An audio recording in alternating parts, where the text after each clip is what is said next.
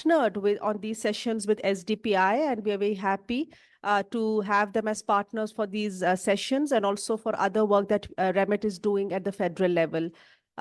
Also, we are very, very grateful to all our participants who have come here. We have the Secretary Industries Punjab, Mr. Ehsan Bhutta Sahab. Thank you so much, sir, for joining us.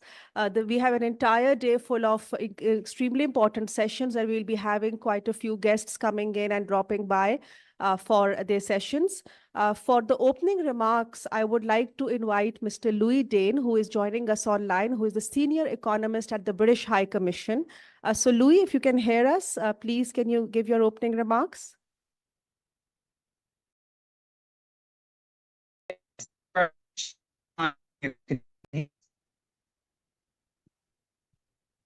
Louis, can you hear me? Can you hear me? I can hear you. Can you hear me? Just give me 1 minute. We just want to, yeah. Very good.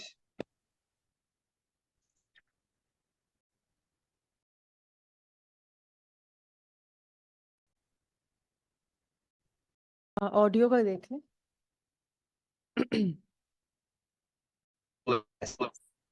Yeah, so we can hear you now.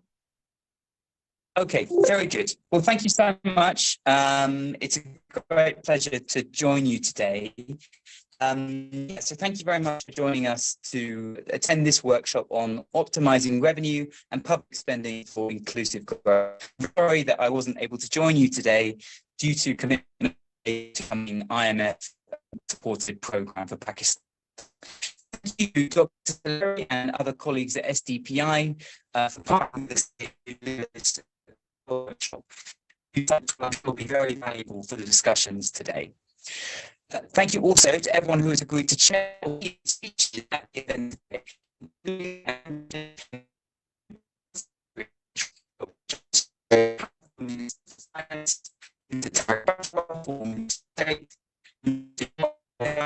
Minister for Communications. Thank you very much to all of you. We're all very grateful to panelists and everyone who has given up their valuable time to be here today to contribute into the pre-budget consultation. Disconnect हो गया. Okay. Louis, you can keep your camera off if there is an internet issue. Okay. Yeah, it's fine. If you can just keep your camera off. Will do. Yes, this is the UK's commitment to international development. The UK is a close partner of Pakistan, supporting more prosperous and more inclusive.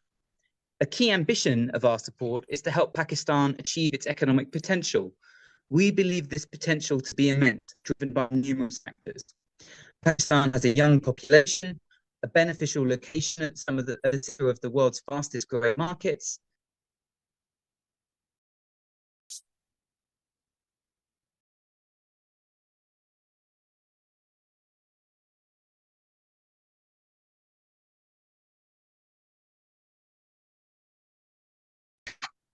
as I was saying, Pakistan has fantastic infrastructure and a great potential for women to contribute more to the economy and for Pakistanis living across the world to contribute to the economy. The World Bank thinks that Pakistan's economy could grow 5 times bigger than it is today by 2047. And yet, as we all know, there are many challenges to overcome to reach that goal. In the first session today, we will be covering what can be done to tackle sectoral constraints to growth. This is important because in the global race for trade and investment, Pakistan has some catching up to do, with private investment of only 10% of GDP in fiscal year 2021 and foreign direct investment of less than 1% of GDP in that year as well. Revenue mobilization is also on the agenda, where we see 3 key challenges. Firstly, total tax revenue is too small and less than half of what it could be. This means government revenue is currently not enough to make Pakistan's debt sustainable, nor facilitate the spending Pakistan needs to tackle its development and climate challenges. The evidence also shows that the tax system could be more progressive. The current tax system means poorer Pakistanis pay lots of their income due to high sales taxes, while tax exemptions in areas like property and pensions mean some Pakistanis who are more off make only a light contribution. And finally, the tax system does not provide an even playing field, leading to a weak and distorted economy in some areas. Low rates of concessional tax and tax enforcement are pushing economic resources into the wrong places in too many areas. This includes the economic activities controlled by institutions of the state, which have been incentivized on the domestic market at the expense of exports. And so, yeah, more needs to be done to correct those distortions and direct economic resources where they can be most used.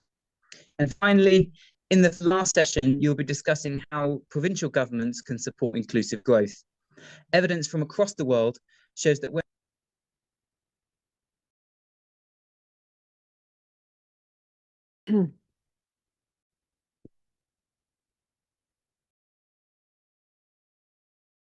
Mute, you're mute, Louis.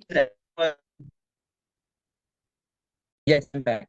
And just and what decentralization, this can be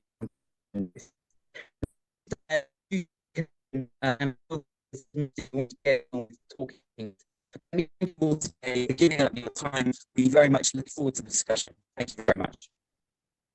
Thank you, Louis. And if you can stay also for the sessions, you're welcome on this link.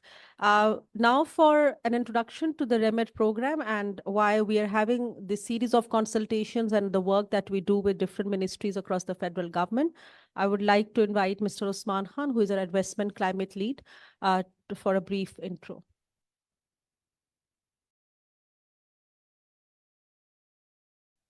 Thank you, Gulale, and Assalamu alaikum, everyone. So I'll just be very brief because we want to jump into our regular sessions which are planned for today.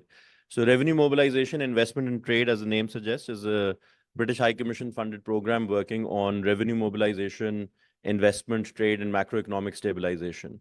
At the federal level, so our main government counterparts include Ministry of Finance, Federal Board of Revenue, Ministry of Commerce, Board of Investment, Ministry of Industries, and Prime Minister Office. And at the provincial level, we are working through the Planning and Development Department with the sectoral departments, especially on the investment regulatory reform agenda. So because the overall arching element is for macroeconomic stabilization, every year for the last 2 years, we've been supporting government's effort to do pre-budget consultations to identify specific recommendations that can then be included in the finance bill or in the budget speech or as part of the development planning and the expenditure planning of the government, whether it is at the sectoral level or whether it is at the cross-cutting level. So as a way of examples, on the revenue side, for example, in the last 2 years, we were able to identify recommendations of almost ₹1 trillion for the federal government. Several of them have been included. So I know there are private sector people sitting here as well, so not to tax them more, but it is more to tax for growth. So it's not just taxing more, it is actually making a more fairer tax system that actually supports growth and supports obviously the overall economic development of the country as well. But from last year also, we added the sectoral component to our recommendations as well, because in addition to expenditure and tax management, a key part of the government's element, which is looking at ease of doing business, is to really talk to businesses and identify what are some of the specific constraints that they're facing, whether it is at the provincial level or at the federal level. And as a platform, then we can advocate for those particular reforms. Especially last year, we were able to get several tariff recommendations into the budget, which were restricting some of the key exporting sectors. Obviously, the focus of the government is on exporting sectors, and that's the reason why the first session that we have invited most of the key exporting sectors from Punjab for this particular session. So as Gulale mentioned, this is our first session in the series. Next one is in Karachi.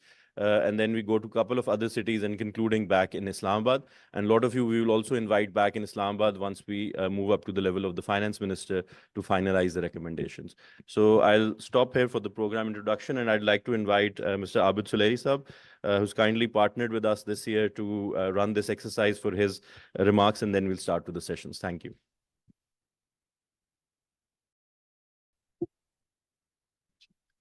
Thank you, Usman, respected Secretary, Industries, respected delegates from Commerce and Industry. It's a real pleasure to be in Lahore and get educated from you on this pre-budget consultation for an informed policy making process.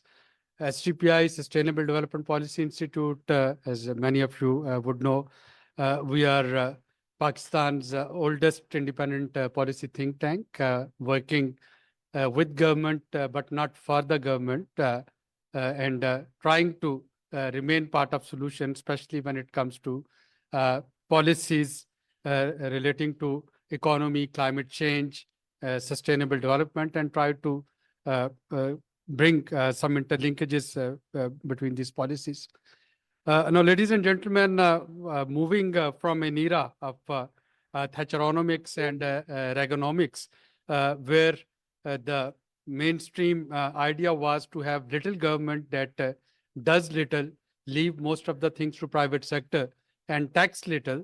The last couple of years, that has actually brought some key paradigm shift. And the paradigm shift is that in the amidst the 4C crisis that the world is facing, COVID, conflict, and of course, with this unfortunate Gaza situation, this conflict has aggravated, and that has potential impact on cost of energy as well, climate change, and cost of living. So with these 4 crises, governments all over the world, they are now compelled to do more. And when they are compelled to do more, they require revenue. Either that revenue can be borrowed from bilateral and multilateral lenders, or it has to be earned through revenue generation. And in case of Pakistan, where new government has taken charge of things, one can already see that borrowing is no more sustainable. Now, if borrowing is no more sustainable and we want the government to do more of the things that it was not doing before, naturally, we need to think of revenue mobilization without putting pressure on existing taxpayers.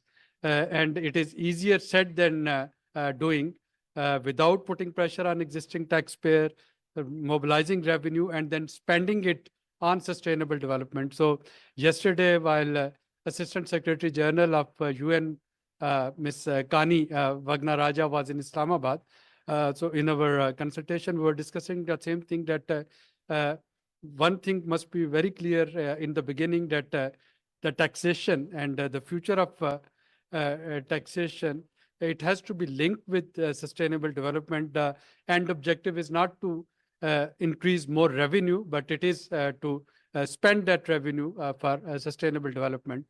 Now, apart from sustainable development, there are some other challenges that would be focusing. I'm sure in a technical discussion we'll be discussing it. But European Union has already implemented its CBAM, Carbon Border Adjustment Mechanism. So carbon border adjustment mechanism, to begin with, it is asking the exporters to EU to provide carbon emission at each step of supply chain. Initially in 6 sectors, it is steel, fertilizer, cement, aluminium, copper, and there's one other. So there are 6 sectors which are subject to this CBAM from 17th October 2023. From 1st January 2026, it has to be expanded to cover all other sector. And the philosophy is that the tax that exporters to EU are paying, carbon tax, in their countries, if it is less than the tax that the EU is charging, our exporter, they would have to pay the carbon tax in European Union, which mean that we have to, especially our textile sector and few other sectors which are exporting to European Union, they need to be mindful of doing a greener business so that they can reduce their carbon emission. And if they don't reduce their carbon emission, they will either have to pay tax here in Pakistan, or they will have to pay tax in European Union. Now, it's not only confined to European Union. When European Union comes up with this sort of greener taxes, United States has also started asking for this carbon emission. at each stage of supply chain. So the chambers of commerce and in major states of European Union, already 18 states, they have made it compulsory that at each stage of supply chain, their trade partners, they have to submit the carbon declaration. Now, if EU and US will do it, China would also do it, which means that Pakistan, ultimately all of our trading partner, US, China, EU, all of them, they would be start charging carbon tax. And we have to now, in a very crucial moment, where we will have to decide either we go greener in our production or we government start charging some sort of taxes, because if government will not charge tax here, the tax would be charged in USA or in European Union. So I think this future of taxation, that is quite important. And that's why we wanted to have this discussion with the champions of industry, sectoral champion of this industry, and Lahore, of course, the one of the major revenue mobilization city, to discuss with you not only what we feel the taxation future would be, but also to get your ideas that how your concerns can be taken care of while we do this consultation, not only with the government of Pakistan, but also with the multilateral. So RAMIT and STPI, our value addition is that we are not only engaged with the RAMIT, we are also engaged with the IMF, we are engaged with World Bank, we are engaged with ADB, and we try to be a bridge sort of track to diplomacy between lenders and government, and between lenders and traders. As I said, that I'm here to learn from you, to get educated from you, to take notes of your suggestion, your concerns, the pragmatic way forward, and we'll try our level best to remain part of solution and be your advocate in the decision-making circles where decision will be taking. Thank you very much for joining us today.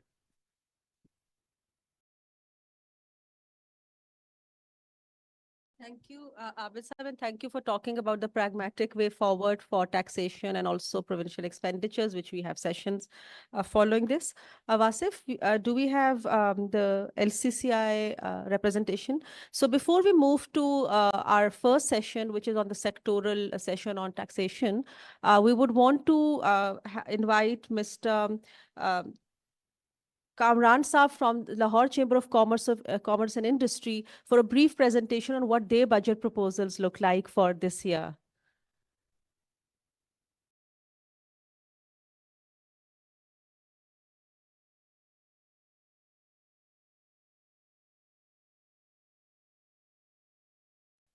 Assalamu alaikum. It's Kamran Saeed here. I am from Lahore Chamber of Commerce, and I'll be presenting you our, just a main summary of our budget proposals.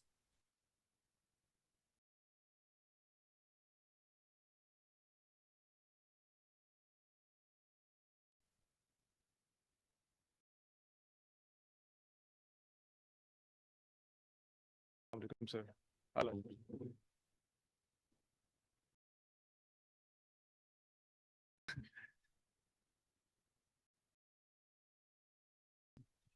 Kashif Saab sir aayenge. He will join in the second session. Please slideshow chala dejiye.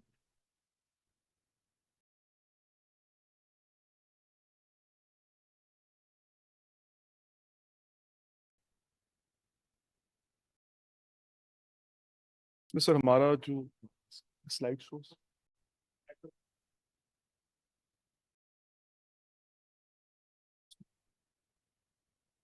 तो sir हमारा जो first है कि there should be an amnesty scheme ताकि जो सारे जो है हमारे अनडिक्लेयर्ड जो है foreign reserve they should be in the economy in the grey economy. There should be an amnesty scheme, and we have been advocating very strongly for an amnesty scheme so that all the foreign reserves can be taken in the economy. And so we also feel that all the persons having industrial electricity and gas connections, that data is with the government, that can be used to enhance the tax base and include more taxpayers. And similarly, all the data, regarding the mobile phones, electricity bills, I think they can be used to enhance the tax base.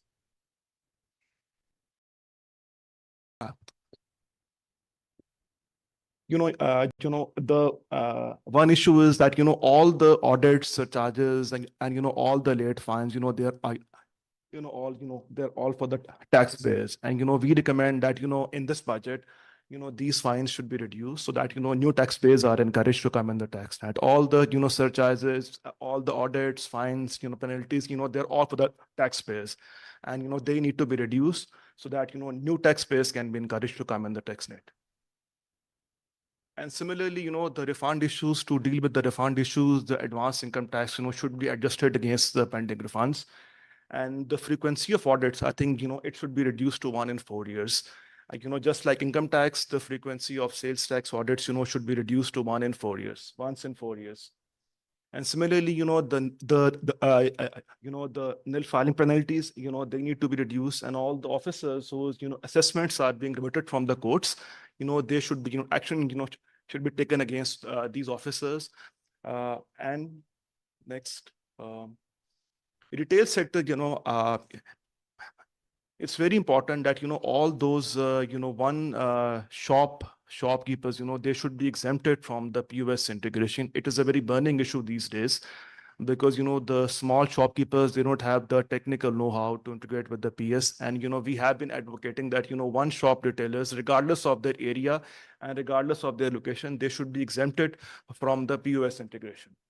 And reduction in the, advanced tax, we recommend, it should be reduced to 0.5%. And similarly, all the withholding taxes, they should be reduced from 4.5% to 0.5% because the businesses, they operate on very low profit margins. Going forward, the rate of minimum tax should be reduced to 0.5%. And, the further tax, is burdening a lot, especially the suppliers. I think we think, this tax should be abolished.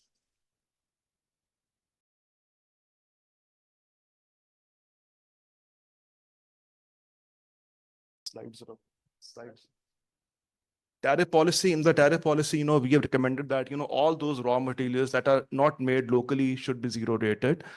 For, as an example, wire rod is, is a very important raw material for our engineering sector, and it has a lot of CDs and RDs on that's, raw materials. So all the raw materials not made locally, should be zero rated. And we have also recommended that the rate of duties and taxes should be same for the industry and commercial importers, because the commercial importers are indirectly supporting the industry. And similarly, we have recommended that, on the machinery, the duties should be reduced so that our industry is able to compete and enhance its technology. Some recent SROs, we have some issues, sir, with the recent SROs. I would like to mention the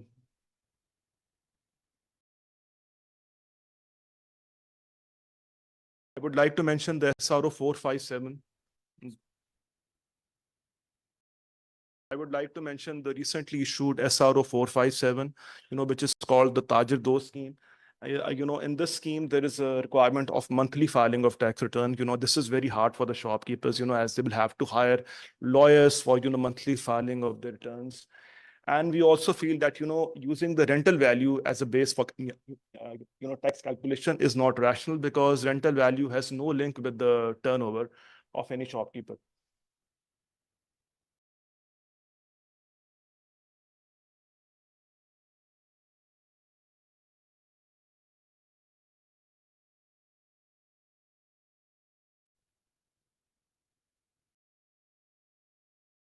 We also have some issues with the, we have some reservations regarding the recently issued SRO 350.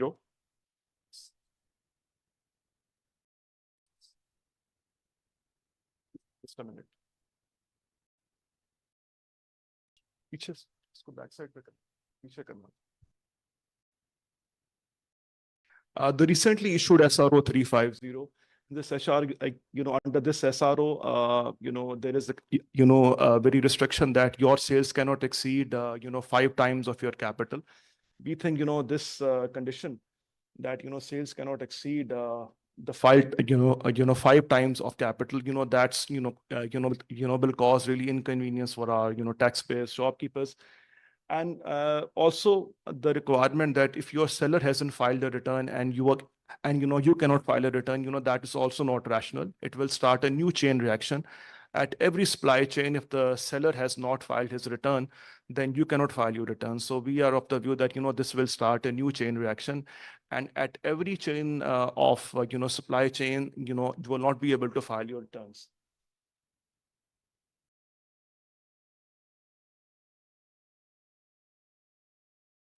This has been done, to counter the fake invoices. So basically, we recommend that to counter the fake invoices, some other checks should be, should be incorporated in the FPR's system, rather than, putting a cap on, not allowing, to file your returns if the sellers have not filed the return. So this is one SRO, that is causing, causing a real stir in the business community.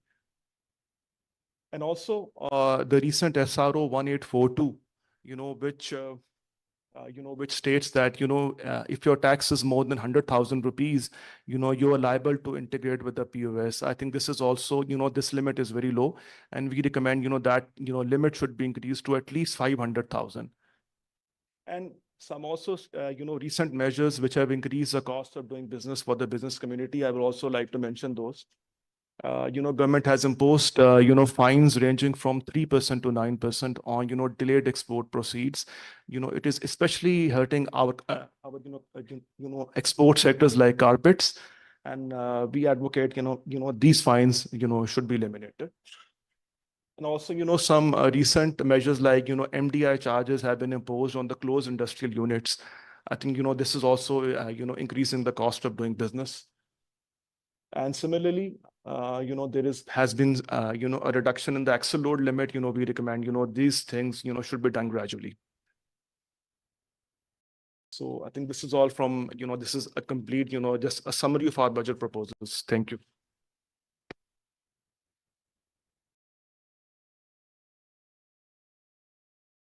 Thank you, Kamran Sab. And a more detailed version of these recommendations and a more detailed discussion will be held in the first session that we are now going to begin on removing binding constraints on sectoral growth. The chair for this session is Mr. Ehsan Butta, who is the Secretary, Industry, Commerce, Investments and Skill Development. So, sir, if you can please come on stage and be the chair for this.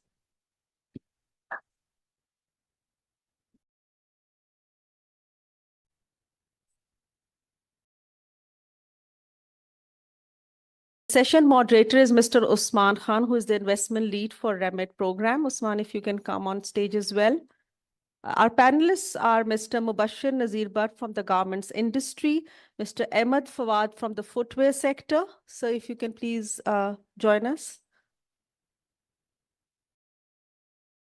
Mr. Yusuf Bajwa from the surgical sector. Mr. Hasnain Chima from the sports goods industry. And Ms. Aisha Servari representing the beverages industry.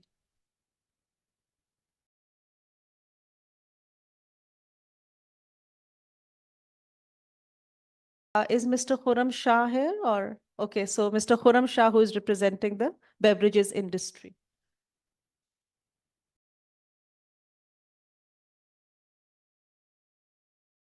So over to you, Usman. Thank you, Gulale. So welcome to all my.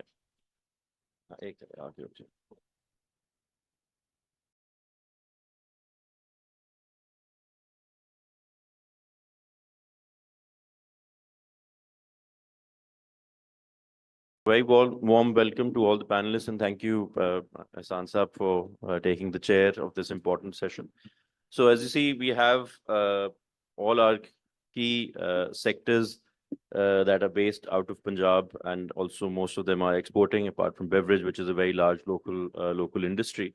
So we'll start this discussion, sir, in terms of identifying, as this suggestion suggests, on binding constraints facing the specific sectors.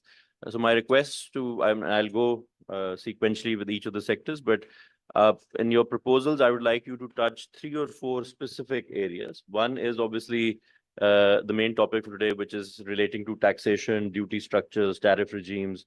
So the issues that you face there, which could be, which is hindering current export or current productivity of your sector. The second, obviously important one is where provincial role also comes important are the regulatory and legislative constraints. So, any hindrances that, affect your cost of doing business or ease of doing business, or issues relating to, especially we have Sialkot represented here well in terms of the small industrial estate, which also comes under Sansab. So issues relating to land and any other regulatory issues. A third area, I think, which is also important is looking at areas where, your certification area issues, testing facilities, other business development issues, and we have SMEDA represented here as well. So they can take a note as well on those recommendations. And finally, I think any other issues which come in the form of credit, skills, so those are also areas that could be discussed. And again, skills is an area that Bhutta Saab is directly looking at. And finally, I think one request that has come from Ministry of Commerce is that they're very cognizant of the fact that the mechanism on the EDF is not working. So there is now a substantial amount of money available in EDF, but so they're trying to balance the act where they're trying to make sure that the money is dispersed in a judicious manner, which is always an objective of the government. But in that, they've made the process so cumbersome that I think sectors are not being able to access. So they want the sectors to access, but the process is hindering. So they've actually asked us to help them devise a strategy of how EDF can be modified to make it much more simpler, yet be fairer. So if you have any specific experiences or things that you want to share on how EDF can be remodified as well in terms of what you think from your sector's capacity point of view, those points could also be mentioned. So I'll start with the government's sector first. So we have Mubashir Saab, who's the chairman of the Garments Association. So sir, if on these areas, if you can share any points or any other points that you may have, and we'll take a note of that, sir. Thank you very much. इसमें आज ना 3 चीजें आपने बेहद शुरू की हैं। सबसे पहले आपकी टैक्सेशन है और टैक्सेशन के अंदर जो हर्डल्स हैं और कैसे हम इसको ब्रॉडर बेस पे नहीं लेके जा रहे। तो माजरत के साथ मेरी गुफ्तगू को आपने तनकीद नहीं समझना, क्योंकि कुछ डिस्ट्रक्शन कंस्ट्रक्शन के लिए करनी पड़ती है। मेरे नज़दीक जो सबसे बड़ी हर्डल्स है ना, कि हम लोग करेक्ट करना ही नहीं चाह रहे। और करेक्ट करना क्यों नहीं चाह रहे कि एफबीआर बिल्कुल विलिंग नहीं है। वो मेरा तो ख्याल था कि वो भी इधर बैठे होते तो हम डिबेट करते और हम साबित करते कि कहाँ उनके कंस्ट्रेन है, कहाँ हमारे कंस्ट्रेन है, बिकॉज वो बिल्कुल इंटरेस्टेड नहीं है। हमें तो दीक्षा बैठे he is from the IRS service, चलें, that's good if he is get to take the notes ना, member policy, so representing FBR। इसमें जो सबसे बड़ी देखिए तकलीफ दे बात है कि आपका एग्रीकल्चर बेस है 26% of your GDP and they are not contributing even 2% to GDP tax के अंदर, और इंडस्ट्री का बेस है 13% एंड दे आर कंट्रीब्यूटिंग 51%। और इसके बावजूद जितने भी नोटिसेस हर चीज जो है ना उन्हीं को पेनलाइज किया जा रहा है 51%। और इसमें सबसे बड़ी बात यह है कि 24,000 एम्प्लॉयज हैं एफबीआर के अंदर, लेकिन उनको काम कितना करते हैं, क्योंकि हर चीज उन्हें विद होल्डिंग टैक्स पे डाल दी हुई है। और विद होल्डिंग टैक्स जो है वो इंडस्ट्री का काम है, वो कलेक्ट करके एफबीआर को दे। अगर ये इंडस्ट्री का काम है तो फिर कम से कम को 20,000 बंदों का लोड कम कर देना चाहिए अपनी इकोनॉमी के ऊपर, जिनको हमने एफबीआर में बिठाया होगा। तो इस चीज के ऊपर मैं समझता हूँ कोई काम नहीं हो रहा। फिर जब आप टैक्स बेस बढ़ाने के लिए कहते हैं जी हम लोग शॉपकीपर्स के पास जाएंगे, तो शॉपकीपर्स को तो आप काबू कर नहीं सकते। आप जरा ब्रांच रोड पे जाके मुझे सेल टैक्स इनवाइसेस लेके दिखा दें उनसे। ये बिगेस्ट हर्डल है इंडस्ट्री के लिए कि इस चीज को हम कैसे मैनेज करें। अब ये भी नहीं हो रहा, आप लोग से मुराद ये एफबीआर से, तो कैसे चीजें बेहतर होंगी। इन सब हरकत के बाद तो चीजें बेहतर होते नजर आती। To be honest, being industrialist, somebody is going to ask me कि shall I put industry in Pakistan, कोई फॉरेनर का बंदा कहता है तो I'll be very dishonest person to say yes, number one. Number two, problem इसमें ये आ रही है, we are unable to convince even our own children to expand the industry because the easy money is available. तो इस चीजों को अगर बैठ के हमने एड्रेस ना किया तो ये बहुत बड़ी प्रॉब्लम है। और दूसरी चीज आप नोट करें कि अगर ट्रेडर टैक्स नहीं देता तो एफबीआर के अंदर जब आप रिफॉर्म करने जाते हैं तो वो भी स्ट्राइक पे चले जाते हैं। तो कैसे चीजें बेहतर हो सकती हैं। तो मैं बाद में कुछ चीज और ऐड कर दूंगा ताकि मैं चाहता हूँ दूसरे लोगों को भी time. Thank you, sir. So now I'll request Hasnain on the sports goods side. So if you can add a few points on that. Assalamu alaikum. My name is Hasnain Cheema, and I'm representing the sports industry sector of Pakistan. Well, as the topic of this discussion is binding constraints on the growth of the different industrial sectors of Pakistan. Well, the number of constraints, as per the number of constraints, the limit is too long to be discussed in a session of half an hour or an hour. But I'll just try to touch few things which are most important. As you may know that SME sector is the backbone of any economy, and especially the exporting SME sector. And in Sialkot or in other cities surrounding Lahore or in Punjab or other provinces, it is scattered all around.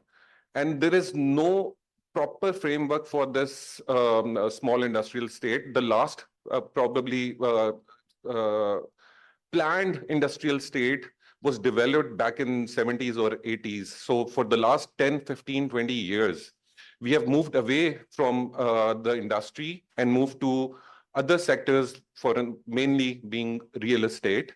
So anybody who has the capital, they would probably think not even twice, probably 10 times before coming into industry or establishing a new industry, which is so wrong for our country because the industry of this country is depleting, although we have so much potential, and 60% of our population is still below 50. So and this is mainly the reason is because the constraints which are there in the manufacturing sector, in the exporting sector. So one window taxation, which is like the most important thing for any small industry, because they're not very organized. They are not very, they don't even have the know-how of dealing with different government departments. Unfortunately, some of our government departments, they come under the Punjab government and some under the federal.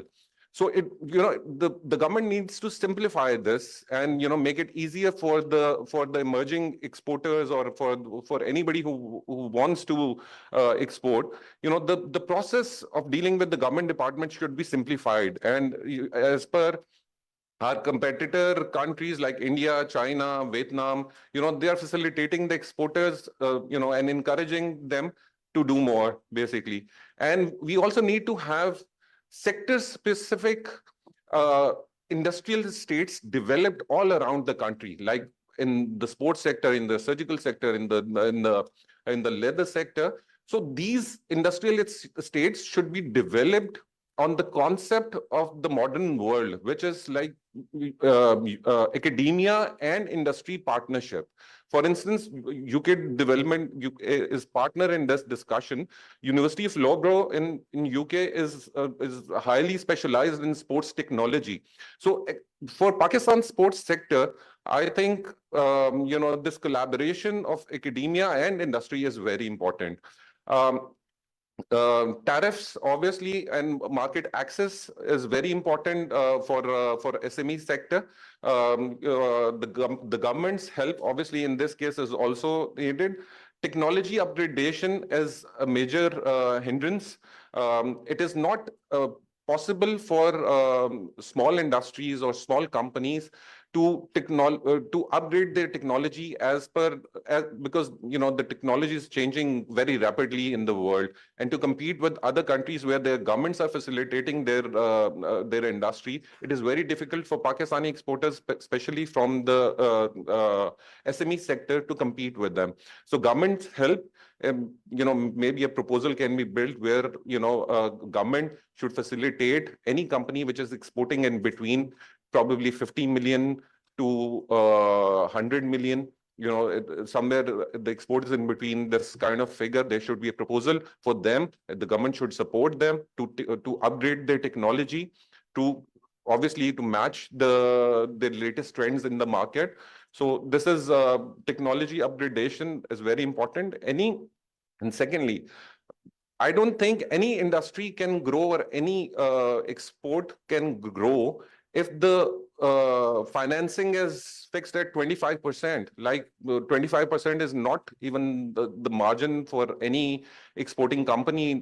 And unfortunately, our banking system, the in financing rate for exports have gone up to 25%, and the kind of collateral that is needed to get the financing from the banks, it is not possible for SME sector to do that on their own. So the government should look into it and should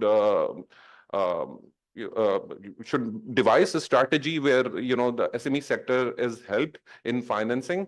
The list is too long. I can go on and on, but I think I should also give time to some other participants. So thank you very much. These are some of the points that I had in mind for the sports sector. Thank you. Thank you, Snan. And I think you've raised a couple of important points, especially on the linkage with international universities, especially where we're talking about industry that thrives on research and development. I think so. And I'll come back to on that question and what role EDF can play. Maybe we'll discuss a bit later. But we've spoken to two exporting industries. So now I'll request the representative from the beverage industry to highlight some of the domestic issues that are actually being faced by the sectors. Sure. Thank you so much. This is Khurram. And on behalf of beverage industry, if I summarize the overall challenging landscape, for me, I think in a nutshell, the beverage industry has been the growth engine for the government for many years. Despite that, the taxation on the beverage industry has been increased by 100% in the last 10 years. An industry that has shown resilience for many years, I would say, instead of being led to grow organically, got punished in return. So there has been a deprivation of a level playing field for the industry on especially the taxation front, which has not just curtailed the growth of the industry, but also impacted government revenues.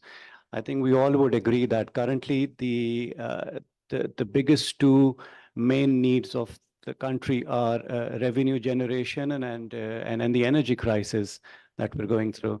On the revenue part, as I mentioned, the beverage industry, if I look at some of the top figures, has invested over $1.5 billion in the last 5 years or so. Annual investment of the beverage industry, it's over $300 million every year. There are over 100,000 families associated directly with the beverage industry and hundreds and thousands of other, I would say, population associated with the allied industry that work closely with the industry, as well as other sectors that indirectly are impacted by the industry, are part of this overall beverage industry landscape. On the taxation front, I think if I were to put forward one request, it would be the need for a taxation roadmap that should be aligned between the Ministry of Finance, the FBR, and the beverage industry. We have seen a lot of inconsistency in the taxation rate or the taxation regime that's offered to us. On the other hand, if you look at the last 10-year taxation trend and its impact on the growth of the industry and the resultant government revenues, every time there was a stability in the taxation rate that was offered to the industry grew organically and was able to provide the government not with a single digit, but a double-digit revenue growth, which is unique because if you look at the overall LSM, large-scale manufacturing, double-digit growth beyond 20% has been rarely seen consistently, but this industry has done that in the past. So one message out there, the industry needs a taxation roadmap. The industry needs encouragement to grow organically, because Pakistan, as we speak, even now, has one of the lowest per capita consumption of beverages in the region. We are far below other regions in the country. We're still at our core portfolios. We're not even able to grow our core portfolio, let alone bring other alternatives to this market. The neighboring countries has shown very fast growth, but with us, with the tax hit that we were faced with in the last year, has pushed the industry back by at least 3-4 years. The volumes have shrunk by 20%. Overall, the beverage industry has shrunk by 40%, and currently we're operating at 50% capacity. There are investments that are parked over here. And should this continue, unfortunately, we see a further decline of at least another 20 to 25% of the volumes, which will wipe out another 15% of the industry, and we'll be only left with 40% of what we have. And we also clearly see another revenue decline for the government of over 30 billion rupees. Thank you. Thank you. I think, and you raised again a very important point, especially from the taxation side. And I think there's a need to really optimize the tax, not just increase. I think the ultimate aim is to actually get more revenue in and not just increasing the rate while declining the revenue. So I think your industry is probably hitting that point where you're on the other side of the curve now, where the rate is actually declining the revenue because of the reduced incentive for consumption. Moving on to the next sector, which is footwear. Footwear is sort of interesting because it's both important from a domestic industry point of view as well, and also a new area that is going into export. And there is a lot of discussion on export potential of the footwear industry. So Fawad sir, if you can touch on some of the issues, both that the domestic sales actually are facing, and also companies which are trying to now move into export, the issues that they're facing. Thank you, Kamaji. I'm thankful to SDPI and Remit for arranging this pre-budget consultative session. I'm really honored as a panelist here. I'm Fawad. I'm representing Pakistan Footwear Manufacturer Association. Before I speak out on different impediments which are creating hurdle for our sectoral growth, I would like to narrate a true story. On 13th of January, I received a call from one of my international footwear consultant from Hong Kong. He told me 100 entrepreneurs of Chinese, they are representing textile, apparel, footwear and leather sector. They have a plan to visit Pakistan from 27th to 29th of March this year. And he asked me to connect them with the government stakeholders. I told them, let's wait for the election of 8th February. Then on 10th of February, they shared the news clipping of CNN with me, and mentioning the AI speech of one of the opposition leader, and asked his voters to protect their rights. And then on the next day, on 11th of February, he shared another news clipping of New York Times with me. And it was mentioning shocking opposition victory throws Pakistan into the chaos. And protest erupted in Pakistan, 2 people killed and 24 injured. He asked my comments. As a patriotic businessman, I give a rosy picture of Pakistan. I said, such thing happened in Pakistan 2013, 2018, 2024, no issue. You come, it's a good time to invest in Pakistan. And after 6 hours, I received a message. They postponed their delegation to Pakistan. So before we discuss the impediments on taxes and others, we want a political stability in the country. And moreover, we want good perception for the international investor to come in Pakistan. And if we talk about the business perception of a local entrepreneur, there's no consistency in the government policies. Once government announced the turf to upgrade their industry, the people invested, they upgraded their different units, they set up new industry lines. And once they placed the orders, the machinery was coming to Pakistan, this scheme was closed.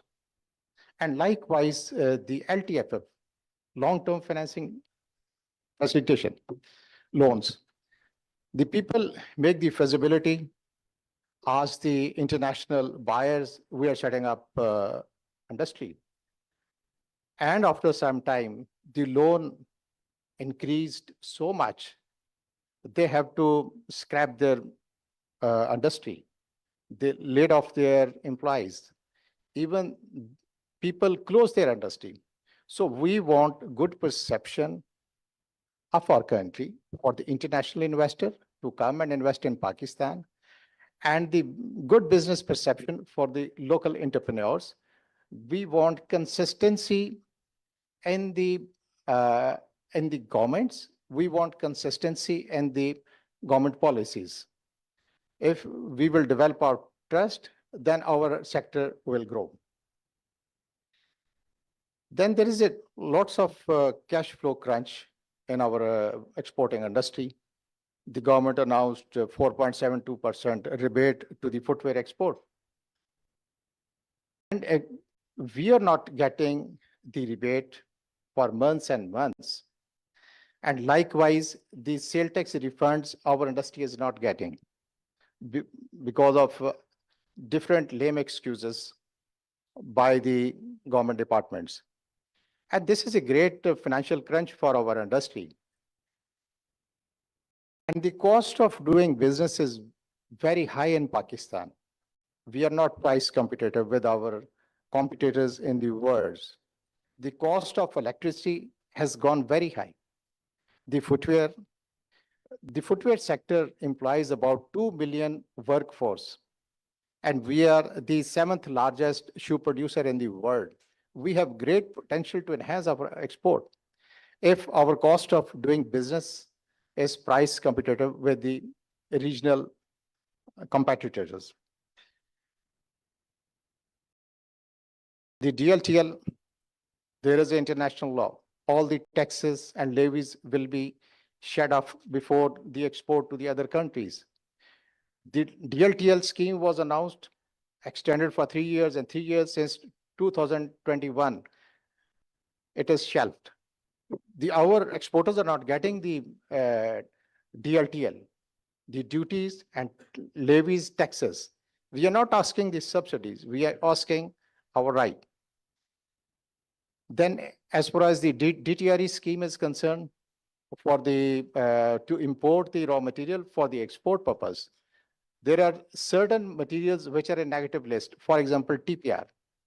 So our industry is not getting the DTRE on TPR.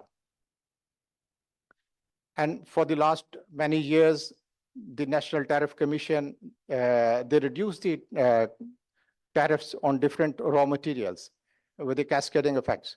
But still, there are many raw materials which we are looking towards the government to further reduce the duties on the raw materials.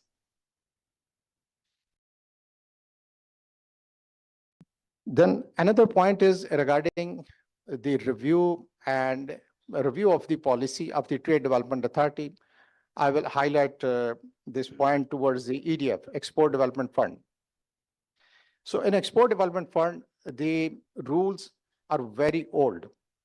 If our exporters want to establish want to exhibit in international exhibition, he has to spend about 3 to 4 million Pak rupees. And whereas the subsidy, our exporter gets about 3 to 4 lakh rupees. When we asked, they said, this is covered in our rules. Otherwise, there will be audit objections. And if we ask that the new exporters should be given opportunity, will 100% subsidy to exhibit in the international fairs, but their rules are not sporting. So these rules need to be revised if you want to enhance the export of our sector, and if you want new exporters should join. And sustainability is very important aspect for all the exports, and footwear is one of it. And I will highlight few points. One is the import of used footwear. In Pakistan, if you go in every state, you would find the used footwear.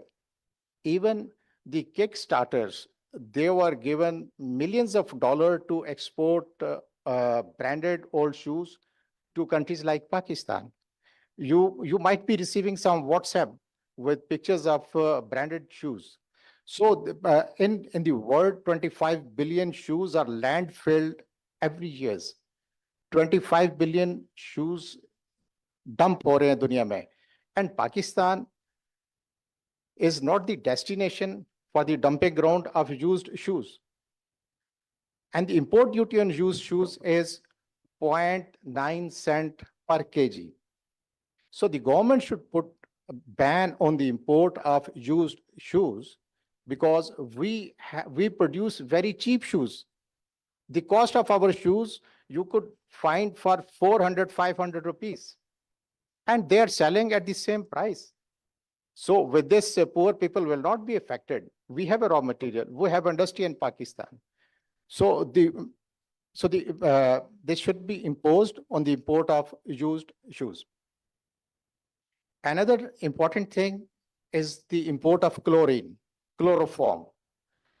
The 99% chloroform is used in footwear industry to make the adhesive, and about 9,732 metric ton chloroform was imported in 2023, and 99% chloroform was used in footwear industry in the adhesives. There are other alternatives we can find out. I can name few, like the toluene methyl acetate. Other alternates should be explored. And if the chloroform is used for medical industry, this chloroform should be put in the Schedule 5 on zero duty. And for others, some duty should be imposed. And we will share the duty after this. I will share all the recommendation with you. You can take up with the government, sir. So these are some points from the footwear sector. Thank you very much. Thank you for WhatsApp. So now I'll turn to Yusuf to talk about the surgical sector, which is again an important export sector. And there are a couple of issues that I already know that they're facing, but I'd like Yusuf to elaborate and expand. Thank you very much, Usman, and thank you very much. Thank you, everyone, for joining us today. Before I start with the recommendation and what we need in surgical industry, let me give you a very brief history of the industry. It's about 100 years old. It has grown to be $500 million export industry, absolutely organically, with no support of the government at all. Actually, there has been a negative support from the government so far, if I be very honest. Right now, we are standing at $500 million. If you look at the global map, we are the largest exporters and manufacturers of surgical instruments, and we are supplying over 90% of the surgical instruments used all over the world. Primarily, we are making low to medium level instruments, and we've grown to $500 million so far, but the potential in the international world is no less than $6 billion. And our people, we sat together a few years ago, and we thought if we can work with the government on certain aspects, we can take this industry to multi-billion. And the idea was to have $3 billion turnover by 2030. There were certain proposals discussed with the government. Most of them are still under discussion. I'm going to put forward a few of them here again, and let's see if it reaches somewhere. Before I actually go there, I'd like to mention here some examples from the countries who were in a similar situation like Pakistan. When you look at any country, who has the potential or the trade potential to become significant, there are certain examples where countries went with overall reforms, and then there are countries who went with the targeted reforms. And the best examples right today are Bangladesh, India, China. They went for very targeted sector-specific reforms, and the results were better than the overall reforms compared to those countries. Today, in line with our vision that we want to be $3 billion industry by 2030, I'll put forward some of the recommendations. And along with that, it is very important that we prioritize these suggestions, because we understand that we are a country where resources are limited. So it is very important that we prioritize all those reforms and all those interventions. And first and the foremost intervention that we need for our industry is to take our people through the journey of compliance with the EU MDR. We are a healthcare sector industry, and European Union have come up with a regulation that anyone who's exporting any medical device to the European Union must be compliant with the regulation. There are certain infrastructural steps that we need to take, and there are certain, let's say, expertise and upgradation of the working of our companies that we need to do. On infrastructure level, and since Usman mentioned that we need to touch on tax issues and the working of EDF and all those, our people worked with PCSIR for 2 years, and they came up with a project to upgrade them so they can do all the testing. And luckily, it would also help the pharma industry and maybe fan industry, because there will be certain medical devices where you need to test the certain electric aspect of these things. And that project is with the EDF for, I think, almost a year, and it hasn't found a place on the agenda yet. Every time there is a meeting, we start running here and there. We speak to people in the Ministry of Commerce and you know who's who, and they say, okay, we are going to put it on the agenda, and we are asking for 1 billion rupees. This is an industry that has been putting the money into EDF kitty for so many years, and we have got almost nothing. There were 2 projects, tiny ones so far. So this is our money that we have given it to the EDF, and we respectfully and rightfully asked for it. This project should have gone through already. Luckily, the European Union extended the deadline. I mean, it was supposed to be 24, and now they have extended it to 26. So we still have time. So, you know, along with the working of EDF, we need to make sure that all those people who are contributing into that fund somehow gets the access and the seat on the table, that they get to decide if there are certain decisions being made with their money. They should be part of that, you know, decision-making process. So first of all, we need to work on EDF on the infrastructure side, and then we need certain projects for the you know, upgradation of the industries on the local level. And then we need support from the Ministry of Commerce, and along with that, maybe Ministry of Foreign Affairs, because right now we have only SGS. That is the only notifying body that can, you know, work with the companies and get them compliant with this regulation. And there are 40-something notifying bodies in the world. And I have written at least a dozen letters to government, to different people, to convince them. And we have a very, very strong case. And the case is, if they do not send any more notifying bodies to Pakistan, SGS simply cannot hold.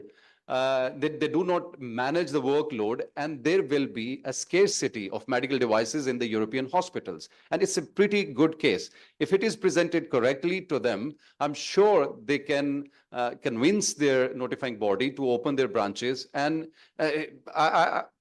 for me, sometimes it's impossible to understand that we are allowing them a multi-million-dollar business just by advising them, and anyone would be willing to come. Okay, I understand the reasons. My colleague from the footwear mentioned that a lot of Europeans are very reluctant to come over to Pakistan and set it up here, but we do have a local resource here.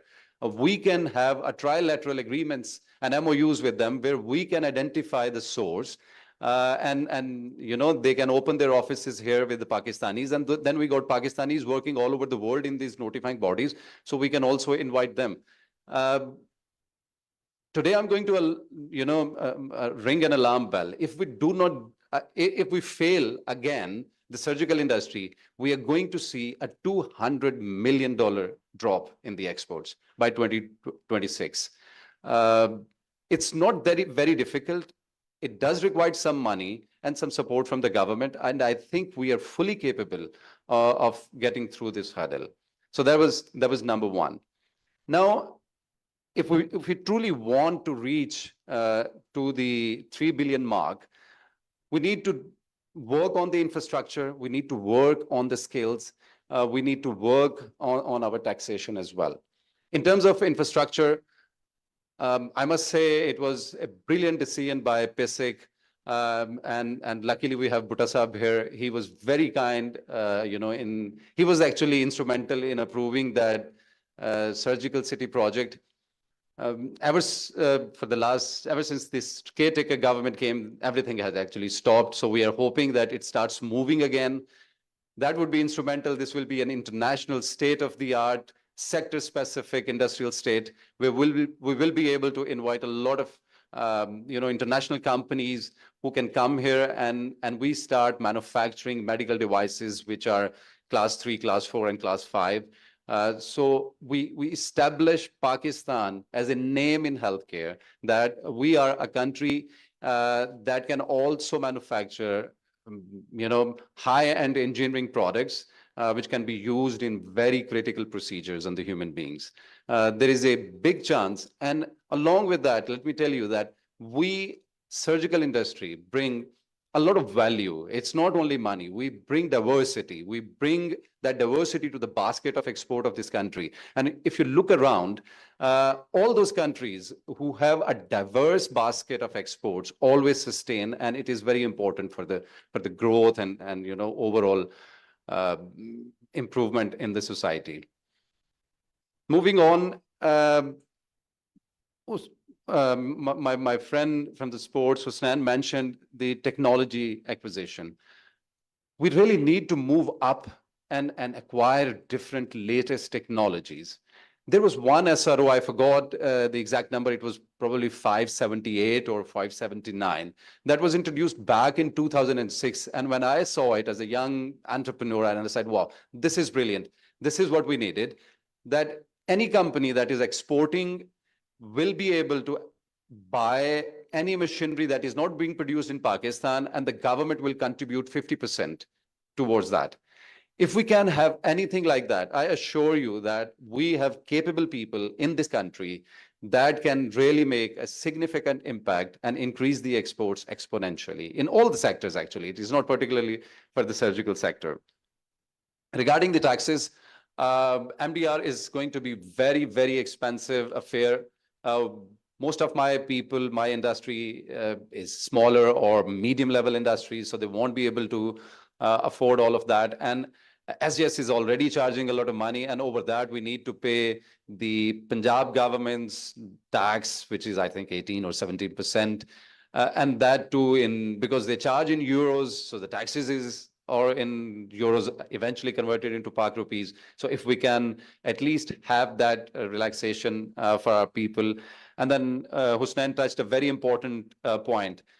For export industry, I think the way the EDF, the contribution is deducted at source, I think we need to make sure that all the local taxes and duties also deducted at source. We do not want people visiting us from EOBI, people from, all those departments. And I sit here as someone who's running a small industry, a little company. It's not pleasant. You have your own firefighting going on, and in midst of that, you receive a very gentle visit from someone who's sitting there half a day talking about, and not for the government, not for the taxes. They are after your money. And until unless you grease some palms, they won't leave. So what we want is a clear legislation. If we are truly committed that we want this country to be an export powerhouse, we need to come up with the laws.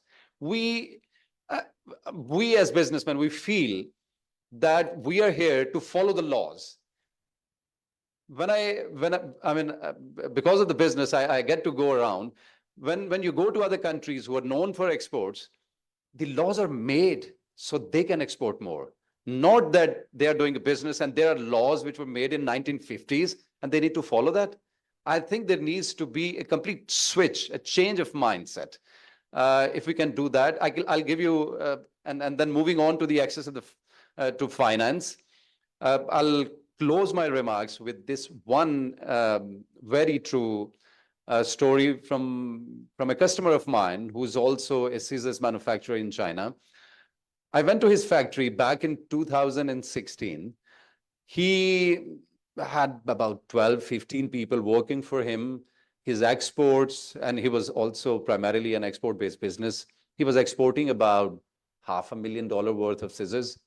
And I went again last November, and this guy had transformed his factory entirely to complete CNC manufacturing.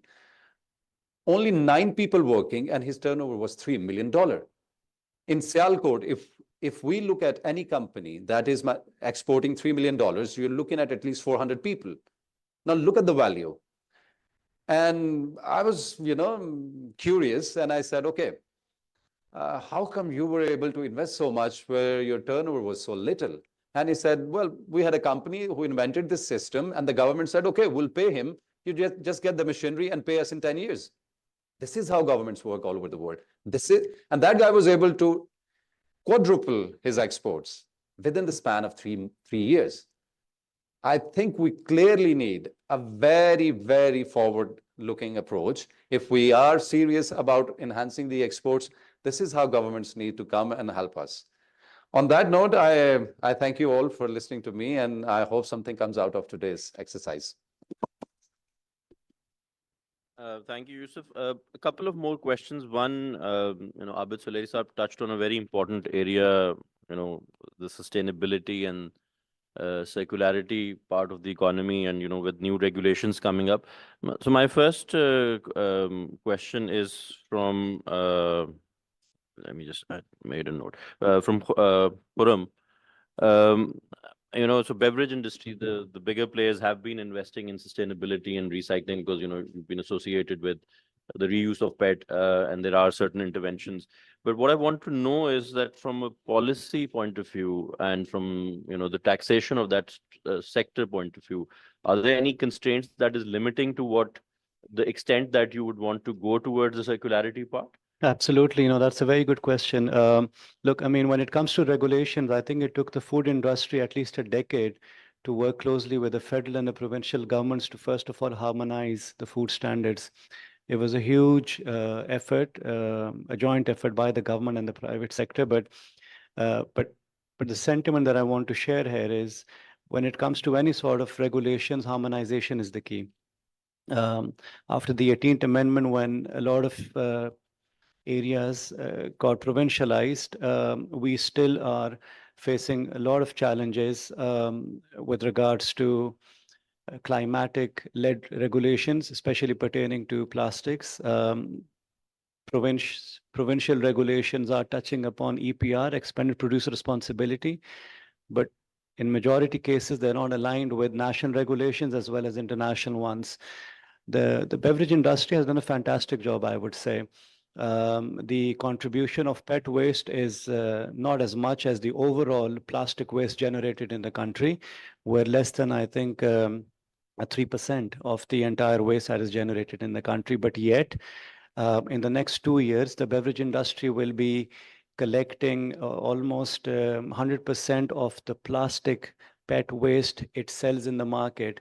So we've been draining our own funds for the last 3-4 years, collecting and recycling the plastic waste. And we've also made the country proud by making Pakistan the first market in the region of introducing rPET. So now in the market, when you go, Pakistan offers you PET packaging made out of recycled plastic. If you look at other markets in the region and other global developing or developing economies, all governments offer tax incentives.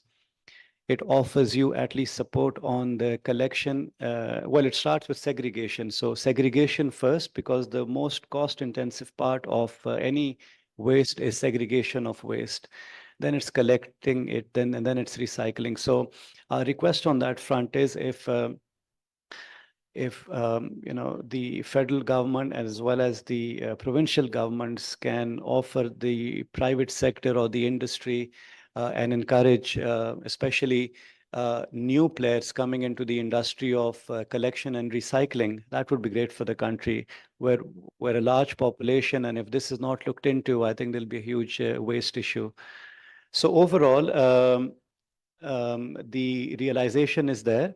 But I think there is a need for a one-window solution, maybe at the federal level, where the private sector can contribute towards, a sensible EPR for the entire country.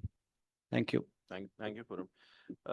Now, while for domestic industry, that's a different question. For exporting industry, the question is from a different angle, because I think from that, as Sulay Saab mentioned earlier, that there are going to be increased number of certification and requirements coming from not just EU, but I think globally as well, whether it is on recycling, sustainability, or managing that. So, Bashir Saab, government is sort of a leading sector. So, thank you very much. मैंने sorry पहले आपको बड़ी भयानक picture दी है, मैं आपको थोड़ी सी रोजी पिक्चर दूंगा. सबसे पहले ये है कि स्कोप ऑफ द इंडस्ट्री कितना बड़ा है, वो मैं आपको बताता हूँ. रिसेंटली गवर्नमेंट ऑफ अमेरिका ने एक इन्वेस्टिगेशन लॉन्च की थी, और उसको उन्होंने इन्वेस्टिगेशन करना लिया कि डिप्लोमेटिकली वो कुछ ये नहीं कह सकते कि वो कुछ सर्टन मुल्कों को कुछ एडवांटेज देना चाहते हैं, बिकॉज उसमें काफ़ी चीज़ें प्लेयर्स आ जाते हैं. तो उसके अंदर जो उन्होंने इन्वेस्टिगेशन लॉन्च की, उसके अंदर टेक्सटाइल का शेयर चाइना का 27% है, which is equal to $41 billion. Vietnam का शेयर है 13%, और जो कि $20 बिलियन के अगेंस्ट बनता है. और पाकिस्तान का शेयर सिर्फ 3.3% है, which is equal to $5 billion. So what is happening around the world nowadays कि अमेरिका जो है ना, वो चाइना से निकलना चाह रहा है. तो इस इन्वेस्टिगेशन का मकसद ये था कि क्या दूसरे लोगों में कैपेसिटी है कि वो वहां से कुछ काट सके. तो to be honest, America is wants to support Pakistan, लेकिन हम लोग कुछ कर नहीं रहे उसके लिए. तो आप सिर्फ ये देखें कि अभी हमारा उधर एक्सपोर्ट है सिर्फ 3.3%. But scope is कि America wants to replace China and Vietnam, which is 40% and equal to 60 billion. कहाँ 3 billion, कहाँ 60 billion. So this is the scope of the industry. That's number one. Number two, sustainability के ऊपर जो problems हैं, इस वक्त सबसे बड़े challenges जो export industry को sustainability के ऊपर हैं. इत्तेफाक की बात है, मैं again फिर मुझे government को कहना पड़ेगा, because to be honest, without the government we cannot run the business, and government has to be everywhere. So अभी ये जो चाइना में जो अमेरिका में इन्वेस्टिगेशन हुई थी, तो they wrote a letter to the government of Pakistan कि ये आप आगे इसके अंदर अपने दें सारा फैक्ट्स एंड फिगर, और गवर्नमेंट के पास वो लेटर नहीं पहुंचा था. इत्तेफाक की बात है, at one point of time I was a part of in Washington DC, and they have got my card there, and then they wrote a letter to me कि जी ये आपकी गवर्नमेंट इधर पार्टिसिपेट नहीं कर रही, would you like to participate. Eventually government ने भी पार्टिसिपेट किया, बहुत अच्छे तरीके से किया, प्राइवेट और पब्लिक दोनों ने किया, और वो बड़ा अच्छा केस प्रेजेंट हुआ जिसमें 5 मुल्कों के खिलाफ इन्वेस्टिगेशन हो रही थी. और ख्याल ये किया जाता कि पाकिस्तान का तो वह कोई स्कोप नहीं है, लेकिन अल्हम्दुलिल्लाह पाकिस्तान ने उधर काफी अच्छा परफॉर्म किया. और बांग्लादेश में हमारे उसकी इन्वेस्टिगेशन में शामिल था, और वो भी शामिल था, इंडिया भी, लेकिन पाकिस्तान की काफी अच्छी रही, और वो स्टिल इज गोइंग ऑन. अब इतना बड़ा स्कोप है, but we are not ready for it. To be honest, अगर हम 100% एक्सपोर्ट भी बढ़ा लें तो 3.3 से 6.6 पे चले जाएंगे, but they are looking for 40-60% replacement of American import. That's number one. दूसरा प्रॉब्लम ये आ रहा है कि सस्टेनेबिलिटी का, जैसे उन्होंने बात की, it's a big challenge for the export industry, और आई डोंट थिंक सो कि अभी ये चीजें, इसके लिए हम लोग इतने तैयार हुए हैं और हमारी गवर्नमेंट है. मैं आपको सिर्फ ये बता दूं कि पिछले हफ्ते I was in Brussels for world circular economy. To be honest, Pakistan के अंदर बहुत थोड़े लोगों ने ये बात सुनी कि वर्ल्ड सर्कुलर इकोनॉमी क्या है, but they were 1400 people around the world, they were there just for the circular economy. अच्छा, प्रॉब्लम उधर भी वैसे ही है, गवर्नमेंट हर जगह माशाल्लाह सेम ही होती है. तो मैं सिर्फ ज्यादा नहीं बताता, मैं थोड़ा सा बताता हूँ कि 4 रोज हम लोग वहाँ ये सेमिनार अटेंड करते रहे, और जब figure which we got it from them, उन्होंने कहा जी from 2025 to 2035 European Union wants to save 1.1 trillion euros ये सर्कुलर इकोनॉमी से. So my question was over there if they want to save that kind of money, how much money they want to invest to save that kind of money. That's number one. And second question was, how much money they will invest in EU and how much money they are going to invest non-EU. So there was no answer was available. I said, no problem, you just write, put on the minutes of meeting and then you can share the data on the this. Third चीज जो हम लोगों ने वहां पे race की वो ये थी कि what calculator we are supposed to use for carbon footprint, क्योंकि इसके अंदर प्रॉब्लम ये है कि अभी तक वो ये भी फैसला नहीं कर पा सके कि कौन से हमने कैलकुलेटर यूज करना है. And the fourth question was कि मुझे ये बताया जाए कि क्या बेंचमार्किंग अवेलेबल है इस काम के लिए. तो 4 दिन के बाद जो मुझे जवाब मिला कि why don't you join the working group of EU parliament where you can raise your questions, your concerns, and they might be help you out. तो मैं ये समझता हूँ कि इस स्टेज के ऊपर इवन तो हम लोग बात कर रहे हैं कि जी ये प्रॉब्लम है वो प्रॉब्लम है, ऑनेस्ट स्पीकिंग जो भी सबने बताया, अगर हम लोग कोई चीज अच्छी करते भी हैं, जैसे EFS जो कि बहुत अच्छी स्कीम थी गवर्नमेंट लेके आई है, लेकिन उसके साथ पक्ष ये लगा दिया कि IOCO के अंदर जाकर हर चीज रुक जाती है. तो मेरे ख्याल के अंदर अगर गवर्नमेंट हम लोग को छोड़ दे, इंटरफेयर ना करे, कोई सपोर्ट ना करे, क्योंकि जो जिसको वो सपोर्ट कहते हैं वो सपोर्ट है ही नहीं, वो एक अलग वैसे क्योंकि टाइम का कंस्ट्रेंट है, I don't want to take too much time. तो वो अगर हमें तंग ना करें तो मेरा ख्याल है हम ज्यादा बेहतर परफॉर्म कर सकते हैं. और इसमें इस वक्त चांसेस भी बहुत अच्छे हैं, इवन तो कि आप कहते हैं जी वर्ल्ड में हालात बहुत खराब है, मैं समझता हूँ जितने हालात खराब है उतनी अपॉर्चुनिटीज बढ़ चुकी हैं. तो हमें ये कार्बन फुटप्रिंट के ऊपर इसके ऊपर काम करने की जरूरत है, इसको मिटिगेट कैसे करना है उसके ऊपर काम करने की जरूरत है. और जो चाइना, हम लोग ये नहीं चाह रहे कि किसी के खुदा ना खासा तल्लुकात को अपना बनाना चाह रहे, but they want some substitute against China. तो वहां भी हम लोग बहुत कुछ परफॉर्म कर सकते हैं, लेकिन are we ready for that, ये हमने बैठ के डिसाइड करना है. Thank you. I think, Usman, it's good that he's mentioned circular economy. If you can talk a little bit about the intervention. I think before circular economy also, I think Bashar raised a very important point. And so federal government is now working on the new industrial policy. And I think we were there with the meeting with Secretary Industries yesterday as well. And there's a presentation at SIFC today.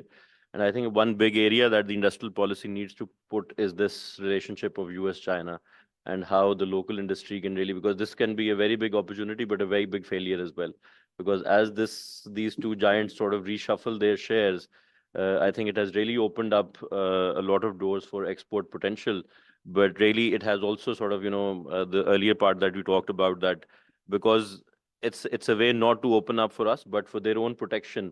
So they're also raising barriers. So that means we can only access if we improve our capabilities to meet those barriers. Only then those markets will be available. So it's not like an open opportunity back the two decades ago when we had the quota systems and we could really sort of just do whatever we want and still be able to export. I think here it is because they are trying to safeguard their own economies. So to enter that market share, I think we really need to upgrade that. And on circular economy, so it's good that you mentioned, and so Remit has done some work, and what we're trying to do is to develop investor models on circular economy and present it to the government. So we've looked at, for example, the electronic waste, we've looked at some agriculture waste, and also plastic is one of them. We're working with Interloop on one proposal where they're trying to look at natural fibers to bring in, because all of this agenda is going to become extremely important. Maybe textile and garments as well, because it's one of the largest industries, so it's hitting them first. But I think eventually, when we even talk about materials and metals, I think the whole concept of circularity will expand to other sectors as well, and especially in terms of how you manage the waste and what are the recycling opportunities. Before I turn to Ahsan Bhutta Sahab for concluding remarks, my request from the 5 panelists that we have is that all of you said very interesting things, and I hope you'll send us something in writing as well. But if there was a magical angel available asking you for 2 wishes, what would that be? I mean, and you can be as candid as possible, but just be very clear in those 2 wishes for your particular sector. So we can start with Yusuf, and then we can.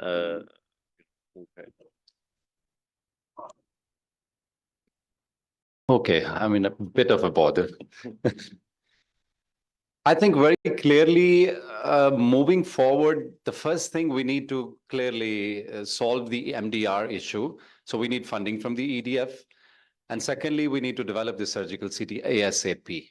I think these are the two wishes. I mean, I can go on, but these are the two things we clearly need within, this year to start moving and materialize our target of 3 billion exports by 2030. So these are the two things. As far as the sports industry sector is concerned, we had already floated a project with the name of Sports Industrial Park, where the concept was to have academia and industry together in one location. So that could be the face of the sports industry of Pakistan. And like I said, the SME sector is scattered in different cities and suburbs and villages, so there's no proper representation. And to follow the latest European rules and regulations and the trends, so it has to have a proper infrastructure. So for it, for this particular reason, and for R&D especially, it's like academia industry partnership of sports sector in the shape of sports industrial park, a proper infrastructure is developed. So that is quite necessary. And along with that, obviously, easy financing and one window taxing for exporting business. That is the most important, obviously. And just one other point, which is not... No, not three, but just an observation and a recommendation to our government that it is regarding the discussion that we just had on the points that Mr. Mubashir just mentioned, that USA is actually trying to counter Chinese influence in the American market for textile and for other sectors, and they're eagerly looking at Pakistan to try and fill that gap, although the gap is too huge. But unfortunately, Pakistan is becoming China's junkyard. Like all the dumping of Chinese products are being done into Pakistan. And I feel that in the coming years, because US is going to put taxes, import taxes on the Chinese companies, so those Chinese companies, a lot of Chinese companies are going to come into Pakistan, and they're going to open up their manufacturing units here to get the same facilities which are actually originally devised for Pakistani exporters. The Chinese are going to take advantage of that, and they are going to do that. So our government needs to protect our local industry and to ensure that if Chinese they want to come to Pakistan, there should be proper systematic inclusion, like joint ventures where Pakistani industrialists should be equal partners in that industry. Or if Chinese companies, they want to come, they should come as in the role of supporting industry, which is the raw material industry, and not in the value addition products, which should be focused only, which would be only for the Pakistani industries. So that in order to protect the Pakistani industry and not that it fizzle away, and while the Chinese companies, they flourish and get the benefits from the US tax exemption. Thank you.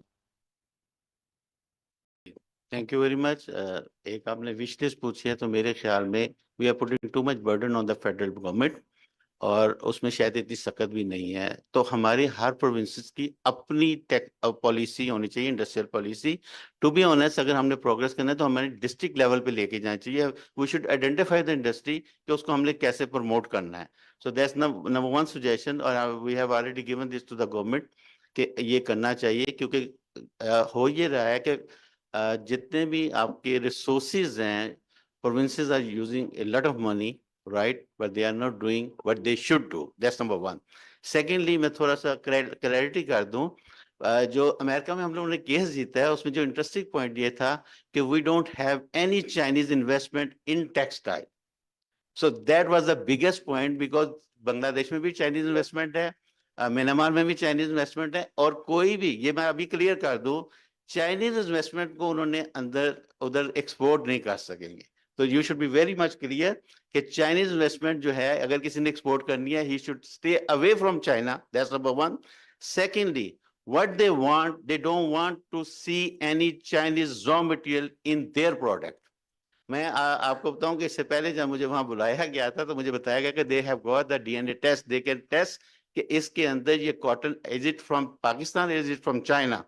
Then I told them कि we can avoid Chinese cotton, लेकिन जो उसके trims हैं we have to buy it from China. And they said better you start developing your own industry in Pakistan, because मैं ये नहीं कहता मैं, but they don't want to see Chinese product in America. Thank you very much. Thank you, Jeep. Our wish list, only a few points. One, the cost of doing business should be minimized, reduced, and our rebates should be paid timely. And the sales tax refund should be at the fast track payment to the exporters. And the ban should be imposed on the used footwear. And the chloroform duty should be imposed on the chloroform. It is affecting the health of our laborers. And the government should sit with our sector and devise the mechanism how to go for the sustainability of the footwear, because the traceability is a very important factor nowadays. And without the traceability, we cannot export to many international brands. And if we go for the traceability, there's a lot of investment is required to streamline our procedures and to use their softwares. So the government should work with us on sustainability. Thank you, Ji. On behalf of the beverage industry, three things. One, the government should align with us on a 2-year taxation roadmap that will ensure the growth of the industry, government revenues, and also encourage more investments in the industry. Number 2 would be harmonization of EPRs. And number 3 would be the government should pave the way for PPAs that will unlock clean energy initiatives. And that will also, I feel, bring us a good power purchase agreements, because there are legal hurdles surrounding that. There's a very good solar wheeling policy, but some issues on that front has been taken to the court. So if that is addressed at the government, and I feel, as I mentioned initially, this will be a very good solve on the high energy cost for the manufacturing sector. Thank you. Thank you very much. Now I'll request Ehsan Sahab, he's been listening patiently to all this from the private sector, to give his views in the closing remarks for the session as well, sir. Thank you very much. First of all, I would like to thank SDPI and Remit and UK FCDO for inviting me, and very good and suggestions and proposal from all the worthy panelists. So I'm thankful to all. Just 2-3 things I would like to add here. Firstly, regarding the Mubashir साहब ने खुद ही कह दिया कि बिहानी की picture पहले दिखा दी तो रोजी बाद में दिखा दी, पहले मैंने रोजी पहले दिखा दिया करें तो ज़्यादा बेहतर होता। लेकिन जो मेरी आपको सजेशन है सर, वो ये है कि मोस्ट ऑफ द जो इनकी issues are related to FBR। Sir बैठे हुए हैं, लेकिन चूंकि वो अब उस साइड पे नहीं है, वो आपकी साइड पे हैं, वो ही knows all the issues. But I think that in this kind of seminar और workshop, the FBR people should come, be invited and should be there, because most of the issues, sales tax, the income tax, the other thing is important is the Minister of Commerce or TDAP representation must be there, because their issues like surgical city or the Sialkot and other, they're related to the federal government. So provincial government can't do much thing, but I think that with your expertise, you can add present their point of view to these federal ministries.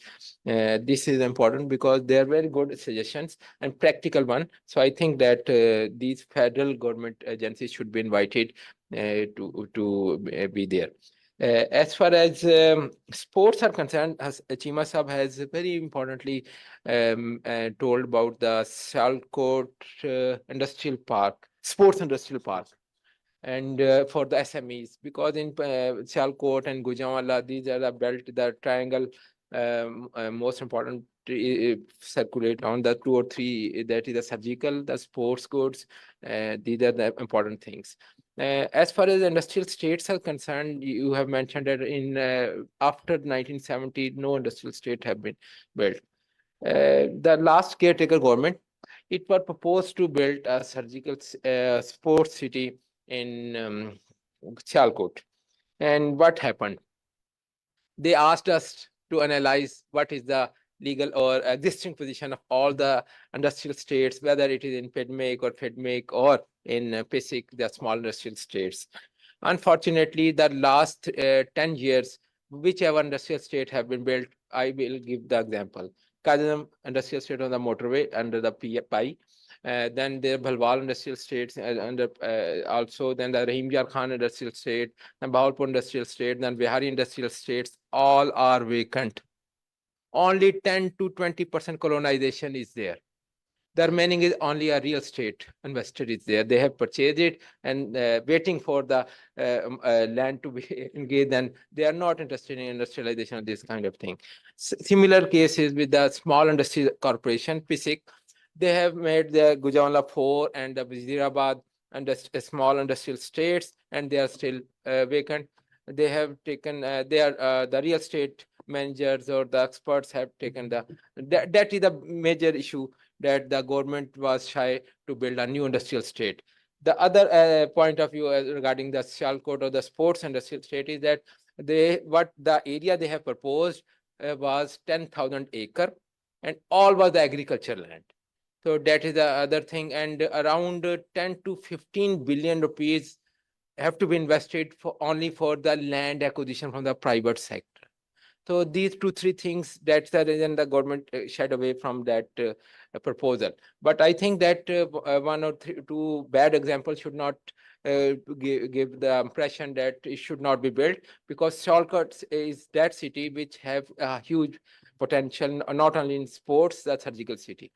I think that is one of the reasons. As far as you have mentioned, very important point, one is the one window operation.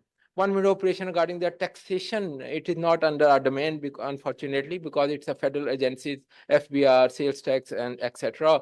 But as far as Punjab government is concerned, I am happy to say all of my colleagues here that from December till January, within 2 months, we have been able to build 6 business facilitation centers, where in Lahore, in Sialkot, in Gujranwala, in Faisalabad, in Multan, and in Rawalpindi. What does business facilitation center means? All the government agencies working in under one roof, and 25 of the government, Punjab government departments, including the Environment Protection Agency. Most of the business or investors want EPAs, NOCs, and other NOCs. They are working under one roof in these business facilitation centers, and 5 federal government agencies like FBR. And then we have requested the Ministry of Foreign Affairs in Sialkot to set up their stall there. Then there's also LESCO, the discos, and Sui Gas, and these kind of agencies, and police is also there. The reason is that Punjab government wants that the businessman or the investor should not go to number of offices. That is the reason they come here, and all is digitized. And if you apply there only online or going to one business facilitation, they are interlinked with it. If an investor from Rawalpindi wants a plot or anything in Multan or in FEDMAC in Faisalabad, they just apply in Rawalpindi, and after 10 days, this is the most important thing, 10 to 15 days is the time limit, the processes of all the NOC is being done. And I am the data shows that from January till this April, around 4 months, 6,888 applications have been submitted in these 6 business facilitation centers, and 91% of these have been issued NOCs within 10 to 12 days. This is a very important thing. This is how the Punjab government is trying to ease of doing business. And that is the reason the Prime Minister came here to see this. SIFC, you have mentioned, and they have told all other government agencies, why not to replicate this kind of model in other provinces. So this kind of business facilitation center or ease of doing business roadmap should be replicated in other provinces as well. However, I think one or important things are the federal agencies should be there to help out regarding the taxation and these kind of issues. The taxes, all the panelists have stated. As far as small surgical cities, my dear friend Yusuf Saab has very importantly elaborated about this surgical city and what happened. बहुत यार एक अजीब सी बात सुने, आप सारों के लिए भी हैरानगी की बात सुने तो सही।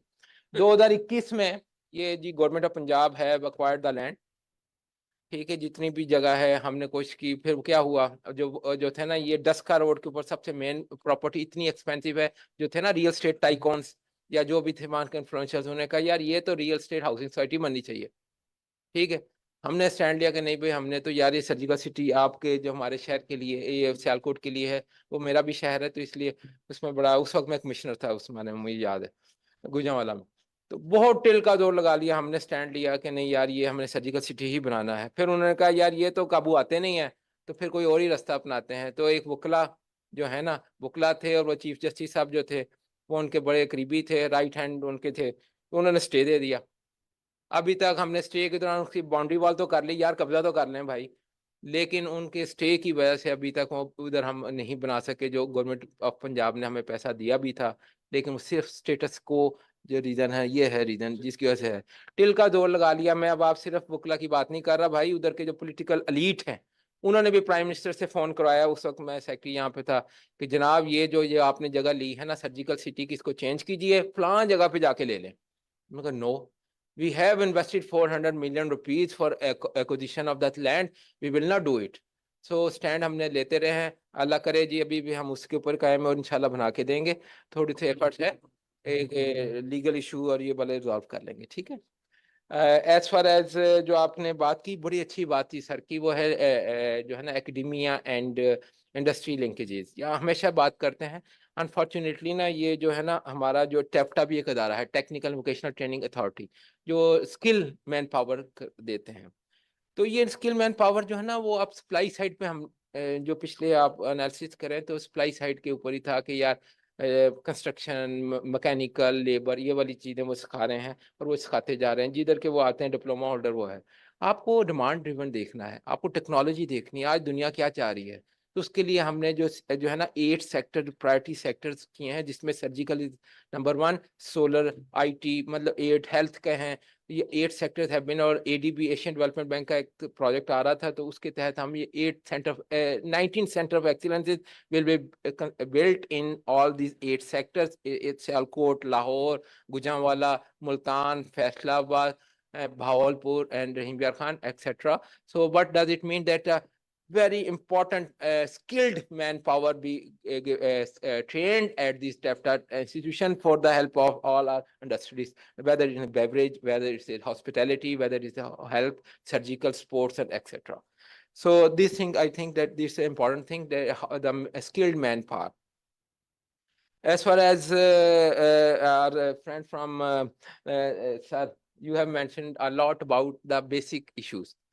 You have mentioned about the example of the proposed plan and how it was shelved.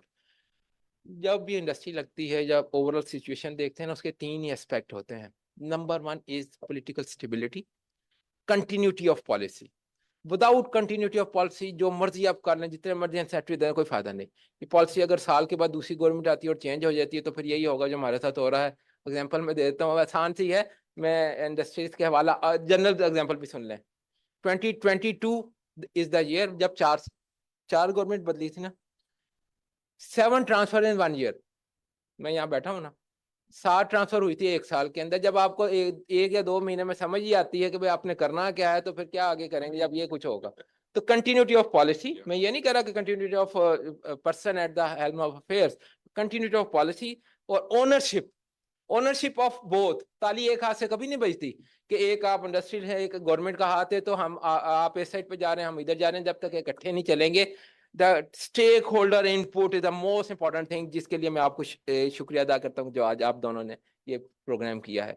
जब तक स्टेक होल्डर इनपुट इन्वॉल्व नहीं होगा तो ओनरशिप नहीं आती, ओनरशिप नहीं आती तो सेंस ऑफ बिलोंगिंगनेस नहीं आती, सेंस ऑफ बिलोंगिंगनेस नहीं होती तो प्रोजेक्ट या जो आपका जो भी आप रिफॉर्म्स लेके आएंगे वो विश लिस्ट की तरह रहेंगे, अनफॉर्चुनेटली उस तरह के नहीं जो आपने बताया, लेकिन वो विश लिस्ट लेती है। विश लिस्ट जो होती है ना, वो जब तक विश लिस्ट ही रहेगी, ये सेमिनार तो हम कर लेंगे लेकिन जब तक उसका प्रैक्टिकल स्ट्रेटेजी नहीं होगी। प्रैक्टिकल स्ट्रेटेजी कैसे होती है, उसके 3 ही पैरामीटर्स होते हैं। Proper planning is the most important thing, what to do and how to do, क्या करना है कैसे करना है, इसके ऊपर फोकस कीजिए, आगे रास्ते आपके लिए खुलते जाएंगे। Second is the motivation, motivation हर चीज पैसा नहीं होता, intrinsic motivation is the most important thing. जब तक वो इंट्रिंसिक मोटिवेशन आप पैदा नहीं करेंगे अपनी ह्यूमन रिसोर्स में, अपनी पॉपुलेशन में, अपने वर्कफोर्स में और अपने पाकिस्तानियों के अंदर, तो ये हम आगे नहीं बढ़ेंगे। और थर्ड चीज the strict check and balance, whatever assignment have been given to them, whether they have been able to do it or not. So these are the 3 basic parameters जो आप किसी मुल्क किसी सेक्टर किसी उसमें करके देखें, चाहे वो प्राइवेट है पब्लिक है या कहाँ पे भी है, अगर इसको हम फोकस कर लें तो मैं समझता हूँ कि हमारे जितनी भी अच्छी तजावीज़ आई हैं हम उनको इम्प्लीमेंट कर सकते हैं। एक आपने फुटवेयर के हवाले से सर फवाद साहब आपने काफ़ी बातें की हैं। एक इम्पॉर्टेंट चीज़ आपने जरूर कही है कि वो शायद आपकी तरफ से होगी, वो सजेशन है, लेकिन देखें वो गरीब को भी तो रहने का हक देना चाहिए ना।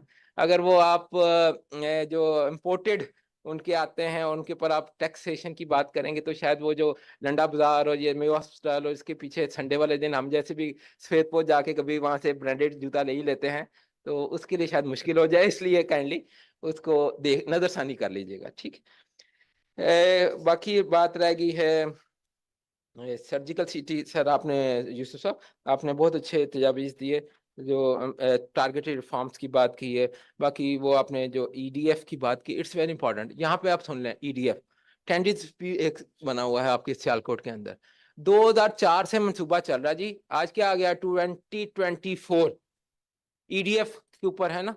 पंजाब गवर्नमेंट ने उसमें कंट्रीब्यूशन की थी बिजली और जो सुई गैस वगैरह लगाने के 900 मिलियन उनको रुपीस दिए कि जी आप स्टैंडर्ड्स को वहां पे शिफ्ट करके वहां लगा रहे हैं। 20 years have gone, what happened? Only 4 tenders have been shifted there with 20 years of investment by the federal government, EDF, and what does it mean? World Bank आपके सामने है, EDF भी है वहां पे, TDAP भी है वहां पे, मिनिस्ट्री ऑफ कॉमर्स भी है वहां पे, पंजाब गवर्नमेंट भी है वहां पे। Why? They don't want to shift there. जो फैमिलीज जो सदियों से वो काम कर रहे हैं शहर के अंदर कर रहे हैं, दे डोंट वांट कि हमें वहां पे किया जाए रियल स्टेट, और फिर बाकी आपको सारी इंक्वायरी का भी पता है कि क्या इशू है। तो इसलिए कि जो ईडीएफ या फेडरल गवर्नमेंट या मिनिस्टर ऑफ कॉमर्स वहां बैठ के ड्राइंग रूम में जब पॉलिसीज बनाते हैं ना, तो उसको आप ग्राउंड रियलिटी के मुताबिक होना चाहिए। यहाँ पे डीसी या वो लोकल रिप्रेजेंटेटिव जिसमें आप लोग सारे शामिल हैं, जब तक आपकी इनपुट उसमें नहीं आएगी तो फिर स्ट्रगल जो कर रहा है वो पूरे सियालकोट के साथ उन्होंने खिलवाड़ किया है स्टैंडर्ड्स में, ठीक है। तो these are just my suggestion जो मैं प्रैक्टिकल मैंने देखी थी, इसलिए मैं आपसे जरूर बता रहा हूँ, कोई नेगेटिविटी नहीं है, लेकिन देखें रास्ता हमने ही दिखाना है, आप लोगों ने दिखाना है। दिस इज जो इस वर्कशॉप में है, कहते हैं ना अंधेरे कमरे में एक रोशनी की एक किरण भी आ जाए तो कमरा जगमगा उठता है। तो रोशनी की किरण कौन है? वो आप लोग हैं, वो आप जैसे एंटरप्रेन्योर्स हैं। अगर हम ही मायूस हो जाएंगे तो अपनी नस्ल को क्या रास्ता दिखाएंगे, क्या उनको उम्मीद दिखाएंगे? इसलिए कभी मायूस ना होना, ये कोई डायलॉग बड़ा बदनाम हो गया, लेकिन फिर भी कहना जरूर चाहिए कि मायूस नहीं, हम अपनी नस्ल के लिए हैं। मैं STPI एंड UK डिपार्टमेंट और स्पेशली रेमिट का I am really thankful to you that आपने इतना अच्छा सेमिनार यहाँ पे अरेंज किया। तमाम जो पढ़े लिखे लोगों से मेरे भी इल्म में इजाफा हुआ, कई ऐसी चीज़ें नहीं पता चली, लेकिन जो भी चीज़ें हम जरूर कर सकते हैं गवर्नमेंट ऑफ पंजाब के लेवल पे, we are always there to help you and facilitate you. Thank you very much sir. I'll just conclude with 2 points. One sir, not for this moment, but I think I can discuss with you separately. जो पंजाब की sir plastic policy है ना, जो खुरम ने बात की, is quite a tangent with other provinces. अब उसका issue यही होना है कि जब ये compliances आनी है तो because the policies if they're not harmonized will create issues, क्योंकि पंजाब की थोड़ी सी जरा different direction में है, so we need to look at that. और सर आपने बहुत important बात की जो ये dialogue वाली है, and this should not be event based. Unfortunately, अभी तक यही होता रहा. And for that, again, what we are working with the Ministry of Industry to actually have अब आपको पता है टेक्नोलॉजी काफ़ी एडवांस हो गई है. एक artificial intelligence based public private dialogue platform for the government and private sector, जिसमें के फीडबैक लूप्स हैं. सो ये एक वन ऑफ डिस्कशन नहीं है, इसमें एक डिस्कशन होती है, उससे कोई पॉइंट्स आते हैं, उस पर फिर आप कोई एक्शन लेते हैं, फीडबैक होती है. सो दैट विल इंशाल्लाह soon be available as well, so that we just don't do pre-budget consultation. The consultation should be a process that should carry on for an indefinite period. So with that, I would like to really thank all my panelists, especially those who traveled from outside Lahore. And sir, thank you for your time. I hope the participants enjoyed the discussion as well. I have all of your mobile numbers, so I'll keep chasing you for the written feedback as well. So please expect messages. And before we end, I also think we need to thank Mr. Ehsan for his support on the regulatory reform work that Remit is undertaking on the sectors. And if anybody in the panel has a few suggestions on that, we would definitely be able to work on that as well. So yes, मैं दो चीजें थोड़ी सी देखिए, dialogue करना फायदा ये होता है कि मैं अपने तरफ से बैठ के कोई चीज सोच लूंगा, मेरे पास I would not be having the answer from the other side. तो मैं थोड़ा सा क्लैरिटी करना चाह रहा हूँ. जो सबसे इम्पोर्टेंट चीज है, जो आप इंटीग्रेशन पंजाब रेवेन्यू की है, वो गवर्नमेंट के साथ प्रॉपर हो जानी चाहिए. अच्छा, वो कई सालों के बाद हो भी गई है, लेकिन आज भी जितने भी सर्विसेज के हमारे सेल टैक्स हैं, वो आज भी डेफर्ड में चले जाते हैं. मेरा ख्याल है कि ये बड़ी इस वक्त इजी मसला ये है कि जो आपके प्राइम मिनिस्टर हैं, ही इज फ्रॉम पंजाब, तो आपकी जो हमारी चीफ मिनिस्टर हैं, ये आराम से बैठ के इस चीज़ को सेटल कर सकते हैं. और ये अच्छी खासी एक्सपोर्टर के लिए प्रॉब्लम बनी हुई है कि डेफर्ड उसके जितने भी सर्विसेज के हैं वो सारे होते जा रहे, जो कि बहुत ईजी है आपके लिए करना. दूसरी चीज मैं सिर्फ क्लैरिटी के पॉइंट से बता रहा हूँ कि जब जो कायदे इंडस्ट्रियल पार्क बना था, आई was a part of it, तो मुझे पता है सेक्शन 4 लगा के हमने कैसे वो चीजें अक्वायर की थी. So I don't want to go into that detail, but unfortunately last week मुझे जो हमारे साहब हैं वहाँ इन्वेस्ट करना चाह रहे थे, तो उन्होंने जो मुझे डाटा भेजा उसके मुताबिक 5,25,00,000 रुपए पर एकड़ प्राइस हो गई है, जो कि उस पर 30 लाख से बात शुरू हुई थी और 1,30,00,000 में मैं छोड़ के आया था. अभी कुछ नहीं हुआ जैसे आपने फरमाया. तो ये प्रॉपर्टी माफिया तो आ गया ना, तो उसमें अब 5.25 करोड़ उसकी लास्ट आई है. और उसमें जो प्रॉब्लम्स आ रही हैं, जब आप उनके साथ बात करते हैं, तो they don't ensure the gas and the electricity over there. So this is the biggest problem over there. तो मैं सिर्फ ये दो चीजें हाईलाइट जैसे बताना चाह रहा हूँ कि इसको जाके जरा प्लीज चेक कर लीजिएगा ये, क्योंकि इस वक्त ग्रोथ बहुत ज्यादा हो सकती है इंडस्ट्री के अंदर. हमें इंपोर्ट सब्स्टिट्यूशन की भी जरूरत है, खाली एक्सपोर्ट की जरूरत नहीं है. Import substitution as equally important as export, क्योंकि उसमें भी हम डॉलर सेव करते हैं. और इस वक्त मौका भी है और हम लोग ये सब चीजें कर सकते हैं, कोई बहुत ज्यादा मुश्किल नहीं है. All we have to sit in one room, talk to each other, अपने कंस्ट्रेंट अपनी लिमिटेशन बताएं, डिस्कस करें and finalize it. And thank you very much. Sir एक छोटा सा कमेंट है, जब जो कॉमन प्रॉब्लम सियालकोट में भी है और हम जहाँ पे भी जाते हैं हमारे आगे वो टेनरी जोन खड़ा होता है. एक छोटी सी सजेशन ये है कि फ्यूचर में कोई भी इस तरह की स्टेट डेवलप की जाए, and I think it's a very controversial topic to touch, क्योंकि बहुत से लोग जिन्होंने एप्लीकेशंस दी हुई हैं दिल come after me, but I think this is important कि हम मुल्क के बारे में भी सोचें. हमें कभी भी जब भी इंडस्ट्रियल स्टेट्स बनती है ना, उनकी एप्लीकेशंस नहीं लेनी चाहिए, उनके प्लॉट्स नहीं देने चाहिए. We should make, and this is, I've seen it all over the world. I've seen it in Brazil and I've seen it in China and elsewhere as well. वो state develop करते हैं, they make a board, और जब आपने industry लगानी है आप उनके पास जाते हैं and they give you a month. वो आप अपना प्रपोजल उनको देते हैं, वो कहते हैं महीने बाद फैक्ट्री शुरू करो यहाँ पे. Only then you will get the ownership of that. हम लोगों को दे देते हैं, स्टार्ट में एप्लीकेशनें आती हैं, आपने 500 प्लॉट बनाए, आपने दिए, वो कहता है पोता बनाएगा, वो पड़ी रहती है वहां पे. तो उस मल्टीप्लिकेशन होनी शुरू हो जाती है, and then people start trading with each other those plots.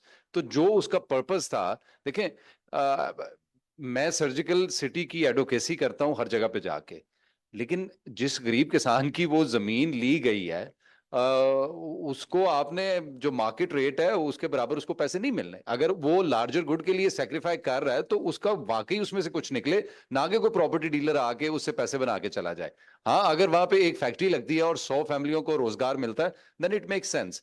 तो हमें कोई इस तरह की लेजिस्लेशन कर देनी चाहिए इन फ्यूचर कि जब भी इंडस्ट्रियल स्टेट डेवलप हो तो उसकी इस तरह की कोई हम रूल्स एंड रेगुलेशंस बना लें, बजाय इसके कि वो भी लॉन्च भी नहीं होती, एप्लीकेशंस ले लेते हैं आप, लोगों को प्लॉट्स मिल जाते हैं और उसके बाद वो बनाते ही नहीं है उसको और वो पड़ी रहती है।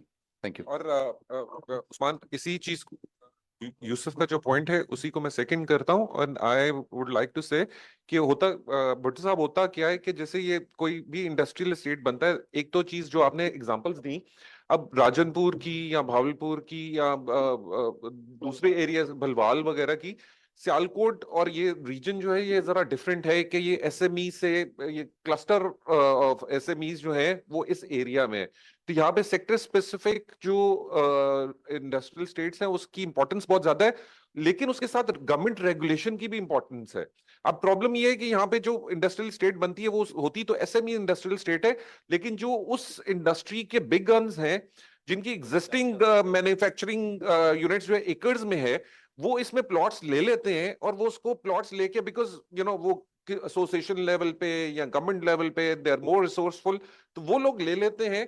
और जो एक्चुअल लोग जो इमर्जिंग बिजनेसमैन हैं या इमर्जिंग एक्सपोर्टर्स हैं, जो एक्चुअल एसएमईज हैं, उनको वो फैसिलिटी भी नहीं मिलती जो बनाना चाहें।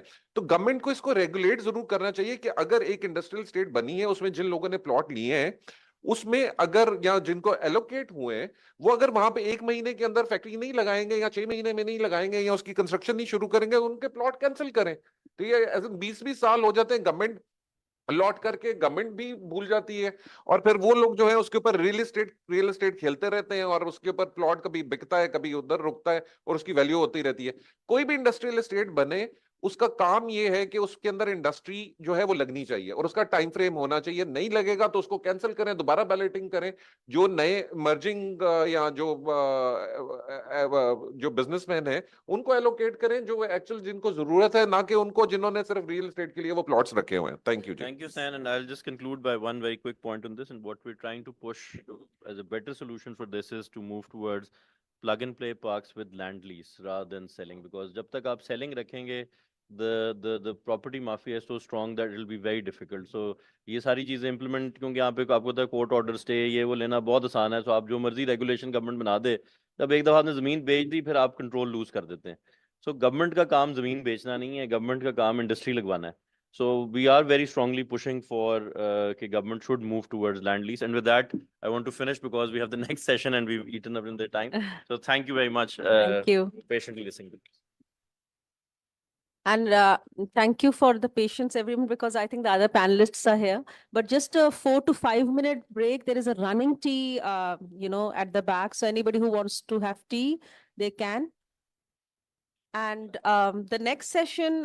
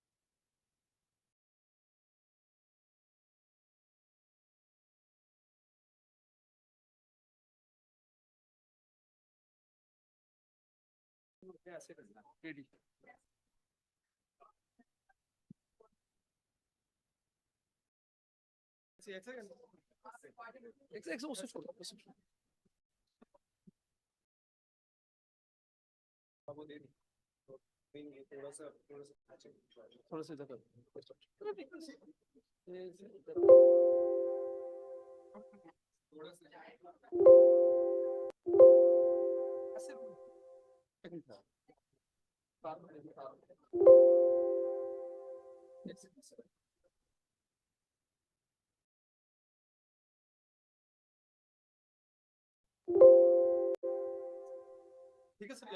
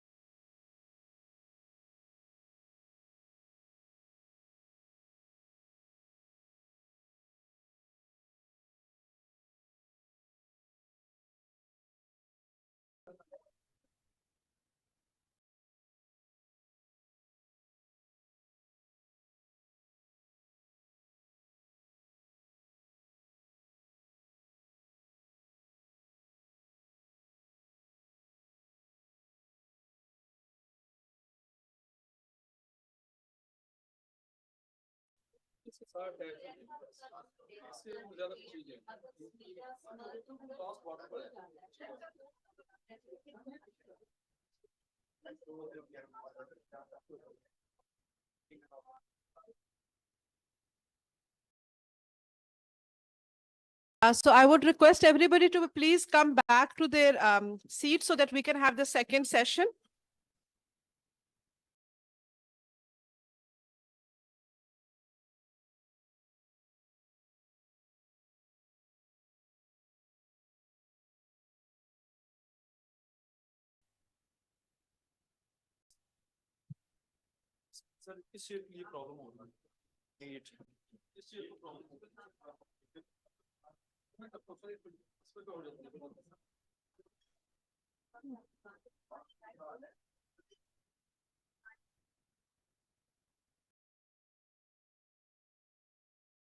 हमें सब आप अपने वाले के पे चेयर हटा दें, आपको माइक दे देते हैं और टेबल हटा दें. So if we can have everybody back on their seats so that we can begin the next session.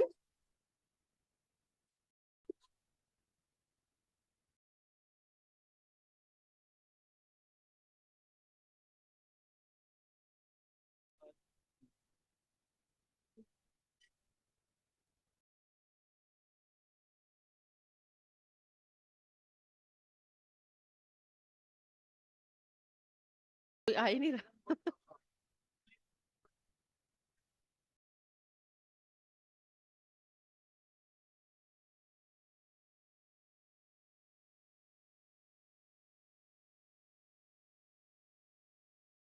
So मैं स्टार्ट करने लगी.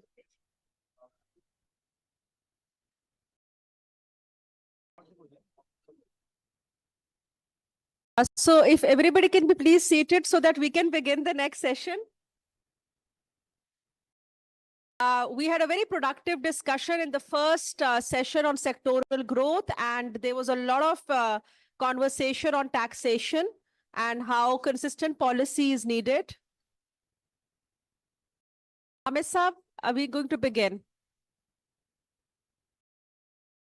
We're already 15 to 20 minutes, above our time, so we need to keep time, and also trying to do some Q&A from the audience. If there is anything you want to ask the panelists, please do raise your hands during the conversation or post that.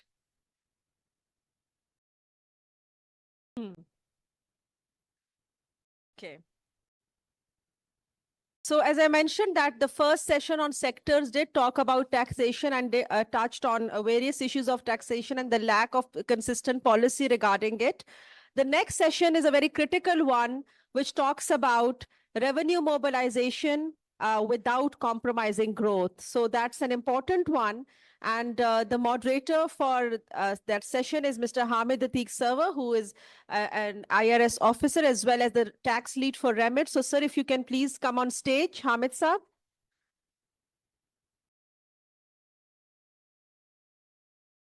If we can please respect the panelists who are here and just be a little quiet. Those at the back, please. We are very, very honored to have Mr. Shahid Hussain as one of our panelists for this session, who is a leading member of the Pakistan Retail Association, CEO of Service Sales Corporation, and Rector, Lahore University of Management Sciences. Sir, if you can please come on stage. And we have Mr. Tariq Chaudhry, who is a career taxman with 34 years of experience in taxation and has served as a member of policy at FBR and ex-commissioner Corporate Tax Office, Lahore. We have Mr. Kashif Anwar, President, Lahore Chamber of Commerce and Industry, who has previously also served at various positions in the industry, commerce and business taxation. So, Mr. Kashif, if you can. Okay. Our next panelist is Mr. Naeem Akhtar Sheikh, who is a practicing chartered accountant and senior partner in UHY Hassan Naeem & Co. So thank you, sir, for joining us. And we have Mr. Asad Firoz, who is a member Accounting Standards Board ICAP and has tasked as the chairman SMP committee.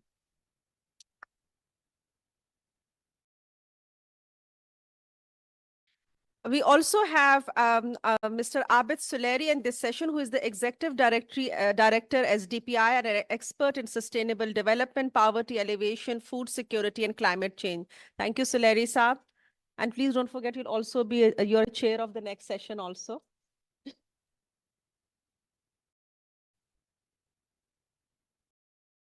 So Hamid Saab, it's over to you. Thank you, Gulale.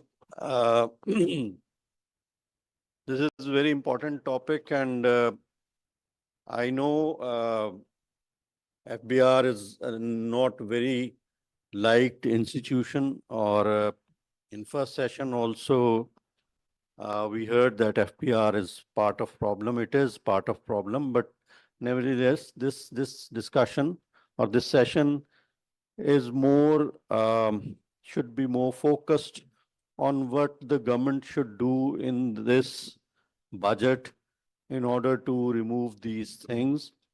And rather than discussing our individual issues, which are important, I'm not denying the importance of the individual issues. People are not getting refunds and other things. But let's take the benefit of this esteemed panel and their experience in order to see what can be done in revenue mobilization without compromising the growth. There can be revenues which can actually be collected, but it can induce recession into the economy. So Hamid Saab, if I can also invite one last panelist, we missed out on Mr. Syed Umar from Beverages, who's representing beverages industry. So thank you, sir, for joining us. And just a few housekeeping, like we would want the last 5 to 7 minutes for a Q&A from the audience also. So if we can leave that time to it. Thank you. Yeah, you should have also pointed it out to Usman. Okay. So our discussion will be in many of the developing countries. What happens is that when the new government joins in, it gives a tax policy and enforcement framework, and rest of the years of the government are generally there for enforcing same taxes. However, we in India change tax laws a lot every year. In fact, I think even last night a bill was tabled in National Assembly about the removal or modification or rationalization of CIT appeal thing. But nevertheless, we'll be focusing on gross macro issues. So this is a graph which all of you can see, and Pakistan 10.3, which is again federal government as well as the provincial government. Tax GDP ratio is now less than Bhutan. And the average of Africa is 16%. Average of Asia Pacific is 19.8%. And the developed countries have a tax GDP ratio of 34%. So we know this thing that we might be collecting 9.415 trillion rupees in taxes this year by FBR. There'll be another maybe 1 to 2 billion in petroleum development levy, and there will be 0.7% of GDP from provinces. And the total expenditure of only the federal government is 14.5, which because of the interest rate hike might go up to 16 trillion rupees. So federal government with this sort of taxes is bankrupt from day one, because it only gets about 40% of this revenue, which is, according to our estimate, 3,700 plus the PDL thing. 5.5 is the total amount available with federal government, and their expenses are 15.5 trillion. So there is a 10 trillion gap in federal government. And same is the case with provinces. They are resource rich in the terms that they get a huge amount of money from the provinces, from the federation, but their own resource mobilization is only 0.7%. It was 1.1% in 2015, but now it has gone down to 0.7%, although they have the sale tax on services, as well as agricultural income tax and urban immovable property tax, which is somehow has, the studies shows that 3.5% of GDP is the, roughly that they should be collecting. So we are here to discuss this scenario, that what should be done. And I'll start from Shahid Saab. He is into this business of large-scale business, service sale corporation. Also, he is well aware of the economic situation of Pakistan. So my question to start the debate from him is how can this government remove the policy and enforcement gaps? What are your thoughts about it to increase revenue mobilization without affecting economic growth? Thank you, Hamid sir. I think your question जो है आज का topic जो है, it has two very clear aspects. One is the immediate need of the government, and the other is the mid to long term policy development. And इसमें भी दो तरह की चीजें हैं. एक revenue growth या mobilization जो है, that can take place if the policies are such that the overall economy is growing and the size of the economy grows. The other is, of course, the more efficient handling and recovery of current taxation. So ये दोनों चीजें जो है, इनका अपना significance है. नई government जो है, they will have to decide which way they want to move. I think एक इसमें challenge मैं समझता हूँ वो ज़रूर है, and it should be addressed. आज partly पहले session में बात भी हुई कि इंडस्ट्री और गवर्नमेंट का मेजर इंटरफेस जो है वो क्या होना चाहिए और आज क्या है. आई थिंक ये तो एक पॉलिसी से मुतल्लिका है कि ट्रेड को कैसे गवर्नमेंट्स ग्रो करना चाहती हैं, किस स्केल पे ले जाना चाहती हैं. एंड श्योरली इसमें ज़्यादा इंटरेक्शन या इंटरफेस जो है वो कॉमर्स और उन इदारों के साथ होना चाहिए जो ओवरऑल इकॉनमी को देख रही हैं. Taxation and FBR has a very different mandate. It does not have the mandate to grow the economy or grow the pie. वो अपने बहुत एक शॉर्ट टर्म व्यू के साथ चलते हैं. करंट साल के बजटरी डेफिसिट्स क्या हैं वहाँ देख लिया और दूसरी चीज़ें कर ली. So I think that really needs to be corrected. Secondly, एक मैं थोड़ा सा लॉन्ग टर्म के बारे में 2-4 सेंटेंसेस बोल दूं, और वो ये है कि एक बड़ा ट्रस्ट डेफिसिट है between the government officials and the industry and the politicians. And इसके ऊपर ज़रूर डिस्कशन होनी चाहिए कि इसको कैसे इम्प्रूव किया जाए, बिकॉज ये मुल्क सबका है, इसकी बेहतरी सबके लिए ज़रूरी है. आपने अभी कहा कि हमारा भूटान से भी नीचे पर कैपिटा GDP चला गया. तो without discussing individual industry or individual problems, I think the 2-3 sides need to come together and see कि कैसे इस मुल्क को आगे ले जाना है. इसमें कोई cynicism नहीं. It is a reality which we need to look at. दूसरा, हमें जो मैंने इकोनॉमी के साइज की बात की एंड कलेक्शन की भी, उसमें एक बहुत हमने व्यू अडॉप्ट कर लिया है जिसमें हम हर चीज़ में वी से कि हमारे बड़े स्पेशल सर्कमस्टांसेस हैं, हमारे इश्यूज जो हैं वो बहुत यूनिक हैं, एंड हम हर चीज़ को उस लेंस से देखते हैं. तो उस लेंस से देखते हुए तो कोई चीज़ जो है वो आगे जा नहीं सकती. एंड यही वजह है कि हमारे जो टारगेट्स हैं वो बहुत मॉडेस्ट हैं.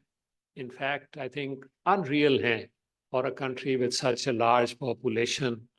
हम अभी भी 26 या 28 बिलियन डॉलर की एक्सपोर्ट की पर एनम की बात करते हैं.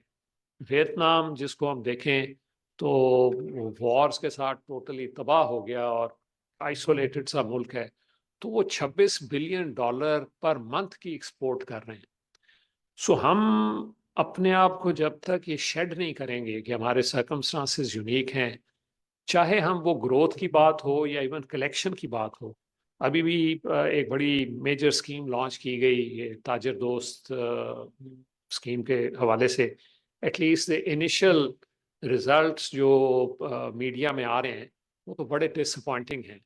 लेकिन are all of us really surprised I am not.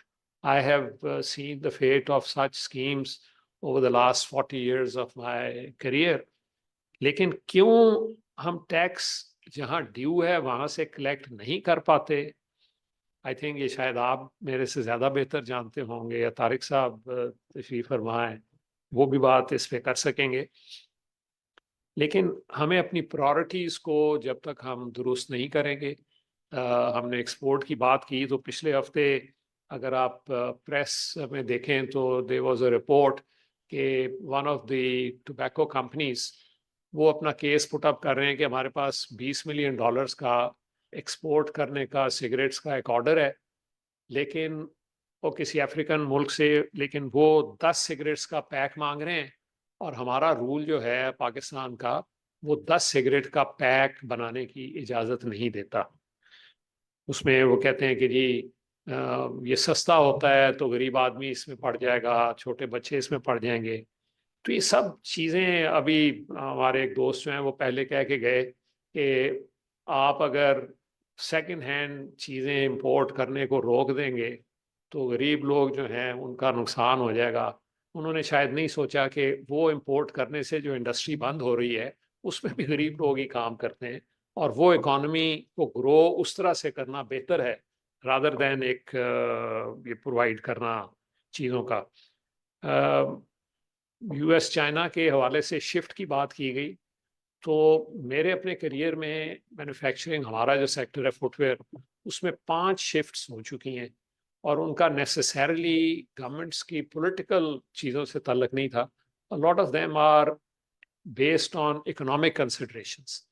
जब चाइना फुटवेयर में फॉर एग्जांपल आया या बाकी इंडस्ट्रीज में भी, तो वो एक पॉलिसी के तहत आया कि हमने अपने लोगों को एम्प्लॉयमेंट प्रोवाइड करनी है, उसके लिए हमें जो भी करना पड़ेगा वो हमने करना है, एंड रेवेन्यू या दूसरी चीज़ें उस चीज़ का रिजल्ट है। रेवेन्यू इन इटसेल्फ जो है वो तो कोई चीज़ नहीं है। सो जब तक हम, और ये 5 शिफ्ट्स हुए फुटवेयर इंडस्ट्री, साउथ कोरिया में बहुत थी, फिर ताइवान में थी, चाइना में आई, अब वियतनाम में आ गई है, लेकिन हर इस तरह की शिफ्ट्स में पाकिस्तान जो है वो साइड पर ही रह गया। आई थिंक हमारी overall focus on economic growth is सिर्फ एक कहने की हद तक है, पॉलिसी में उसकी कहीं कोई रिफ्लेक्शन नहीं है, एंड एट बेस्ट अगर हम करते हैं तो we are rather slow. So resource mobilization जो असल क्वेश्चन है, उसके जैसे मैंने कहा दोनों पहलू हैं। जब तक इकॉनमी ग्रो नहीं करेगी तो हमें को बहुत ज़्यादा एक्सपेक्ट नहीं करना चाहिए, और उसके लिए जो भी हमें पॉलिसी में चेंजेस हैं वो है जो करंट इकॉनमी है उसमें से कलेक्ट नहीं हो रहा। मेरा तो खुद उस पर बहुत स्ट्रॉन्ग फीलिंग है, बिकॉज अगर आप बल्क ऑफ द इकॉनमी से कलेक्ट नहीं करते तो जो एक ऑर्गेनाइज सेक्टर जो टैक्स में दबता जाता है उसकी कंपेटिटिवनेस जो है वो बहुत इरोड होती है, and that is why we see कि हम हर चीज़ में एक स्मॉल और मिड साइज्ड कंपनीज के गिर्द घूम रहे हैं, एंड रियली मुल्क में कोई लार्ज स्केल इन्वेस्टमेंट्स या लार्ज स्केल बिजनेसेस डेवलप नहीं हो रहे, because there is a lot of disparity.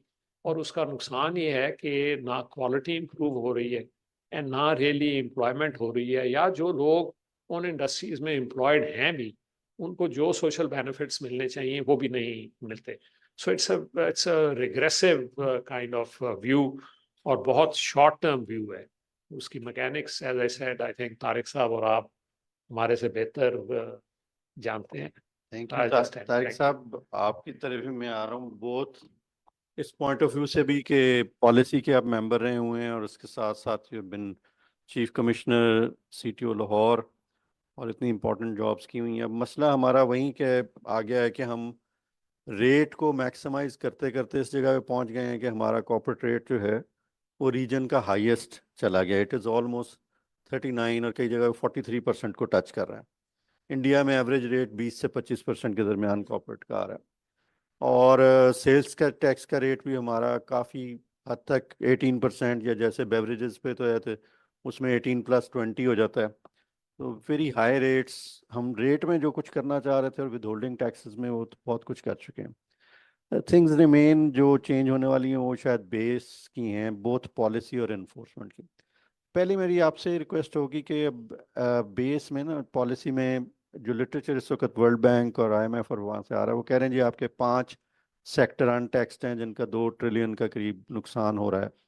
And they are saying real estate, उसका दूसरा ये रिटेल सेक्टर को कहते हैं, तीसरा अगेन शायद सबको अच्छा नहीं लगेगा लेकिन business income of non profit organization की बात भी होती है, और वो प्लम्स के हवाले से नहीं है। इट्स लाइक के चुगताई लैब 35% टैक्स देती है, तो आगा खान लैब को 0% टैक्स है, तो दोनों कैसे मार्केट में को एग्जिस्ट कर सकती हैं।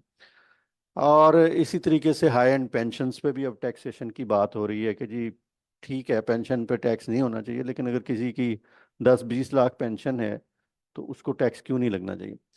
तो आपने बड़े नज़दीक से सारे चीज़ को देखा हुआ है, तो कैन यू कमेंट कि how can government look at these और क्या प्रॉब्लम्स हैं इसमें। Thank you very much, Ahmed. I'm grateful to STPI and Remit for inviting me to this session this afternoon. Before I answer specifically the questions and the issues raised by Dr. Ahmed, I would like to give a bit of conceptual background of the subject for which I'm here. The subject of today's discussion is how can we improve our revenues or optimize revenues without impeding or compromising economic growth. This as the title, a suggestive, negatively couched language, perhaps because of the special set of circumstances we here have in Pakistan, the subject have been designed like this. I think it would have been better if we had said that we want to increase revenues as well as increasing the economic growth. It's just like just a little comment. In fact, this is a subject which is under discussion and under research for a number of countries, including OECD.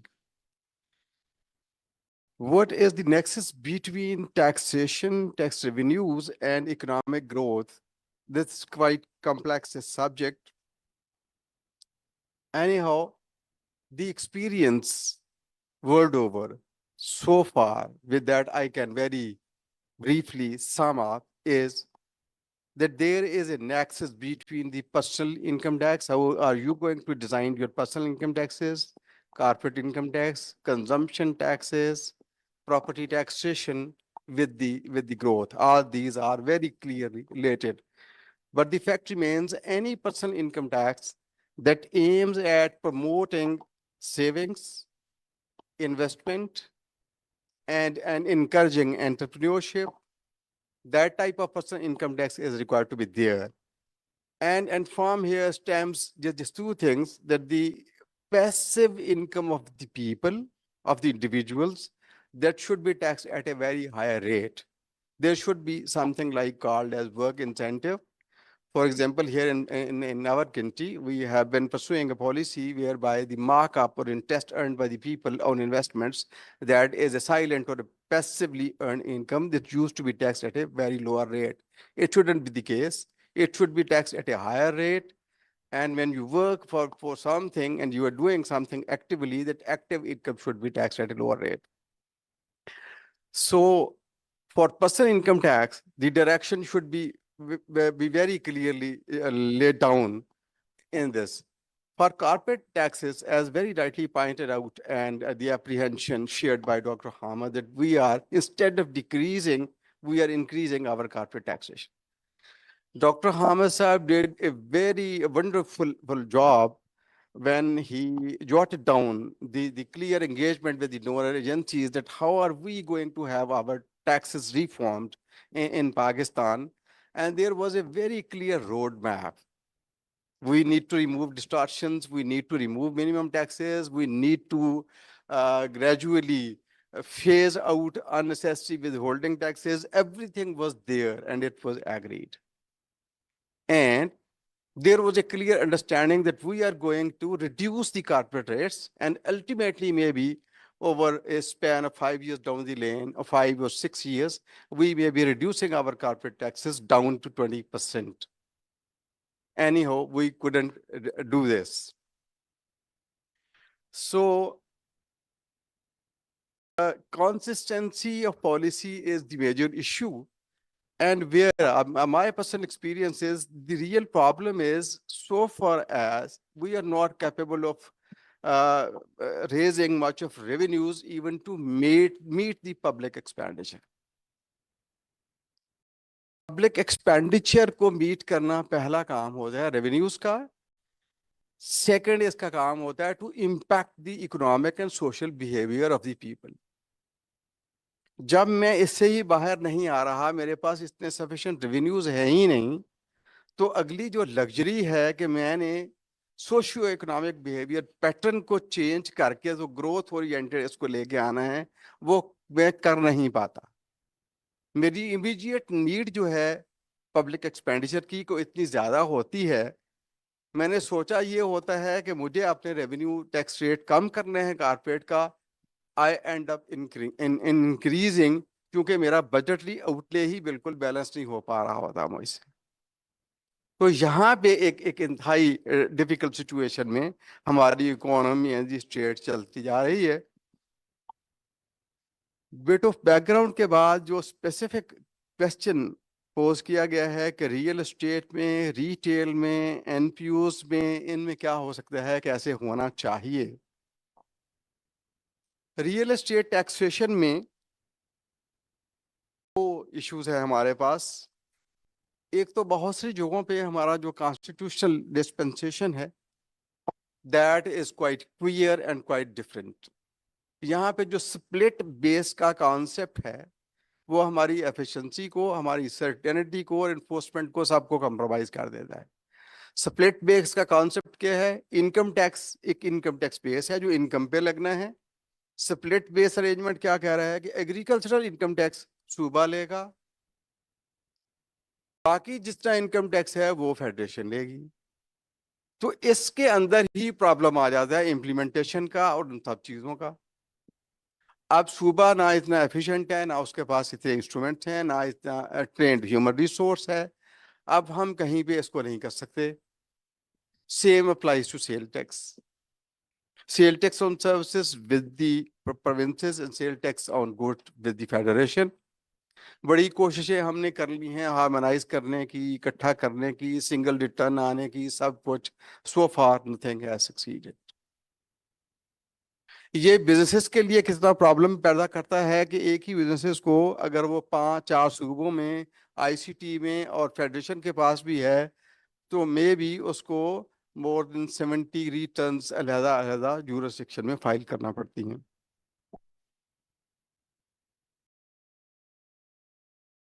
ये जितने issues हैं, these are tremendously difficult issues between the federation and the federating units, जिनको address हुए बगैर बहुत अच्छा taxation system नहीं आ सकेगा. Capital value tax, wealth tax की बात आती है, तो wealth tax on immovable property या capital value tax with the provinces, and again the CVT on movable with the federation. और अब घुमा फिर आगे हमने 7E लगा दिया, जो कि इन सब्सटेंस टैक्स है, लाइक वेल्थ टैक्स. हमने इनकम टैक्स कहा, लिटिगेशन हो गई, सुप्रीम कोर्ट के पास चीजें पड़ी हैं. और again the difficulty coming to this real estate, retail and NPOs. NPOs seems a bit of an easier subject to me. NPOs के लिए हमने बड़ा अच्छा एक कर दिया कि जी 100% टैक्स क्रेडिट देंगे बियॉन्ड सर्टेन लिमिट्स. अगर उनका एडमिनिस्ट्रेटिव एक्सपेंडिचर उससे ज्यादा हो गया तो उसको हम डिसअलाउ कर देंगे, और ए सर्टेन कंपोनेंट में भी 25% of the surplus that is not utilized हम उसको टैक्स करेंगे. थोड़ा सा हमने इसमें टैक्सेशन तो इंट्रोड्यूस करवा दी है, और अभी एनफोर्समेंट रिलेटेड इश्यूज बिल्कुल हैं. इनके ऑडिट के ऊपर कभी हम फोकस नहीं कर पाए आज तक, प्रोमिनेंस में ये सेक्टर नहीं आया. लेकिन एनपीओस में इनकी एफिशिएंसी को और उनको देखते हुए इसके अंदर we need to reform our policy regarding taxation. बहुत सारी एनपीओस जो बहुत ठीक सा काम कर रही हैं और सोशल सेफ्टी नेट का काम कर रही हैं और पॉवर्टी रिडक्शन में उनका बड़ा ही डायरेक्ट रोल है, इस तरह की सारी जितनी परफॉर्मेंस इवैल्यूएशन करने के बाद मैं समझता हूं कि there are a number of NPOs जिनको टैक्सेशन होनी चाहिए, बिकॉज उनको पहले तो एनपीओ स्टेटस का ही जो इशू है, जिस तरह से मैंने उनको ग्रांट कर दिया हुआ है और पीसीपी की एक सर्टिफिकेशन हमारे पास अवेलेबल होती है और पीसीपी के पास भी इतनी क्लियर गाइडलाइंस अवेलेबल नहीं है। The NPOs, though those should be given this benefit of tax credit and concessions, will be only those NPOs that are really contributing towards the social welfare और जिनका बड़ा substantive उसमें role है inequality में और poverty reduction में। बाकी जितनी NPOs हैं उनको बिल्कुल देखा जा सकता है और इसके ऊपर हमें करना चाहिए है। Why we are not in a position so far, शायद इसमें फोकस अभी अटेंशन नहीं हो सकी इतना, ये कभी भी हमारे पास एनपीओज इतना फोकस में नहीं रहा, इसके ऊपर फोकस होना चाहिए। रिटेल बिजनेस में दो चीजें हैं, एक तो मैंने रिटेल बिजनेस में कहा कि जी वो मैंने पीओएस इंटीग्रेट करना है और सबसे अच्छा सोल्यूशन ऑलवेज टैक्स इन्फोर्समेंट में होता है कि you want to induct technology for improving revenues. Technology into service जब आता है तो डिस्क्रिशन नहीं होता, ह्यूमन एलिमेंट उसमें कम हो जाता है और इसमें एफिशिएंसी भी बढ़ जाती है। और पीओएस इंटीग्रेशन के लिए मैंने रिटेल लेवल के ऊपर उसको देखा और सारे रिटेल आउटलेट नहीं, मेजर चेन्स और जिनका साइज ऑफ द शॉप और size of the business premises exceed certain limits, उन सबको मैंने पीओएस इंटीग्रेशन में लेके आ गया। एनफोर्समेंट में है और इसमें काफ़ी चीज़ें ठीक भी हुई हैं, बट ऑडियंस के लिए एक चीज़ जो मेरे माइंड में है, व्हाट आई फील कि रिटेल को रिटेल स्टेज के ऊपर पकड़ना is something very very difficult. ये मुश्किल चीज़ है। ये इस तरह से ही है कि एक 12 बोर का मेरे पास वो मैं फायर कर दूं गन का कार्ट्रिज के साथ, तो मैं उससे कहूं कि एंड पे जाके ना जितने भी इसके शरे हैं उनके जाकर गिन लो और काउंट करो, वो एंड पॉइंट है, दैट बिकम्स वेरी डिफिकल्ट। लेकिन स्टार्ट में उसको इजी होता है उसके अंदर। What I am suggesting is कि इंपोर्ट स्टेज के ऊपर और प्रोडक्शन एंड मैन्युफैक्चरिंग स्टेज के ऊपर जब मैं उसको बिल्कुल ठीक करूंगा तो उसने ही सप्लाई चेन में towards and down the lane जाके रिटेल पे जाना है और उसको जब मैं फॉलो करूंगा तो मेरा फोकस दोनों जगहों पे होना चाहिए। Not only the retail and POS integration, I should be focusing more at the production and import stage. Production और इंपोर्ट स्टेज के ऊपर क्या मसला, हमने बड़े अच्छा इनिशिएटिव वहां पे भी लेके आ गए हम ट्रैक एंड ट्रेस का, लेकिन ट्रैक एंड ट्रेस को अभी तक फॉर वेरियस रीजन जिस ऑप्टिमम लेवल पे उसको इम्प्लीमेंट होना चाहिए था वो हम नहीं कर पाए। तो जब मैं अगर लेके आऊंगा, initially we selected beverages and sugar, cement and cigarette, a few industries. जब मैं इधर से दोनों को इकट्ठा इनिशिएटिव को लेके जा पाऊं तो फिर मैं मैप कर सकता हूं पूरे सप्लाई चेन को, जो कि वैट का प्राइमरीली पर्पस है, तो उससे शायद ये बेहतर हो सकता है और काफ़ी सारी इम्प्रूवमेंट की इसमें गुंजाइश निकल आएगी। बाकी there were a number of initiatives जिसपे कि हम करेंसी ख़त्म कर दें, सब कुछ डिजिटलाइज कर दें, सारी पेमेंट्स ही ई पेमेंट्स हो जाएं, इस तरह का बहुत कुछ डिस्कस भी हुआ, चेंज भी हुआ। लेकिन हमारा जो socio economic and cultural level of advancement है वो शायद हमें फिर परमिट नहीं करता। हम एक स्टेप आगे जाते हैं और फिर 2 स्टेप वापस आना पड़ता है कि नहीं जी ये तो मेरा ग्रोअर है, तो ग्रोअर को तो बैंक अकाउंट ही नहीं होता, वो शुगर मिल को गन्ना सप्लाई करेगा तो उसको तो क्रॉस चेक से पेमेंट नहीं होनी चाहिए, वो कैसे होगा। तो वो बहुत सारे ऐसे इम्पेडिमेंट्स फिर दोबारा उसमें आ जाते हैं। तो इनको किस पेस पे लेके जाना है, डायरेक्शन इज वेरी क्लियर, इनकी पेस को डिटरमिन करना जो है that remains a challenge. Thank you, Tariq sir. मैं Thank you, अब sir. दोबारा भी हम आपकी तरफ आते हैं. जी, thank you very much. Let me welcome Kashif Anwar Saab, Lahore Chamber of Commerce के president हैं. So he's joined us. So carrying on the discussion, my question from Abid Suleri Saab is that Pakistan, as I've shown, is amongst the lowest tax GDP ratio countries of the world. और आपने दुनिया के बाकी मुल्कों को भी study किया है, सारा कुछ किया है. And tax systems are very similar to each other. That's why after 2010 OECD ने अब एक इंटरनेशनल टैक्सेशन का पिलर 1 और पिलर 2 टाइप भी चीज़ें में मिनिमम टैक्स भी आ रहा है. सो बड़ा ये इजीली ट्रांसफरेबल वैट की टेक्नोलॉजीज और एवरीथिंग है. Why in the light of क्या हम मुख्तलिफ कर रहे हैं? डेफिनेटली हम कुछ ना कुछ मुख्तलिफ कर रहे हैं और बुरा कर रहे हैं. दैट इज़ वाई कि हमारा टैक्स उतना नहीं है जो हमारे रीजन में हो रहा है एवरेजेस एंड बाकी जगहों पे. तो हमारी डिविएशन किधर है और क्या प्रॉब्लम है हमारा? Thank you. Among all these tax experts, I am the least qualified person to speak on this. लेकिन मेरा ख्याल है कि जो एक मेजर चैलेंज हमें फेस हो रहा है वो है डॉक्यूमेंटेशन ऑफ इकोनॉमी. जाहिर है कि टैक्स आप लेते हैं जब आपके पास डॉक्यूमेंटेड इनकम है, और हमारे यहाँ जो डाइकोटमी हमें फेस कर रहे हैं हम कि वो सेक्टर्स या वो इंडिविजुअल्स जिनकी इनकम डॉक्यूमेंटेड है उन पे तो आप टैक्स बर्डन जो है वो देखते हैं. जहाँ पे आपके पास इनकम डॉक्यूमेंटेड ही नहीं, सो आई एम नॉट सेइंग कि सारी की सारी जो इनकम डॉक्यूमेंटेड नहीं वो सबकी सब टैक्स रजीम में होनी चाहिए. हो सकता है कि उसमें कुछ ऐसे हैं जो कि उस टैक्स ब्रैकेट या टैक्स थ्रेशोल्ड में नहीं आते.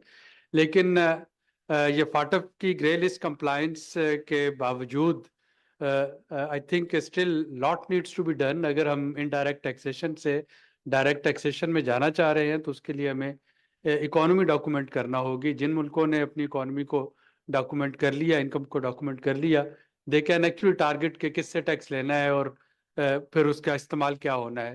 तो FBR ऑब्वियसली जब उसके पास डायरेक्ट टैक्सेशन के टारगेट्स का ही नहीं पता तो फिर सारी की सारी टैक्सेशन जो है मेजॉरिटी वो इनडायरेक्ट ही होगी. और जब वो इनडायरेक्ट होगी तो फिर वो रिग्रेसिव होगी तो लैक ऑफ ट्रस्ट आएगा. फिर मैं अपने बिजली का बिल दिखाऊंगा कि देखें इसमें 40% जो है वो सिर्फ टैक्सेशन ही है, और अगर वो कब्र पे भी लगा हुआ है बिजली का मीटर कब्रिस्तान में तो उस पर भी आप TV लाइसेंस फी जो है वो चार्ज कर रहे हैं मुझसे 35 रुपये. तो वो इसलिए है कि आपके पास नहीं है, टारगेटेड मैकेनिज्म नहीं है कि टैक्स किससे लेना है. So we need to start this carry on and continue this attempt to document our economy अगर हम अपने टैक्सेशन सिस्टम को बेहतर बनाना चाहते हैं. जी, I'll go to Naeem Sheikh Saab. You have been practicing from this tax laws की practice आप करते हैं and large and medium businesses आपके पास आते हैं. अब जो बेस की प्रॉब्लम बार बार आ रही है कि जी हमारे पास 4 लाख इंडस्ट्रियल कनेक्शन है जहाँ पे फिक्स चार्जेस भी दिए जाते हैं, बट सेल टैक्स में रजिस्ट्रेशन उसकी 20,000 वो हैं जो टैक्स देने वाले हैं, बाकी को टोटल 40,000 के करीब रजिस्टर होते हैं. अब बैंक अकाउंट्स हमारे पास इस वक्त जो एक्टिव हैं वो 68 मिलियन, 6 करोड़ 80 लाख. FBR की डेटाबेस में वो 1 करोड़ से भी कम है. एंड हमारे पास जो है ये कमर्शियल कनेक्शन जो हैं वो 5 मिलियन को टच कर रहे हैं, 50 लाख करीब. ताजरों की रजिस्ट्रेशन हमारे पास 3 लाख भी नहीं होगी. तो आप जब ये देखते हैं यू आर आपके पास फुटफॉल ज़्यादा होता है टैक्स पेयर्स का, तो what is the reason why this yawning sort of gap कि इतनी बड़ी, जिस तरह से अभी सुलेरी साहब ने बात की कि डॉक्यूमेंटेशन होनी चाहिए, तो हमने क्यों बहुत थोड़े लोगों पे ये बर्डन क्यों बार बार और आपकी कंपनियों पे जैसे क्यों ये बर्डन शिफ्ट हो जाता है? What's wrong with it in your experience? जी, बिस्मिल्लाह रहमान रहीम. थैंक यू अहमद साहब for your question. Before I go to the specific of your question, I would like to transgress a little bit. Last year मेरे एक student थे, उनके साथ मिलके we carried out a study कि पाकिस्तान में क्या इश्यूज हैं रेवेन्यू मोबिलाइजेशन के. And we looked at all the reforms that has taken place over the last of 30 years. You know, जो भी नई गवर्नमेंट आती है वो एक रिफॉर्म कमेटी बना देती है, वो रिफॉर्म कमेटी उसकी इम्प्लीमेंटेशन करती है और वो सिलसिला चलता रहता है, लेकिन बेहतरी कोई नहीं आती। जैसे दोस्तों ने कहा कि 10% टैक्स टू जीडीपी रेशियो आज से 30 साल पहले थी और आज भी हम वहीं पे हैं, and we are stuck up. मैं भी देख रहा था कि 2018 के अंदर हमने तकरीबन 3.8 ट्रिलियन की कलेक्शन की थी रुपी टर्म्स में, तो अगर उसको डॉलर उसका था 116 रुपए का, तो अगर कन्वर्ट करूं तो it comes to $33 billion. So today we are talking about 9.2 trillion rupees, and you convert it to 80, it will give you the same figure. So we're stuck up. We are not moving. What is going wrong? What is the problem? Why these reforms are failing to produce result? This is a very critical area. अब नई government आई है तो हम कुछ और नई नई बातें सुनना शुरू हो गए हैं कि एफपीआर को तोड़ा जाएगा और उसके नए हिस्से बनाए जाएंगे और क्या है, मुझे कुछ समझ नहीं है, because I am not privy to those discussions. But as a outsider, as a consultant, जो इंटरेस्टिंग बात मैं आपसे शेयर करूं कि 2001 में एक टास्क फोर्स बनाई मुशर्रफ साहब ने, and I was privileged to be a member of that committee. उस टास्क फोर्स की एग्जीक्यूटिव जो समरी है उसका अगर मैं पहला पेज निकाल के आज रिप्रोड्यूस करके किसी को भेज दूं तो nobody will be able to judge कि ये आज से 25 साल या 20 साल पुरानी report. That's the state of affair. हम जहां खड़े थे वहां फंसे हुए हैं. तो हमने दो तीन, ये लंबा सा छोटा सा जवाब है, but I will like to concise this. I will take 5 to 7 minutes. हमने दो तीन चीजें ऑब्जर्व की which I would like to share, क्योंकि रिफॉर्म फेल हो रहे हैं बेसिकली. टू स्टार्ट विद, एक तो ये है कि जो भी रिफॉर्म बनाए जाते हैं, किए जाते हैं, उनमें सब में कुछ ना कुछ बहुत अच्छी बातें होती हैं, लेकिन गवर्नमेंट कभी भी उन रिफॉर्म को इन फुल इंप्लीमेंट नहीं करती. Government always chooses to go for low hanging fruits, और जो मुश्किल और डिफिकल्ट डिसीजन होते हैं which goes to the core of the institution and the fundamentals, उसको छोड़ दिया जाता है. जब तक आप उसको ठीक नहीं करेंगे कुछ नहीं होगा. बेसिक चीज जो हमने ऑब्जर्व की, trust, public trust is very very important now across the globe. दुनिया बात ये करती है कि जब तक पुराना जो नियो क्लासिकल इकोनॉमिक थ्योरी थी कि people are selfish and they will not pay tax unless you penalize them, so they will pay tax for the fear of punishment, but that has grown old now. अब social scientist का consensus है कि नहीं, people have a urge to live in a society, work according to norms of the society, take their place and position in the society while pursuing their selfish end, yes, but they would like to contribute that also. And they have come to a conclusion कि कोई भी effort tax collection की कामयाब नहीं होगी जब तक कि there is a leap of faith by the people. So unfortunately वो जो पीपल का ट्रस्ट है, वो जो लीप ऑफ फेथ है, वो मिसिंग है इस सारे सिस्टम के अंदर, और किसी ने उसकी बात नहीं की और कोई उसको हाईलाइट नहीं करता और कोई कॉन्शियसली उसको डील भी नहीं करता. सारा सिस्टम ठीक कर लें, जब तक आप उसको ठीक नहीं करेंगे कुछ नहीं होगा basically. This is written on the wall basically. अब वो हम कैसे ठीक करेंगे, वो भी एक इशू है. हमारे इश्यूज बहुत ज्यादा हैं, लेकिन हमें उसके ऊपर काम करना पड़ेगा. हमें कॉन्शियसली उसको स्पॉटलाइट में लाना पड़ेगा. हमें सिस्टम के अंदर अकाउंटेबिलिटी बिल्ड करनी पड़ेगी. जब मैं अकाउंटेबिलिटी की बात कर रहा हूं तो ये बड़ी ब्रॉड टर्म है.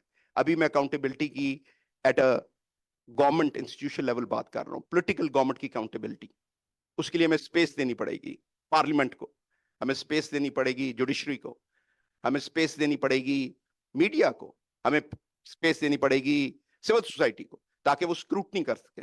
उनको इन्वॉल्व करना पड़ेगा. अभी पीछे मैं सेशन सुन रहा था, तो उस सेशन को सुनने से मुझे ये फीलिंग बड़ी सख्ती से आ रही थी कि लोगों के अंदर कॉन्फिडेंस नहीं है. They have their grievances.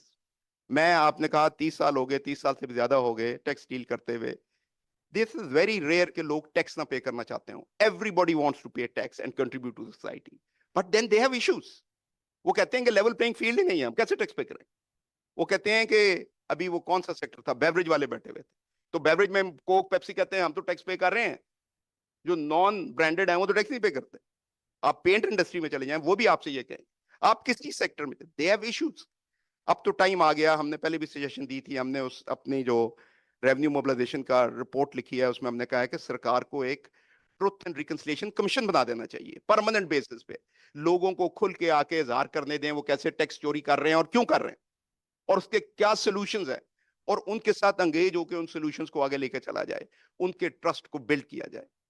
अब ये बहुत लंबी बात है ट्रस्ट बिल्डिंग कैसे होगी, बट उसकी मुख्तलिफ फेजिंग है। टैक्स पेयर का एक इंटरफेस होता है रिटर्न, हम अभी तक सिंपल आसान रिटर्न ही नहीं बना सके। हमने उर्दू में रिटर्न नहीं बनाई, हमने पंजाबी में रिटर्न नहीं बनाई। क्यों नहीं बनाई भाई, सिंधी में क्यों नहीं बनाई? Why we expect everybody to be a English speaking और English educated and you know and tax सेवी?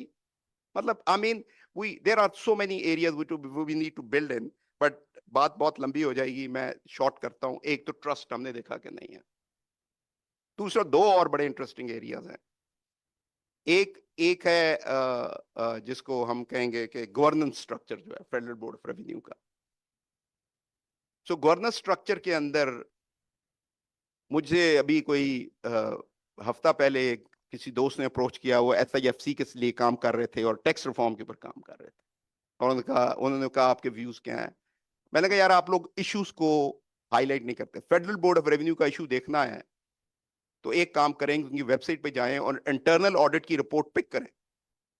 Internal audit is a critical, आप सबको पता है जो कॉर्पोरेट वर्ल्ड में है या कारोबार में है या बिजनेस में है या गवर्नमेंट में है, internal audit is a dam important department. तो मैंने कहा उनकी 167 पेज की रिपोर्ट है और यू विल बी शॉक्ड कि उसमें 70 पेजेस पे तस्वीरें लगी हुई मुख्तलिफ, जो फॉर गॉड सेक वो अपना काम ही नहीं कर रहे। बाबा पहले उनको तो सही करवा लें, आप तोड़ के क्या कर लेंगे? तोड़ के तो वो वहीं बैठे होंगे जहां वो आज बैठे हुए basically. So internal audit function बहुत वीक है। इंटरनल ऑडिट को आपको तगड़ा करना चाहिए, साउंड करना चाहिए। Why it's reporting to the chairman? Chairman is the chief executive officer of the company. In a normal company the internal audit functions report to the board audit committee. अच्छा, अब ऊपर किसको रिपोर्ट किया जाए, ये भी एक इशू है। मैं एक बार देख रहा था कि अमेरिका के अंदर कांग्रेस ने एक बिल पास किया 1993 में। उन्होंने जनाब, मैं आपको अब जरा इंटरेस्टिंग, ये थोड़ा सा इंटरेस्टिंग है, उन्होंने TIGTA के नाम से एक डिपार्टमेंट बनवाया, इंस्पेक्टर जनरल टैक्स एडमिनिस्ट्रेशन, 1993 में। और उन्होंने कहा क्या? उन्होंने कहा IRS की ओवरसाइट नहीं हो रही, इफेक्टिव ओवरसाइट नहीं हो रही, जो उस कांग्रेस ने कहा हम नहीं कर सकते। तो उन्होंने कहा एक डिपार्टमेंट बनाते हैं, एक्सटर्नल डिपार्टमेंट, और उसका मिशन स्टेटमेंट क्या है? Safe the integrity of the tax system. और वो करता क्या है? Independent audit and investigation services to enhance the efficiency, economy and effectiveness of the internal revenue services. यानी वो उनको वाउच करता है, वो ऑडिट करके उनको ऑडिट करता है और चीजों को देखता है। और the TICTA oversight function are geared towards pinpointing systemic efficiencies with high risks in IRS operations and investigative vulnerabilities in tax administration. Pakistan में कौन काम कर रहा है? पार्लियामेंट करती है? नहीं करती। फाइनेंस मिनिस्टर कर सकता है? नहीं कर सकता। हमने एक पॉलिसी बोर्ड बनाया हुआ लॉ के तहत, वो पॉलिसी बोर्ड इफेक्टिव ही नहीं है। फाइनेंस मिनिस्टर के पास टाइम ही नहीं है, सारे फेडरल मिनिस्टर उसके मेंबर्स हैं। तो भाई आपके सिस्टम के अंदर टोटल ब्लॉकेड है। आप पहले अपने सिस्टम को, बेसिक करेक्टिव मेजर्स को आपको ठीक करना पड़ेगा। इससे हम आगे चलें, इधर नीचे आए तो जो फेडरल बोर्ड ऑफ रेवेन्यू है, अहमद साहब, वो भी हमारे एनालिसिस के अंदर राइटली स्ट्रक्चर्ड ही नहीं। हम समझते हैं कि दो की रिस्क एरियाज हैं फेडरल बोर्ड ऑफ रेवेन्यू के।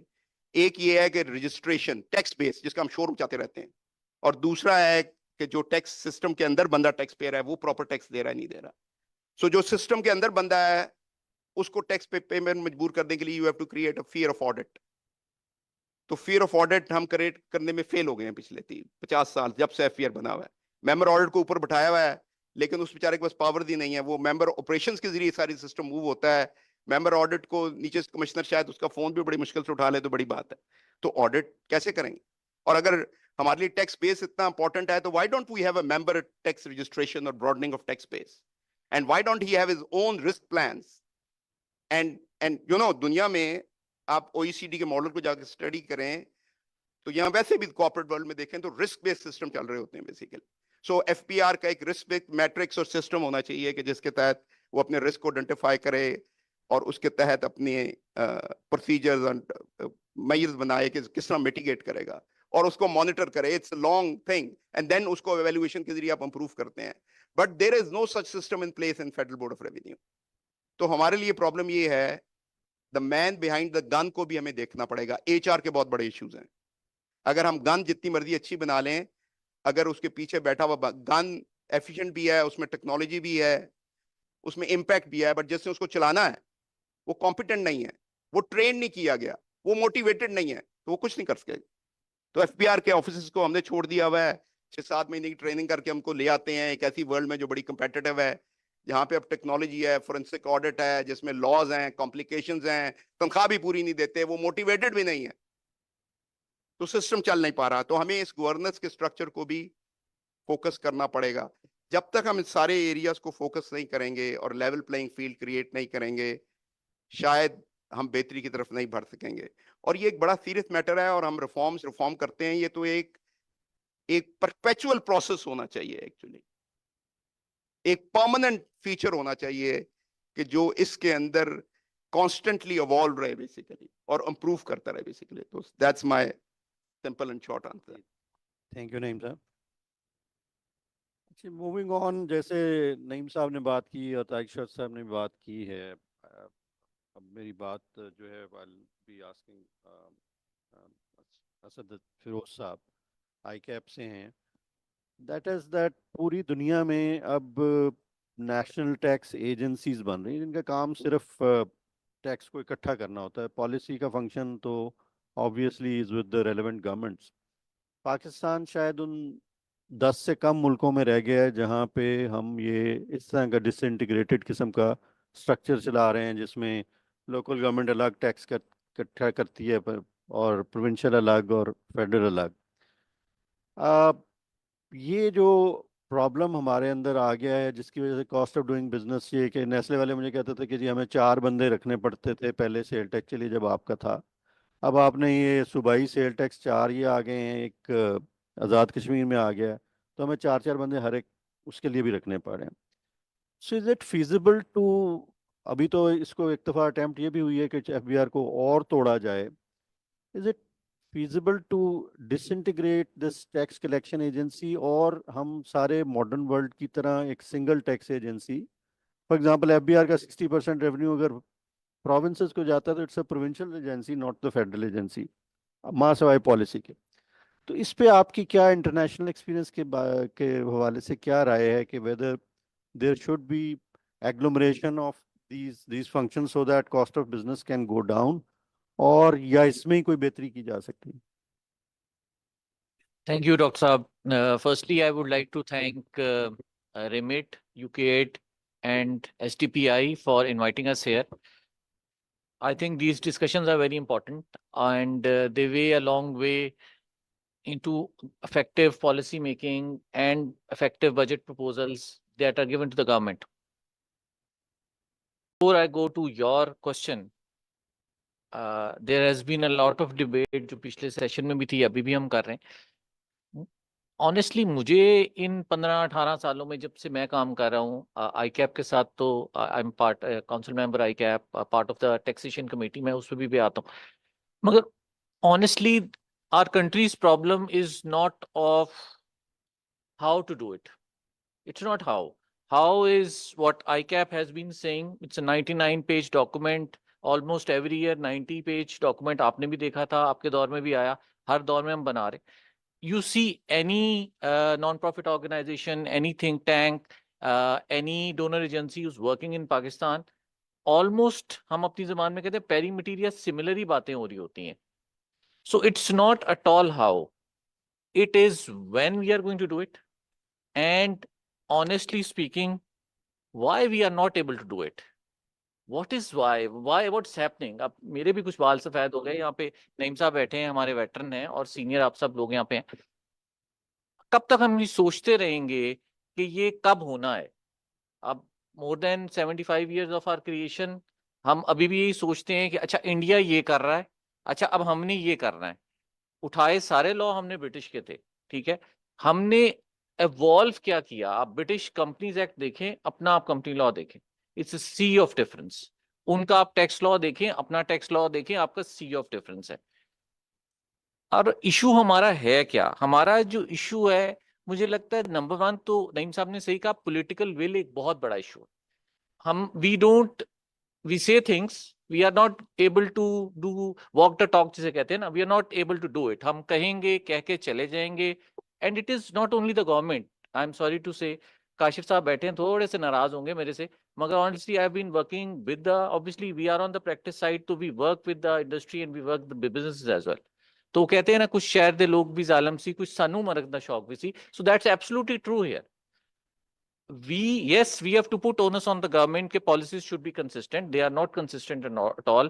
वो एक साल मिनिमम टैक्स आता है, उस साल हम मिनिमम टैक्स खत्म करते हैं, कोई साल में एडवांस टैक्स किसी और तरीके से लाते हैं, किसी और तरीके से ले जाते हैं. You have been a taxman, you Tariq साहब बैठे हैं, नईम साहब has been here. मतलब हम देखते आए हैं कि मतलब एक बजट, दूसरा बजट, तीसरा बजट, मतलब 2-3 सालों में everything changes, everything goes down the drain. So what is the fault of the investor? Foreign investor का क्या फॉल्ट है?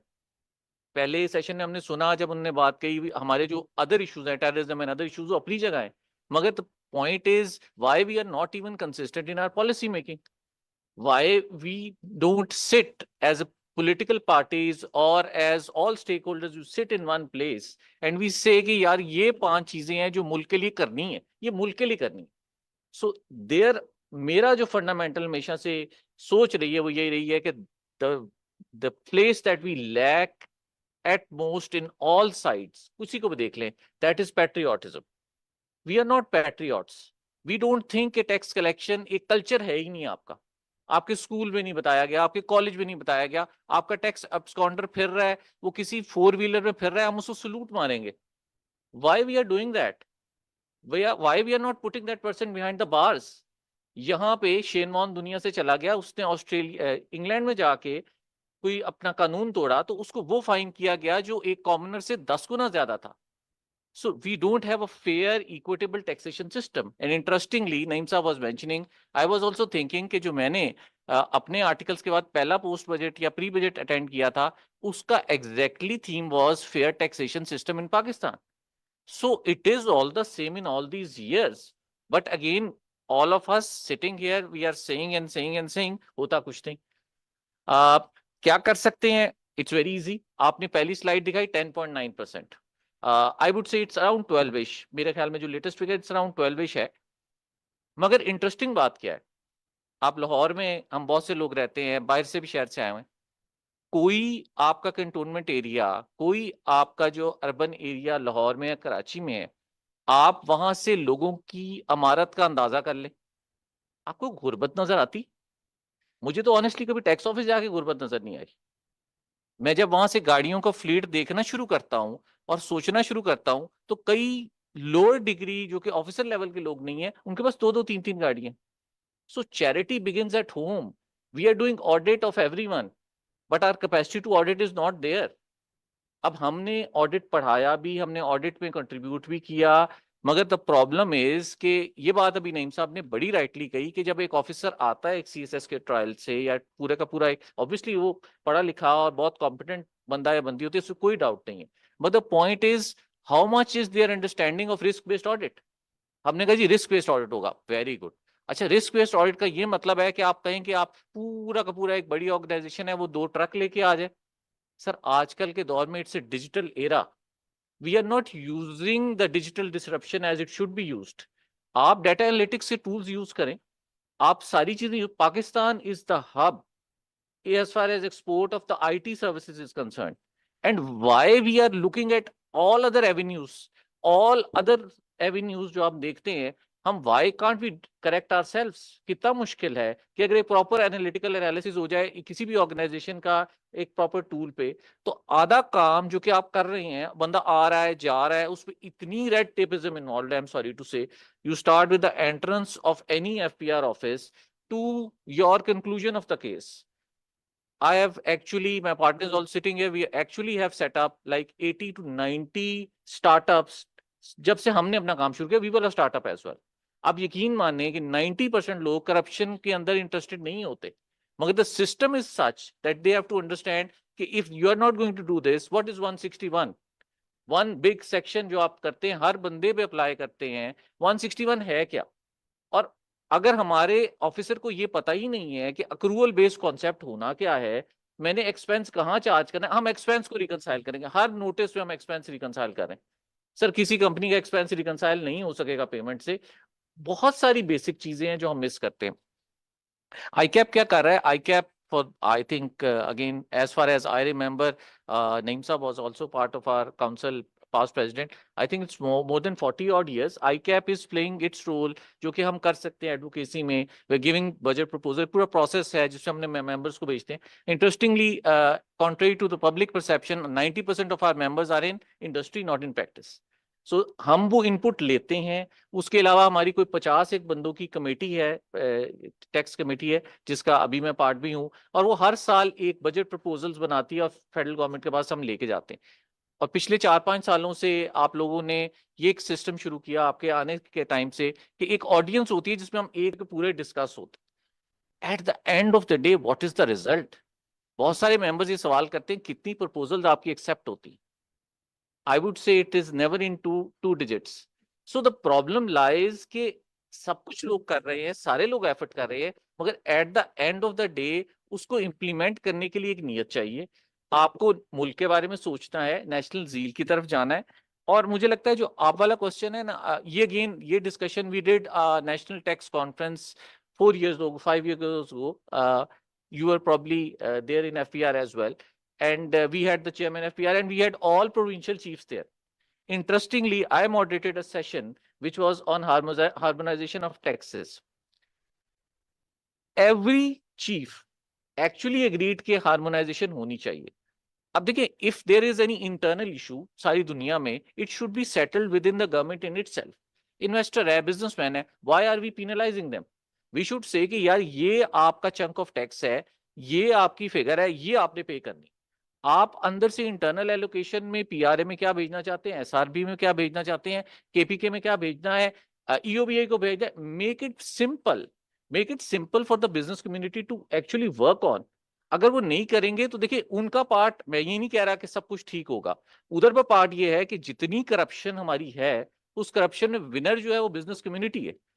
10.9% भी अगर आपका रेट है, तो अगर आप किसी वर्ल्ड बैंक या किसी और डोनर को देख लें या इंडिपेंडेंट इकोनॉमिस्ट को फिगर देखें, हम 25% प्लस के टैक्स टू जीडीपी पे हमें होना चाहिए.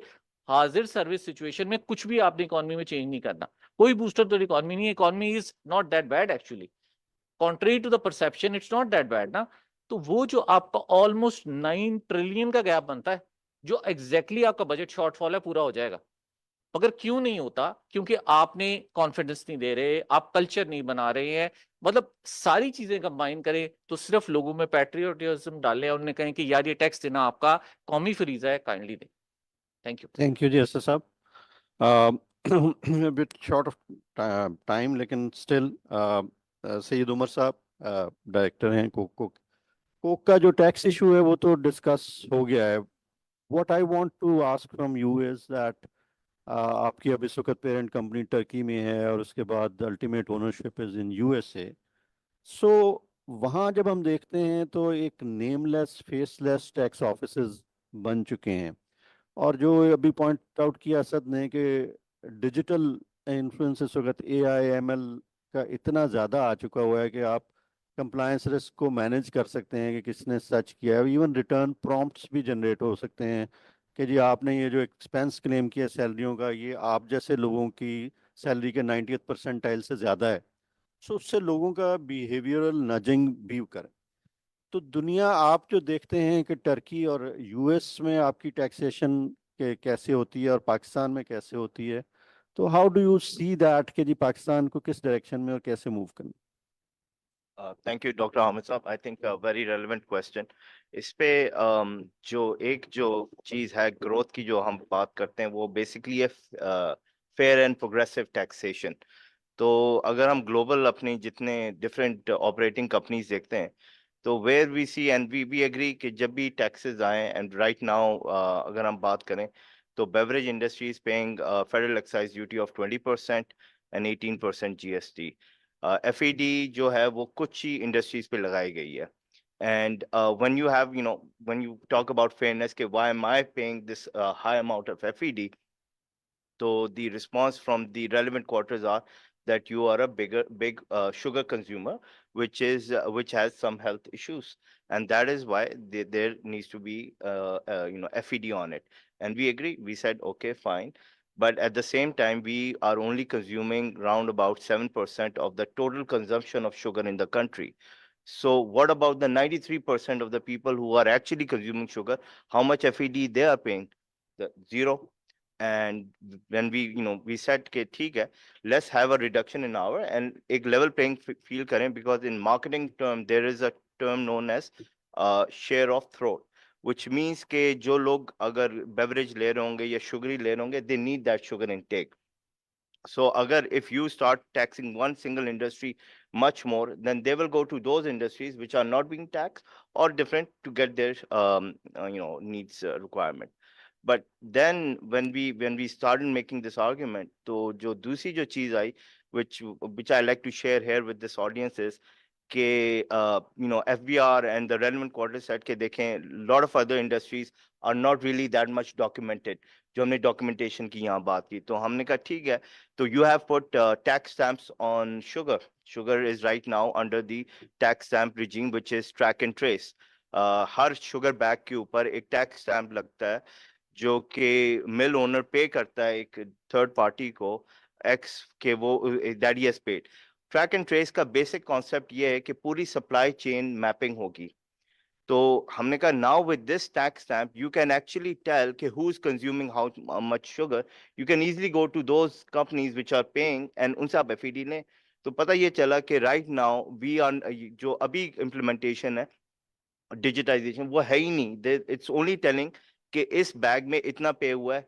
There is no detail of the consumer of that sugar bag. And that is where basically it begs the question कि इतने millions of dollars are being spent, but what is the ROI on that investment? So as an industry, we have been very much open कि आप करें चीजें डालें, digitization करें, but then there should be a reflection on the level playing field, and then everyone needs to have that equitable tax that everyone pays. Thank you, That is the Masab. dilemma. So horizontal equity जो है वो एक बहुत ज़रूरी feature है tax का कि आपका साथ का दुकानदार या साथ वाला बिजनेस टैक्स नहीं दे रहा तो you can be thrown out of the market because उसकी कॉस्ट और उसके प्रॉफिट्स बिल्कुल मुख्तलिफ होते हैं. Because of पॉसिटी of time I will start with president Lahore chamber of commerce, but एक क्विक फायर थोड़ा सा टाइम रिस्ट्रिक्शन को देखते हुए कि आप इस बजट में एक या दो चीज़ें क्या चाहते होंगे, लेकिन इसको बस बहुत लंबा नहीं हमने करना. जी प्लीज. मैं जी सिर्फ ये कहूँगा कि सिर्फ ये हमें बता दें इस बजट के अंदर कि जो टैक्स नेट की हम बार बार और हमने सबने बात की है, एक टैक्स पेयर के लिए फ़ायदा क्या होगा, क्योंकि टैक्स पेयर के लिए सिर्फ मुश्किलात हैं, टैक्स पेयर के लिए फ़ायदा कोई नहीं. और जो मैं एक बात हमेशा सिर्फ ये कहता हूँ कि आप पेनल्टी बताते हैं कि एक जो टैक्स फाइलर है उसके लिए पेनल्टी कम है और जो नॉन टैक्स पेयर है उसके लिए पेनल्टी ज़्यादा है. तो पेनल्टी ना करें, उसके लिए फ़वाइद बताएं. It is very important. दूसरी बात ये कि जी आप जो भी पॉलिसी लाते हैं, अभी पिछले दिसंबर से लेकर अब तक 3 SROs आए हैं, किसी एक बिजनेसमैन से उसको डिस्कस नहीं किया गया.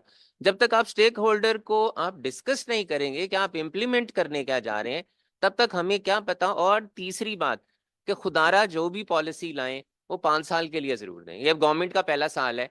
मैं क्यों इस मुल्क में इन्वेस्ट करूंगा, मैं क्यों इस मुल्क में पैसा लगाऊंगा और मैं क्यों टैक्स दूंगा जब आपने और आप पॉलिसियां. एक और रिक्वेस्ट ये होगी कि अपने कवानीन टैक्स पेयर्स के लिए ना बनाएं, अपने कवानीन उनके लिए बनाएं जो टैक्स नेट के अंदर नहीं है. आप कवानीन उनके लिए बनाते हैं जो टैक्स नेट के अंदर है, उन्हें पेनलाइज करो, उन्हें पकड़ लो, उन्हें स्क्वीज कर लो, उनके ऑडिट करो. खुदारा हमारा पीछा छोड़ दें, हमारे ऑडिट ना करें, उनके ऑडिट करें, उनको पकड़ें. और एक और बात, आप उनको नेट के अंदर क्यों नहीं लाते जो आपका कानून ये कहता है कि कमर्शियल मीटर्स ने अपनी रिटर्न फाइल करनी है, आप उनको क्यों नहीं पकड़ते जो प्रॉपर्टी का सारा कुछ प्रॉपर्टी में चला गया ना, क्यों नहीं पकड़ते जो प्रॉपर्टी का आपका प्रोविंशियल टैक्स और फेडरल टैक्स पे करते हैं, डाटा भी है, आप फिर हमारे पीछे आते हैं. तो मेरी रिक्वेस्ट सिर्फ यही है कि जो डाटा आपके पास है उस डाटे से उनको अंदर लेकर आएं और खुदारा सख्त वर्ड है, हमारा पीछा छोड़ दें, हमें काम करने दें. हमारे लिए और भी बहुत सी मुश्किलात हैं, उन पे आए जो टैक्स नेट के अंदर नहीं है. थैंक यू काइस साहब. तो काइस साहब जो if I can sum it up, तो एक तो ये कह रहे हैं कि ब्रॉडनिंग ऑफ बेस और अपना रेट ये जो एग्जिस्टिंग पे है वो कुछ काम किया ऐड करूंगा. 5 आप सेल्स टैक्स को आप 4 से 5% करके अक्रॉस द बोर्ड करते हैं. आप अब अभी सारे कवानीन बन रहे हैं जनाब इस पे फ्लाइंग इनवाइसेस पे और फेक इनवाइसेस पे अक्रॉस द बोर्ड कर दें, सब पे कर दें, 4% कर दें, ताकि फेक और फ्लाइंग का कॉन्सेप्ट से ट्राई करके तो देखें की हो जाएगा। आप करके तो देखें, 1 साल करके देख लें, नहीं होगा अगले साल आप तो 2 महीने के बाद पॉलिसी चेंज कर देते हैं, बदल देना 6 महीने के बाद। सर इत्तेफाक से एफबीआर में से अभी कोई भी नहीं बैठा हुआ, तो इसलिए हमारे माजी को इस बात का ना हिस्सा समझा जाए क्या? जी शायद साहब, quick 1 or 2 things which you will like to see in this budget. I think जो इम्प्लीमेंटेशन है उसको वन वुड लाइक टू सी कि वो रोबस्ट हो, और ये टैक्स बेस का बढ़ाना ज़रूरी है। हम इसके बारे में ये नहीं कह सकते कि हम यूनिक हैं। देखें, जो शख्स माल इंपोर्ट करता है, दूसरे मुल्क से सौदा करता है, यहाँ मंगाता है, यहाँ आगे बेचता है, हम ये कहें कि उसको टैक्स रिटर्न भरना नहीं आता, तो मैं नहीं इस बात से एग्री करता। सो आई थिंक इस तरह के हम एक्सक्यूजेस हमने अपने लिए बनाए हुए हैं। या जैसे तारिक साहब ने कहा कि ये कहा जाता है कि अच्छा किसान है वो नहीं कर सकता, नहीं, ये अब आजकल के ज़माने में ये चीज़ें चल नहीं सकती। या तो हमारा गुजारा हो सकता हो, पब्लिक एक्सपेंडिचर को हम कंट्रोल नहीं करते और जिसकी नीड हम बता रहे हैं, टैक्स कलेक्ट हम नहीं करते, तो उसमें तो कोई हम फिर डिस्कशन ही कर सकते हैं, कोई उसका वे आउट मेरे पास तो नहीं। थैंक यू तारिक साहब, 1 या 2 बातें, और टाइम आपके पास 1 मिनट है, आपने बहुत 1 मिनट नहीं इसको करूंगा। वो जो इमीडिएट एक्सपोजर आपका होता है ना, आप वहां से ही कैरी करते हैं। I am working in tribunal, तो मेरा तो इमीडिएट प्रपोजल ये है कि टैक्स ऑडिट को रोक देना चाहिए एटलीस्ट फॉर 2-3 years, और इसको स्टॉप करके मेरी सारी असेसमेंट जितनी है ट्राइब्यूनल में जाके सस्टेन तो करती रही है। पहले बहुत अच्छा comprehensive audit manual, IT support, how to write a judgment, इनको सिखाया जाए और बहुत कम ऑडिट किए जाएं सारा। इसलिए फौरी तौर पे तो मैं एक ये समझता हूँ। और ये वाला जो ज्यूरिसडिक्शन का एक इशू है, बहुत बड़ा सेल टैक्स की बात भी हुई, फेक फ्लाइंग इनवॉइसेस की, इसका ज्यूरिसडिक्शन का हमें बदलने की जरूरत है। जब तक मैं पूरे सप्लाई चेन को एक जगह पे एक बंदे के पास नहीं देता, ये सस्टेनेबल ऑप्शन ही नहीं होती। मैं एक को पकड़ता हूँ, इसने बी से खरीदा था, बी ने सी से, सी फेक है, सी मेरे पास है ही नहीं। अजम्पशन के ऊपर हर रोज टैक्स लगता है, हम उसको खत्म कर देते हैं। तो ज्यूरिसडिक्शनल चेंजेस जी और ये इसके लिए थैंक यू तारिक साहब। मतलब ये है कि 3200 बिलियन इकट्ठा किया एफबीआर में, उसमें 100 बिलियन सिर्फ डिमांड का, 3100 बाकी ये विद होल्डिंग और एडवांस से आ रहा है। सो कोई इंपॉर्टेंट नहीं है, ये सही कह रहे हैं तारिक साहब कि ये 100 बिलियन और ये अपील में सारा टूट जाता है। और ये हमें शर्मिंदा नहीं होना चाहिए कि हम एफर्ट से टैक्स नहीं कलेक्ट करते। यूएस भी यही करता है, 98 to 99% of their taxes are coming through voluntary compliance. तो वॉलंटरी कंप्लायंस को रीइंफोर्स करना है। जी सुलैही साहब आप। मैं सिर्फ ये रिटेल टैक्स पे जो बात हो रही है, इस्लामाबाद में बैठा जो मेरा सबसे बड़ा चैलेंज होता है, रेस्टोरेंट्स में पीओएस सिस्टम जहाँ जहाँ पे लग गए हैं, आप 1 रुपया वो उसकी रसीद भी दे रहे होते हैं, आप जीएसटी भी दे रहे होते हैं, और वो आपको बिल्कुल वो नॉन एफपीआर नॉन पीओएस जो है इनवाइस दे रहे होते हैं। इट मीन कि मैं एज ए कंज्यूमर टैक्स पे कर रहा होता हूँ, वो टैक्स जो है वो ना तो एफपीआर के पास आ रहा है, मेरी जेब पे भी वो डाका पड़ रहा है, और वो सारा जो है एडवांटेज वो कोई तीसरी पार्टी लेके जा रही है। तो जब ये रिटेलर पे टैक्स की बात आती है, तो मैं यही सोच रहा हूँ कि उसको कैसे ठीक किया जाएगा। और ये मैं इस वक्त आपको ऑथेंटिसिटी से कह रहा हूँ, आप श्रीना में जाके लंच कर लें, आप मैरियट में जाके वहाँ पे खाना खा लें, आप बल्कि आप तो जितने पॉश रेस्टोरेंट है वो आपके पास टैब लेके आते हैं, वो टैब पे इलेक्ट्रॉनिक आपको इनवाइस दिखा देते हैं, आप बिल पे करते हैं, और उसके बाद आपके पास कोई रिकॉर्ड नहीं होता है, and all of them they are collecting whatever GST one is paying. Similarly, कई दफ़ा मैं आपके वो जो एक व्हाट्सएप पोर्टल बना हुआ है एफबीआर का, I keep on complaining there, आप क्रेडिट कार्ड से पे करते हैं जिसपे कि आपको 5% रेस्टोरेंट में टैक्स पड़ना चाहिए। Most of the restaurants they are charging 17%। वो आपसे क्रेडिट कार्ड पे पेमेंट लेते हैं, और जब आपको इनवाइस कच्ची इनवाइस वो देते हैं, वो भी 17% वाली। तो रिटेलर पे लगा के अगर एफपीआर को नहीं मिलेगा, गवर्नमेंट के पास नहीं जाएगा, तो फिर हम इतना लंबा चौड़ा जो है वो सारा वो क्यों करने जा रहे हैं। जी thank you much. By the way मतलब ये है कि ये बेसिकली फेलियर ये है कि हमारा सिस्टम जो है उसमें होल्स हैं, और प्रॉब्ली वैट एक ऐसी चीज़ है जो यूरोपियन यूनियन अगर 20-22 मुल्क मिल के चला सकते हैं, तो हमारा भी आदत है। और यूएस में तो 5% पे रिटेल का जो ये कह रहे थे कि 4% लगा दें सब पे, तो वो लगा हुआ है और उसको वो वहाँ से भी मॉनिटर कर रहे हैं। सो ये टेक्नोलॉजी जो है इसको ठीक करने की ज़रूरत है। जी जी नईम साहब। जी एक छोटी सी बात, 3 सेगमेंट्स की बात हो रही थी, agriculture, retail and real estate. Agriculture, retail and real estate को आप इफेक्टिवली टैक्स नहीं कर पा रहे हैं। मेरे ख्याल में ये करने के लिए बहुत जरूरी है कि फेडरल गवर्नमेंट और प्रोविंशियल गवर्नमेंट मिलकर ही इनको टैक्स कर सकते हैं। देखिए नीदरलैंड में आपने दुकान खोलनी हो तो वो कहते हैं कि आप आके पहले लाइसेंस लें और फिर 3 दिन का कोर्स करें जिसमें वैट पढ़ाते हैं आपको। तो ग्राउंड के ऊपर तो प्रोविंशियल गवर्नमेंट है, तो प्रोविंशियल गवर्नमेंट को फेडरल गवर्नमेंट नहीं मिलाएगी, नहीं कर सकेगी। अब रियल स्टेट में आए, रेगुलेटर लाहौर के अंदर एलडीए है, वो रेगुलेटर को जब तक हम इन्वॉल्व नहीं करेंगे वो कोऑर्डिनेशन नहीं होगी, वो टैक्स कलेक्ट नहीं होगा। एग्रीकल्चर ले लें, एग्रीकल्चर भी मिसनोमर है। एक तो हमने स्टडी की कि एग्रीकल्चर में जो एग्रीकल्चरिस्ट है प्योर, उससे टैक्स कलेक्शन तो छोड़ दें, लेकिन उसके बाद के जो प्रोसेसेस हैं उस पर टैक्स कलेक्शन होना चाहिए। तो मुझे आज तक याद है कि आज से 10 साल पहले या 15-20 साल पहले की पुरानी बात होगी, मेंबर ने पूछा क्या करें। मैंने कहा जनाब मार्केट कमेटी जो सोर जहां पे गल्ला बिकता है वहां से टैक्सेशन शुरू करें। तो उन्होंने कहा नहीं यार वो तो हो नहीं सकता, तो प्रोविंशियल गवर्नमेंट इन्वॉल्व है, मार्केट कमेटी प्रोविंशियल गवर्नमेंट नहीं जाती है। प्रोविंशियल गवर्नमेंट एनएफसी अवार्ड के तहत 18 अमेंडमेंट के बाद 55% शेयर तो ले रही है। डेट सारा फेडरल गवर्नमेंट के पास पड़ा हुआ है, वो डेट भी दे देते हैं इनको 55%, तो इनकी तबीयत ठीक हो जाती है, नहीं पता चल जाता है। कल से इनका चीफ मिनिस्टर कह रहा था कि हमें फेडरल गवर्नमेंट पैसे दे, और भाई पैसे कैसे दे, पैसे फेडरेशन तो बेचारी मर गई हुई है ना सर। सो आई थिंक ये जो है ना the nexus between the provincial government and the federal government, जो आपने भी बात की टैक्सेस की कलेक्शन के लिए, आई थिंक दैट्स नाउ ए की एरिया, और हम इस पर फोकस नहीं करेंगे तो हम आगे नहीं बढ़ेंगे। Thank you. कॉमन इस तरह की हो जाए और एक national database of transactions and assets जो हैं प्रॉब्ली इसका। जी आप। जी थैंक यू डॉक्टर साहब। वेरी क्विकली मेरा ख्याल है एग्रीकल्चर टैक्स नंबर 1, और वो स्ट्रोक ऑफ अ पेन से भी चेंज हो सकता है। अगर आप फेडरल अपना जो मेन कॉन्स्टिट्यूशन है, कॉन्स्टिट्यूशन ऑफ पाकिस्तान, उसको चेंज कर लें, एक स्ट्रोक है, कर लें, इतनी चेंजेस करते हैं, इतना मुश्किल काम नहीं है। थोड़ी सी हिम्मत करनी पड़ेगी। आई अंडरस्टैंड कि बहुत बड़ा पॉलिटिकल इशू है, मगर अब जरूरी है, बहुत बड़ा लीकेज है। Number 2, I think corporate tax को आपको रिड्यूस करना है। कॉर्पोरेट टैक्स को आपको इस तरह सोचना है कि ये ट्रिकल डाउन इफेक्ट होगा आपका डॉक्यूमेंटेशन ऑफ इकोनॉमी में।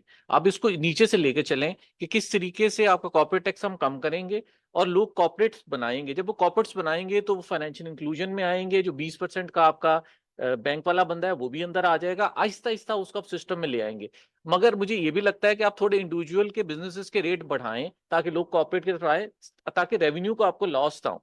तीसरी चीज मुझे लगता है बहुत इंपॉर्टेंट है, जो आईकैप से रेलेवेंट है, और मुझे लगता है कि हमारे जो चार्ट अकाउंटेंट्स हैं, प्रैक्टिसिंग है, क्यूसीआर रेटेड हम एक देते हैं सर्टिफिकेशन, वो लोग जो कि ऑडिट कर सकते हैं और एक्सटर्नल ऑडिट करते हैं, इंटरनल ऑडिट करते हैं। मुझे लगता है रिस्क बेस्ड ऑडिट को आप कुछ ना कुछ पोर्शंस में आप उनको दें, ताकि आप अपनी ऑडिट की पोजीशनिंग जो है ना वो एक्सपर्ट से करवानी शुरू करें। Thank you. जी सैयद उमर साहब। जी कोका कोला के अलावा बात करनी है आपने, कोई अच्छा, नेशनल तो बात भी करनी है। बिल्कुल, तो मेरा ये कि राइट नाउ इनडायरेक्ट टैक्सेस जो पाकिस्तान में अगर देखें with versus direct taxes, we are very much reliant on indirect taxes.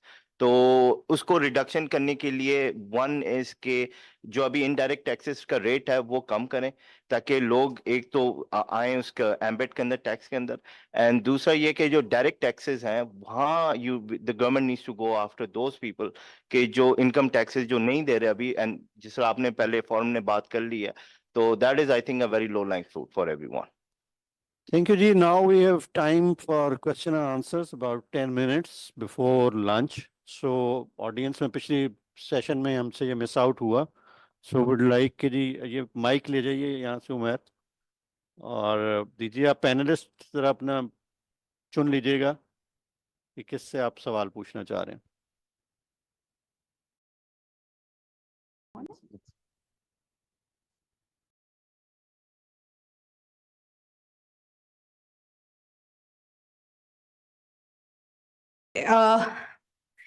So my name is Sahar Malik. Abhi, I am the current president of Women Chamber of Commerce. Okay. The thing is, I am also into PEPRA board. I am representing a procurement and supply chain community. Here I am not going to tell you all के problems or issues क्या हैं. I am actually going to tell you क्योंकि मैं license procurement community को कर रही हूँ and representing the PEPRA जो tax payers को कर रहे हैं, तो obviously they all need कि ये जितने जो issues हैं इनको license होना चाहिए, जो भी वो FBR के हैं या कस्टम के हैं, these people needs to be under license. अब as being a PEPRA board member उन्होंने 50 मीटिंग्स मेरे बगैर कर ली हैं without involving me as expert, कि मैं उनको ये बताती कि you know what is the difference between के अकाउंटेबिलिटी कैसे होगी with the license people who are expire को देखेंगे, एंड द पीपल जो FDIs आ रही हैं बाहर से, उनको किस तरह जो है स्टेक होल्डर का पैसे को कैसे यू नो अकाउंटेबिलिटी के अंदर लेके आएंगे, so that they will feel safe कि जो उनके लिए प्रोक्योरमेंट कर रहा है और जो टैक्स पेयर का पैसा स्पेंड हो रहा है वो लाइसेंस पीपल से हो, उनकी देयर एंड देन अकाउंटेबिलिटी हो.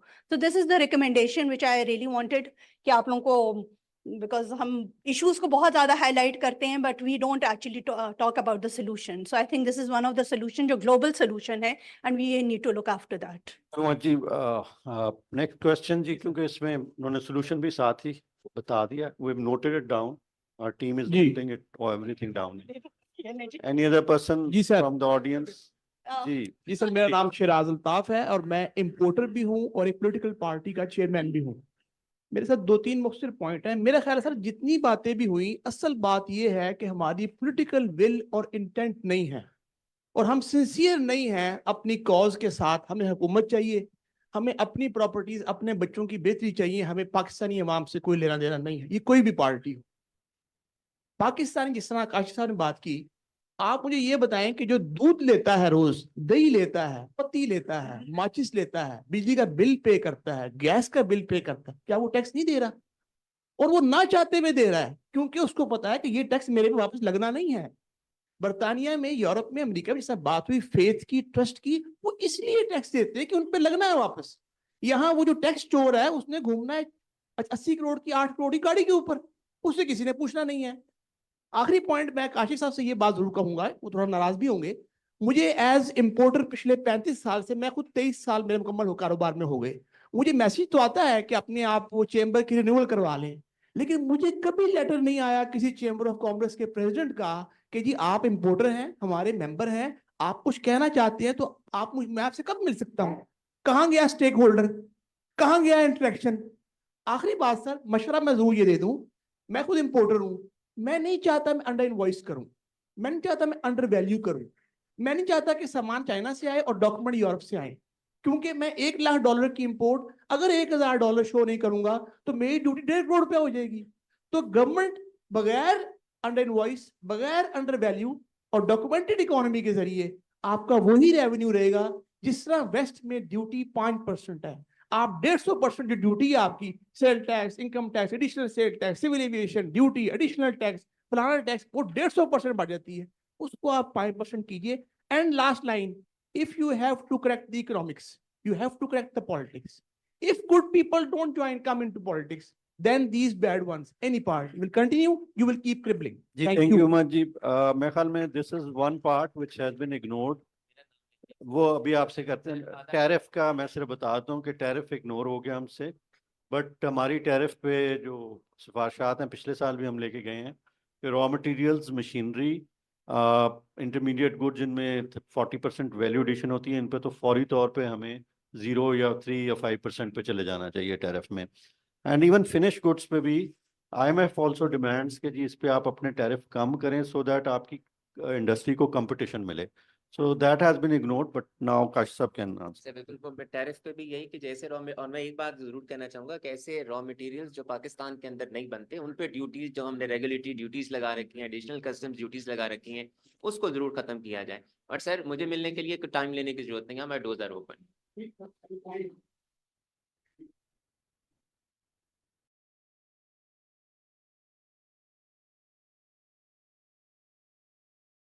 Assalamualaikum. I'm Nilofer Sikandar. I'm Senior Vice President, Women Chamber of Commerce, Lahore. मेरा एक इशू है जो ऐसी बहुत सारी महफिलों में हमने कहा है कि फॉर्मल जो आपके हैं ये रजिस्टर्ड इंडस्ट्रीज, उनके ऊपर बार बार, जैसे काशिफ भाई ने कहा, उन्हीं के ऊपर आप बार बार टैक्सेस लगाते हैं. इनफॉर्मल को कभी, काफी अरसे से हम कह रहे हैं आप इंक्लूड नहीं कर रहे हैं. इनफॉर्मल में एक छोटी सी चीज है कि हैंडीक्राफ्ट को अगर आप ले लेते हैं तो आपका HS कोड में उनको कोड ही नहीं मिला हुआ, तो आप मुझे बताएं, इतना कुछ जाता है, चाइना है, इंडिया है, वो अपनी इस स्मॉल इंडस्ट्री को भी हमने पिछली दफा कहा था कि 2 में कर दें, एक मीडियम में एक स्मॉल में, क्योंकि आपका एसएमई सारा एक जैसा नहीं हो सकता। तो आप जो ये हैंडीक्राफ्ट को जरा लेके आए उसमें टैक्स नेट में, और आपको बहुत ज्यादा लोग मिल जाएंगे जिनके ऊपर आप टैक्स नेट बढ़ा सकते हैं। थैंक यू, नोटेड तारिक साहब। सिर्फ क्योंकि आप चीफ कमिश्नर भी रहे हैं, इन्फोर्स भी करते रहे हैं, तो 1 मिनट में ज़रूर बता दें कि वाई इनफॉर्मल इकोनॉमी को हम 30-30 साल की नौकरियां करके टैक्स क्यों नहीं कर सके।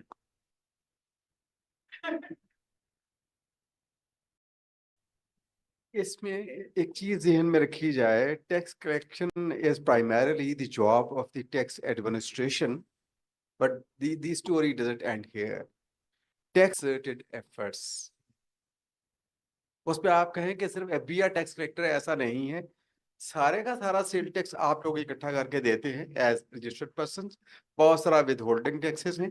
बहुत सारी जगहों पे जब हमने कहा कि जी अनरजिस्टर्ड को अगर आप सेल करोगे तो आपका इनपुट टैक्स नहीं मिलना, इन सब में जितना मैं बताता हूँ, नेशनल कंसर्टेड एफर्ट में जो हमें बिजनेसेस से सपोर्ट चाहिए होती है, वो फॉर वैरायटी ऑफ रीजन वहां से भी नहीं मिल पाती।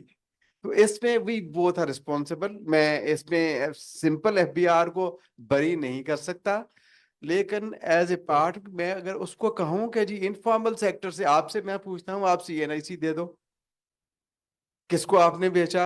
आप कहते हैं वो तो मैंने नहीं देना। हम कहते हैं कि अनरजिस्टर्ड को सेल है, आपका इनपुट टैक्स डिसअलाउ हो जाएगा, आप कहते हैं ठीक है कर लो, लेकिन मैंने नाम नहीं बताना। हम कहते हैं जी विद होल्डिंग टैक्सेस देख लो कहाँ से किससे लिया, टैक्स ले ले विद होल्डिंग टैक्स, हमें नहीं पता ये बंदा कौन है, अनआइडेंटिफाइड ही रहेगा। तो ये कोई नेशनल कंसर्टेड एफर्ट्स के बगैर पॉसिबल नहीं। नहीं, Let's not get into debate. I'm specifically talking about exports. अगर मैं कोई चीजें हैंडीक्राफ्ट की लेके जाना चाहता हूँ, हैंडीक्राफ्ट को एचएस कोड लगना वो चाहिए। आपको बिल्कुल ठीक है, आपका proposal is well based, well taken. Handicrafts के लिए अगर उसकी हार्मोनाइजेशन कोड में नहीं है, दैट शुड बी डन। बिल्कुल अच्छा प्रपोजल है। मैं ख्याल हमने नोट कर लिया, और इस दफा इसको इंशाल्लाह हम लगवा देंगे। ये चैप्टर में तो है, लेकिन इसको स्पेसिफिक कोड लगना है, वो उसके 4 डिजिट जो ऐड होने वो हम करवा देंगे। बट तारिक साहब ये सही कह रहे हैं कि 45 बिलियन इस दफा एक्सपेंडिचर बजट है एफबीआर का, उसमें से 40 बिलियन की तनख्वाहें हैं, तो 5 बिलियन सारे कलेक्शन के लिए पैसे बचते हैं। तो it's not very resource rich organisation, और गवर्नमेंट इन्वेस्ट भी नहीं करती। जी, any other question?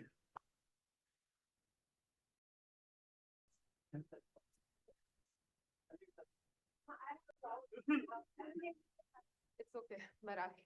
My question to the whole panel is कि आज तो हम उन लोग वो सब बैठे हुए जो यहाँ टैक्स पे करें।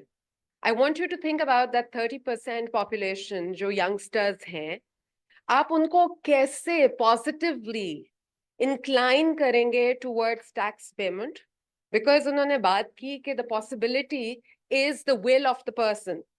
So when I come from academia, I've been chairperson Handicap Association and the chamber president as well. So academia and industry linkages ki baat hoti hai, I've been part of it very strongly in between. So when I talk to my students, they usually ask me the question, what has the country given to us?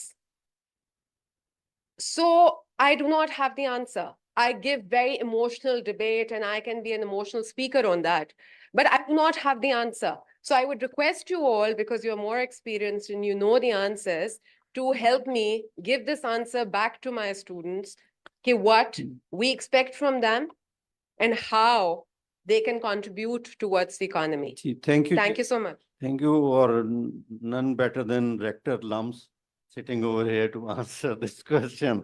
जी शाह साहब।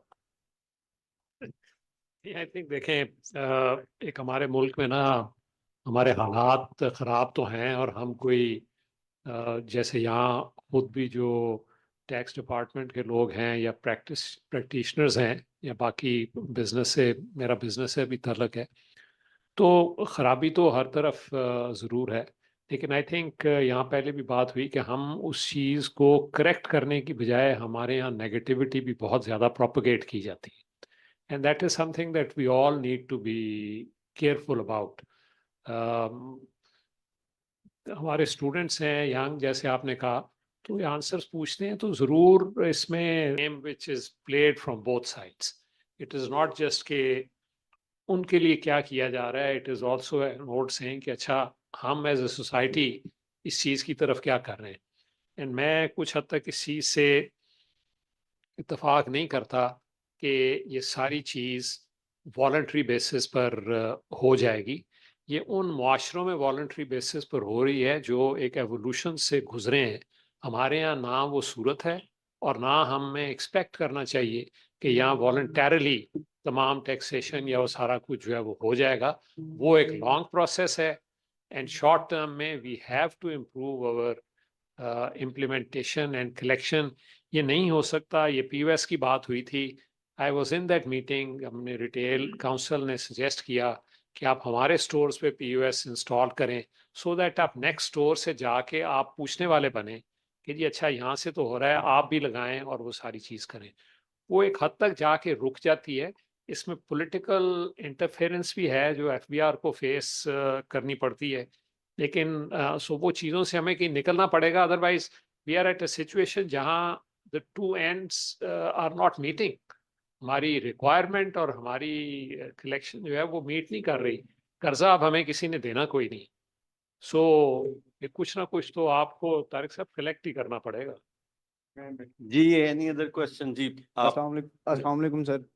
Sir, I am Tafassul Naeem, student of economics. Sir, चूंकि informal economy पे बात हो रही है तो उसके बारे में एक सवाल मेरे जहन में आ रहा था, क्योंकि आप सब लोगों की एक्सपर्टीज बहुत ज़्यादा है. तो सर, मॉडर्न वर्ल्ड में एक स्ट्रैटेजी पे बड़ी बात हो रही है और बहुत सारे कंट्रीज जिनमें सिंगापुर, इंडिया वगैरह हैं, उन्होंने इम्प्लीमेंट भी किया है. और पाकिस्तान में भी चूँकि जो रेडी वाले और जो वेंडर्स हैं उस इनफॉर्मल इकोनॉमी का पोर्शन बहुत ज़्यादा है. तो सर, कुछ मुल्कों में ये ट्राई आउट किया गया है कि उन्होंने टाउन वेंडिंग कमेटीज़ बनाई हैं या मार्केट सिटीज़ बनाई हैं और अपने अर्बन जो उनके डेवलपमेंट प्लान्स हैं उनमें बजाय इसके कि वो इंक्रोचमेंट्स वगैरह करें और ये जो इन लोगों के लाइवलीहुड्स है वो ख़राब करें, उन्होंने इनको जो है वो इंटीग्रेट करने की कोशिश की है. टाउन वेंडिंग जोन्स बना के और इन रेडी वालों को और वेंडर्स को स्पॉट्स मुहैया किए हैं, जिससे फिर उनको जो है वो टैक्स नेट में भी लेके आए हैं और उनको सिटी के अंदर ही जो है वो स्पॉट्स दिए गए हैं, जिससे ट्रैफिक का फ्लो भी नहीं, ब्लॉकेज नहीं हुआ और मोबिलिटी भी ब्लॉकेज नहीं हुई. सर, मेरा सवाल ये है कि क्या पाकिस्तान में इसकी कोई वर्केबिलिटी है, और अगर है तो क्या पाकिस्तान में इस पर कोई एफर्ट की गई है कि इस तरह के कोई सोल्यूशन जो स्ट्रैटेजीज हैं मॉडर्न वो अपनाई जाएं इसको काउंटर करने? देखिए, इसमें लेट्स कॉन्सेंट्रेट ऑन टैक्सेस. ये रेडी वाले और जो इनको कियोस्क बनाना, और ये बेसिकली ये तो अर्बन प्लानिंग और इन चीज़ों का, और ऑब्वियसली पॉवर्टी एलिविएशन इनसे इशू है. It's not directly related to the taxation budget proposal हम इस तरह के जो कर रहे हैं. बट अभी ताजा 2 स्कीम जिसमें 100 रुपये महीना टैक्स, जिसकी अभी लाहौर चैम्बर ने मुखालफत कर दी है. सो इस तरह की एडहॉक चीज़ें करते रहते हैं. But you are right, we need to go that way. जी, any other question? मेरा नाम मोहम्मद रफीक है. मेरा काशिफ अनवर साहब से सवाल है कि जैसा कि काशिफ अनवर साहब ने बहुत सारे इनिशिएटिव लिए, इन्होंने स्मगलिंग पे लिया तो उस पर कार्रवाई हुई और मुल्क में स्मगलिंग कंट्रोल हुई. इन्होंने डॉलर की कीमत बढ़ने पे इनिशिएटिव लिया तो उस पर भी गवर्नमेंट ने एक्शन लिया और स्मगलर को पकड़ा, उस पर कंट्रोल हुआ. अब ये इनको चेयरमैन एफबीआर लगा दें. ये लगाना जरूर चाहिए. ये वैसे होना चाहिए सर. हमारे सवाल आपका क्या है? सवाल मेरा ये है कि लाहौर चैम्बर ऑफ कॉमर्स में एक बहुत अच्छा R&D सेक्शन है और काशिफ अनवर साहब कई घंटों वहाँ बैठ के अपनी टीम के साथ मुख्तलिफ मौज़ूआत पर रिसर्च करते रहते हैं. तो मैं इनको ये रिक्वेस्ट करूँगा कि नए टैक्स पेयर के लिए कुछ ऐसी तजावीज़ और कुछ ऐसे बताएं, तजावीज़ बनाएं कि नेक्स्ट न्यू टैक्स पेयर को खुद ब खुद एक ऐसी अपील हो कि मैं टैक्स पेयर बनूं. काशिफ साहब के जो एक नायब थे डायरेक्टर, वो सुबह उन्होंने ये प्रपोजल दे दिए, लेकिन आई आस्क काशिफ साहब टू. सर नहीं बिल्कुल सर आना चाहिए हमको. बिल्कुल इसमें है कि बिल्कुल इसमें नहीं है कि डॉक्यूमेंटेशन नहीं होनी चाहिए. डॉक्यूमेंटेशन बिल्कुल होनी चाहिए. हर एक को टैक्स नेट के अंदर आना चाहिए. सर वो आपने कहा हमने ताजिर 2 स्कीम की मुखालफत की है. सर बिल्कुल मुखालफत की है, लेकिन विद द रीजन कि जहाँ पर एक शख्स टैक्स नेट के अंदर आ नहीं रहा, आप उसको ये कह रहे हैं कि आप हर महीने अपना एडवांस टैक्स का चालान जमा कराएं. हम इसके खिलाफ नहीं, आप साल का ले लें, 6 महीने में ले लें, और पहले उन्हें आने दें और इस बात की हमें इस बात की कंफर्मेशन दें कि आप अगले साल ये पॉलिसी चेंज नहीं करेंगे, 5 साल पॉलिसी दोगे, आप जरूर जो मर्जी करें। फिर हम पहले दिन से इस बात के खिलाफ है कि the area of the property and the value of the property does not determine your turnover. आप यहाँ फिर वहां पर एरिया ऑफ को ला रहे हैं कि जनाब जो वैल्यू आपकी होगी तो उससे डिटरमिन, हम इस बात के खिलाफ है। अदरवाइज सर हम साथ हैं और हम चाहते हैं कि हर एक बंदा टैक्स। और मैं और तारिक साहब भी आपके साथ हैं, हम आप नहीं हैं, सो हम भी इस तरफ बैठे हैं। जी एनी अदर? जी जी अस्सलाम वालेकुम जी, मेरा काशिफ साहब से सवाल है, काशिफ अनवर साहब। मेरा एक छोटा सा सवाल है, ये जो अभी गवर्नमेंट ने रिटेलर के ऊपर ये टैक्स लगाया मार्केट्स के ऊपर, इसमें आपका लाहौर चैम्बर ऑफ कॉमर्स का क्या पॉइंट ऑफ व्यू है और आप इस सिलसिले में गवर्नमेंट की क्या हेल्प करेंगे? देखिए हमने तो ये कहा कि आप टैक्स नेट में सबको लाएं, लेकिन जैसा कि सर ने भी कहा और हमारे सर ने भी कहा कि ये ताजिर दो स्कीम तो जरूर है, पर इसमें हाँ एक और बात, हमें इस बात की कंफर्मेशन दे दे गवर्नमेंट कि जो रिटेलर्स आएंगे उनसे पिछले कैपिटल का नहीं पूछा जाएगा। आप देना कोई गारंटी देना हमें, आप इस बात की कोई गारंटी देना कि ऑडिट आपका नहीं होगा, आप इस बात की गारंटी देना कि आप जितना अपना कैपिटल डिक्लेयर कराएंगे दैट विल बी, आपसे उसका कोई सवाल नहीं होगा। जैसा कि 2015 और 2018 में स्कीम आई थी, वहां पर आपने हमें गारंटी दी थी, तो लोग आने को तैयार हैं। लेकिन अगर आप उनको टैक्स नेट के अंदर लाके उनकी ऑडिट्स खोल देंगे तो कोई नहीं आएगा। तो इट इज वेरी इंपॉर्टेंट कि आप यहाँ पर गवर्नमेंट कुछ ना करे, सिर्फ इस बात की गारंटी दे दे जो टैक्स नेट के अंदर आ जाएगा। और जब आप पॉलिसीज ऐसी बनाएंगे, आपने दिसंबर में ये कह दिया जो टैक्स दे रहा है 236H में आपने ये कहा जो 1 लाख रुपया टैक्स देगा वो अपने आप को पीओएस में इंटीग्रेट कराए, मींस हम ये रिक्वेस्ट कर रहे हैं कि टर्नओवर को 10 करोड़ पे ले जाओ और ये कहें कि वो डॉक्यूमेंटेड करे। और सर एक और बात, बजट में ये जरूर आना चाहिए कि जितने रिटेलर्स की रिटर्नें जा रही हैं आप उनसे सेल का चाहे ना पूछें, परचेस का जरूर पूछें, परचेस कहां से कर रहे हो, आपका आधा सिस्टम जो है ना वो आपका डॉक्यूमेंटेड हो जाएगा। लेकिन सर नहीं होता। बेसिकली मतलब ये है कि दुनिया भर में बहुत स्मॉल जो शॉपकीपर है ना, उसके लिए इस तरह की फिक्स टैक्स रिजीम लाए जाते हैं जनरली। बाकी सब लोगों को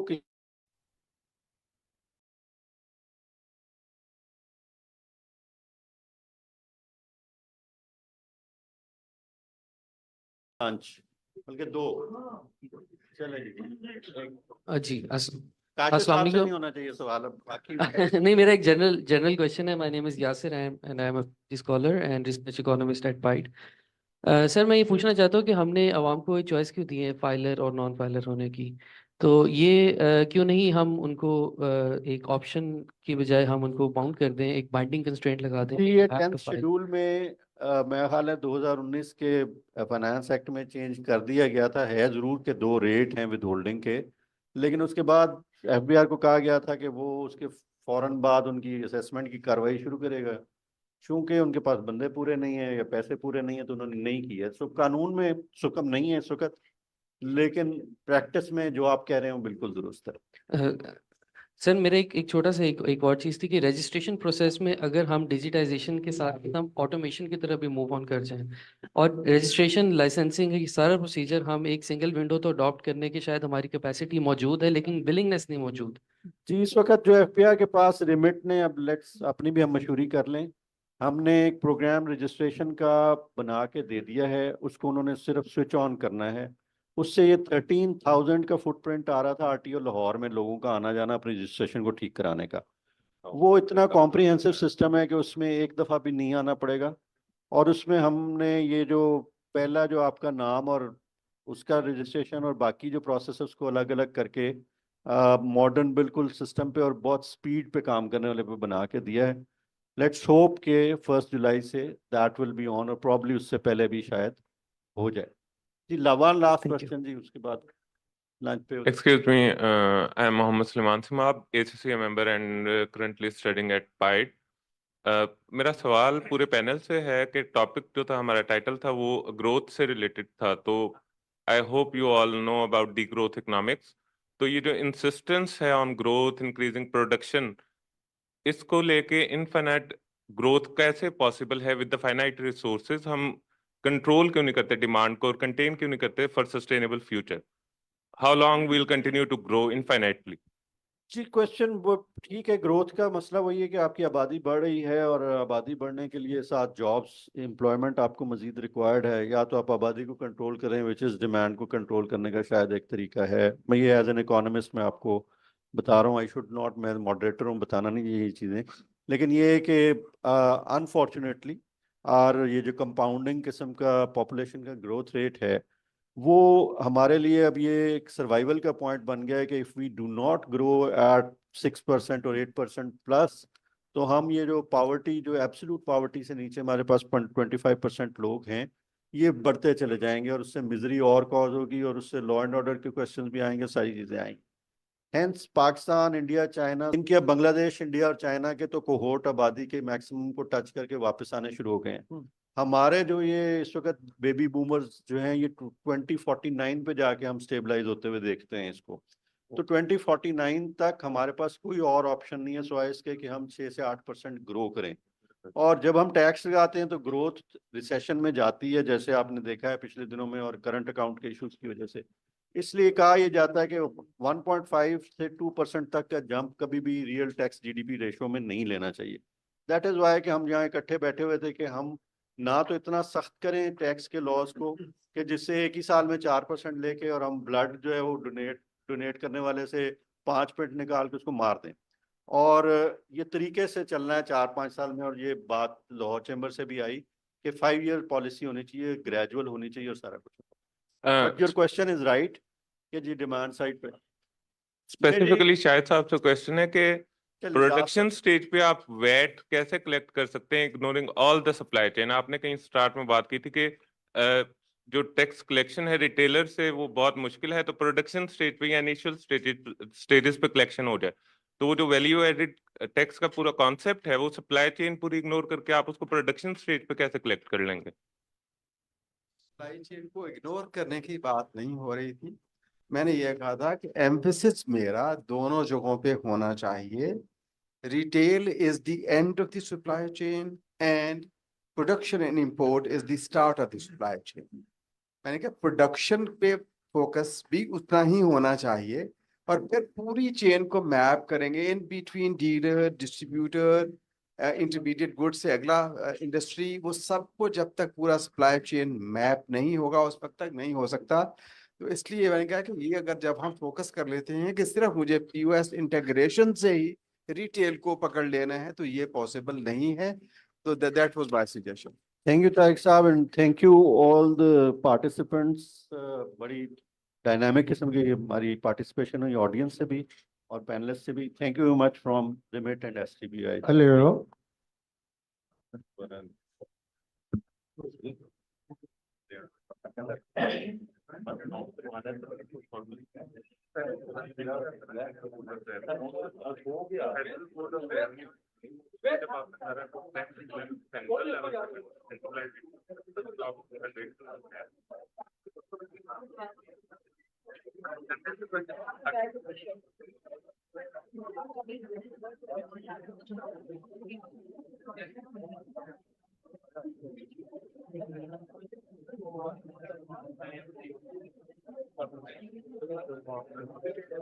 नेम ऑफ द फेडरेशन है एक्चुअली में, तो ये फेडरल गवर्नमेंट आफ्टर 1820 पर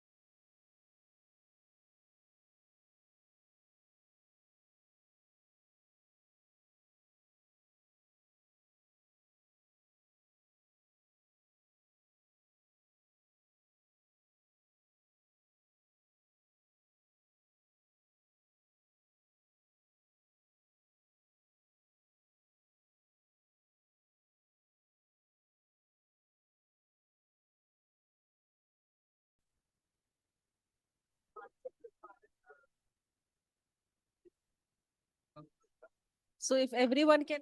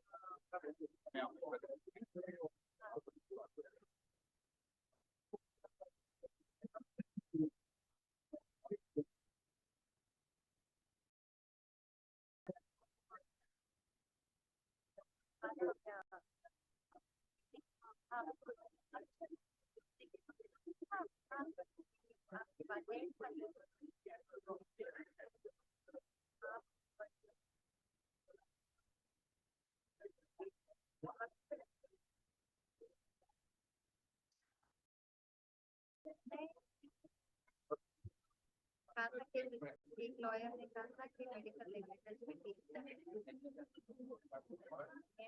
बहुत ज्यादा केस करें और कुछ नहीं तो ये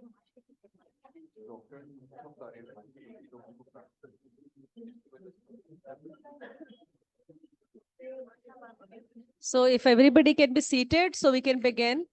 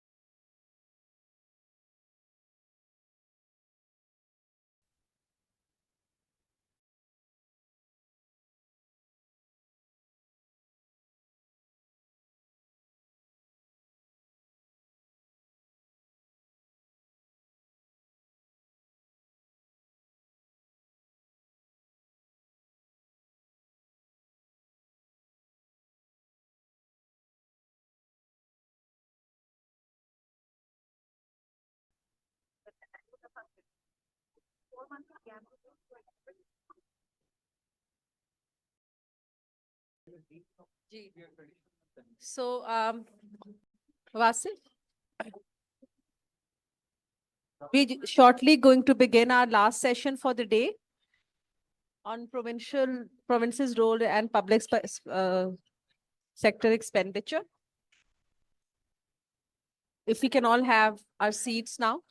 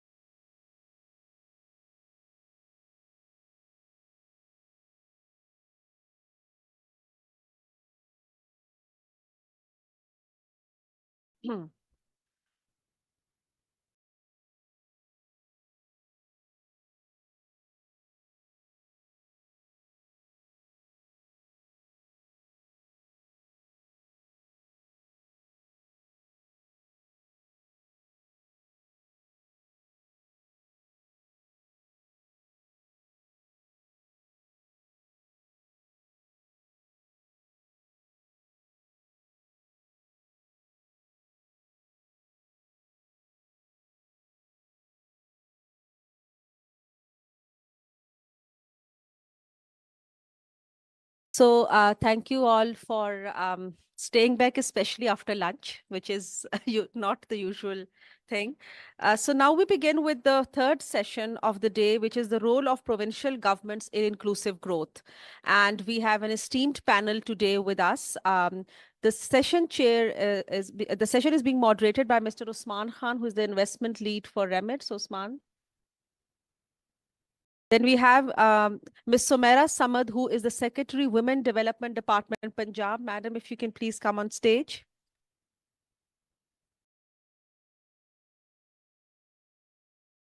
We have Syed Mahmood Hussain Jafri, who is the Chief Commissioner of LTO FBR Lahore. Sir, please.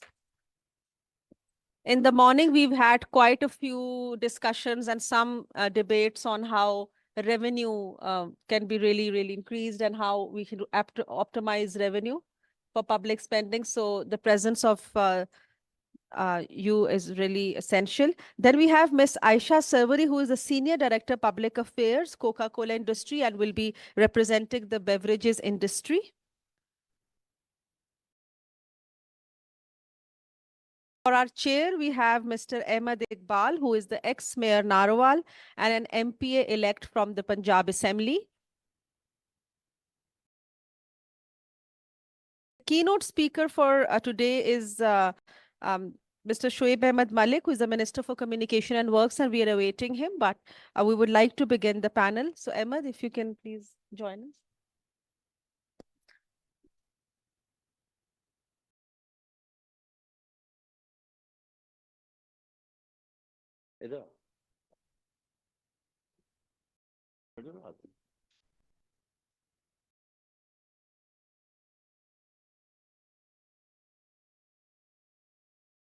Thank you. And Usman, over to you now. Thank you, Gulali, and thank you, guests to be here. So I welcome the panel on stage. The topic that we're going to discuss is inclusive development at the provincial level. So the morning two sessions were more geared towards looking at the revenue side and also more looking at the sectoral issues from a economic growth perspective and also, more industrial issues. But this third segment talks about on the expenditure side and the role of provinces and the governance at provincial level and at the subnational level and how it translates into inclusive development objectives of the province. So I would like to start off with Madam Sumaira. So whenever we talk about inclusive development, obviously the focus is very strongly on women, and we know statistics, although they are improving, in terms of whether it is labor force, whether it is in terms of voice for policy, whether it is terms of an inheritance share or effective policy management. So maybe you can start off with telling what the department is doing in terms of this and how can we really look at improving that particular structure. So much.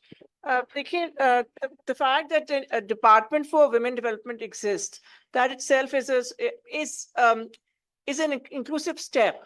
Now the other part of the the argument is that why have a separate department for women?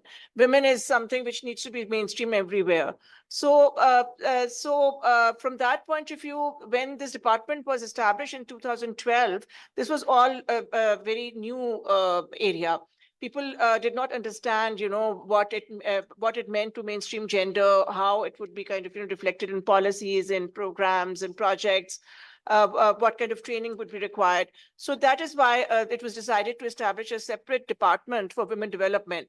However, having said that, the department is not kind of inward looking or focused on certain projects that it does or certain services that we run. We are there to actually our sort of aim is to ensure gender mainstreaming in all across the public sector, and certainly sort of take on board the private sector, the civil society, all sectors of society. We have a policy, women development policy. It came out in 2018, and the policy is a cross-cutting document. So many departments within the Punjab government are reflected in that policy, and then there's an action framework also based on that policy. And again, sort of those actions are taken from the policy, and they relate to many different departments. So in a way, like environment, the gender is a cross-cutting department. It's kind of its very existence means that this department is going to oversee the work of gender mainstreaming and women empowerment across the board. So that basically kind of gives us a role, and we kind of our agenda, our reason for existence is inclusiveness, and certainly women as a group, and then within women also further vulnerable groups like women with disabilities and minority women. And so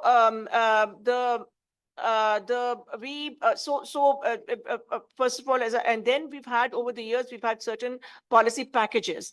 4 policy packages we've had each International Women's Day, and they introduced interventions like now we have a 15% quota for women in employment in the public sector, which is the highest in Pakistan.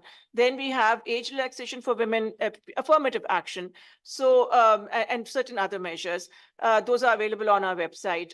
They are also we have sort of for enabling environment. Our department supports in establishing daycare centers, and we also establish working women hostels. Then across the board policies, like we were discussing earlier as well, that even in this day and age, we have to talk about separate washrooms for women. So that's also our agenda, and we're working on that. And so those then legislation. So we've had a spate of very progressive and very important legislation. For example, the Punjab Protection of Women Against Violence Act of 2016. Then we have an Enforcement of Women's Property Rights Act of 2021. We have amendments in the marriage laws. So there's been a number of different kinds of legislation as well.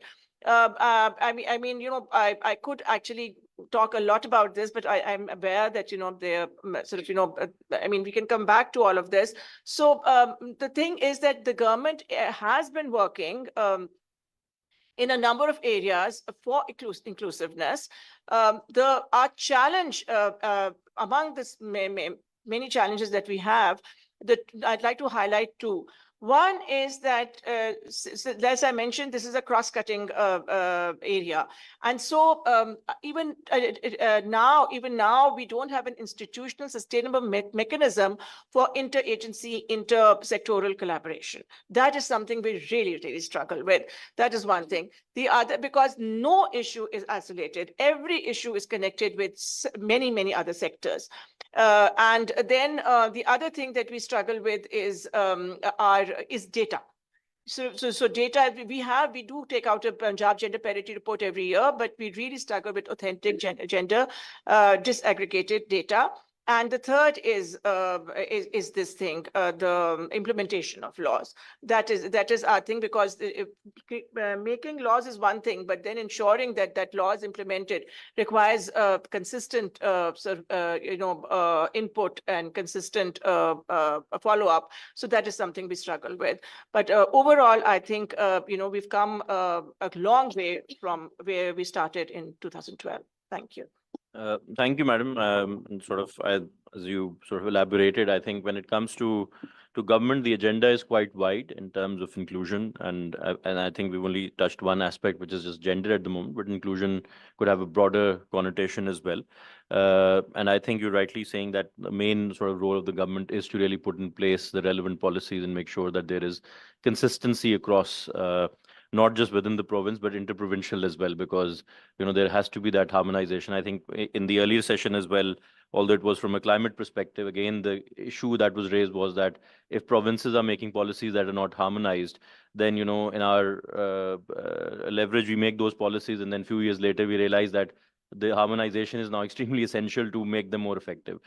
So that coordination part, obviously, and data is important. But that brings me to a question to Aisha.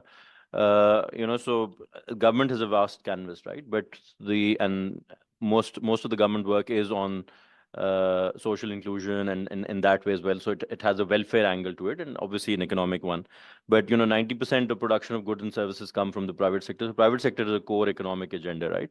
So being from the private sector, how do you see the inclusion agenda has evolved over time? What are some of the issues that you see from the policy side? And what are some of the things that you see which are not really big issues, but maybe there were issues on the private sector side, but because of more awareness, those issues have been resolved in the last few years, and what more needs to be done? So if you can highlight that.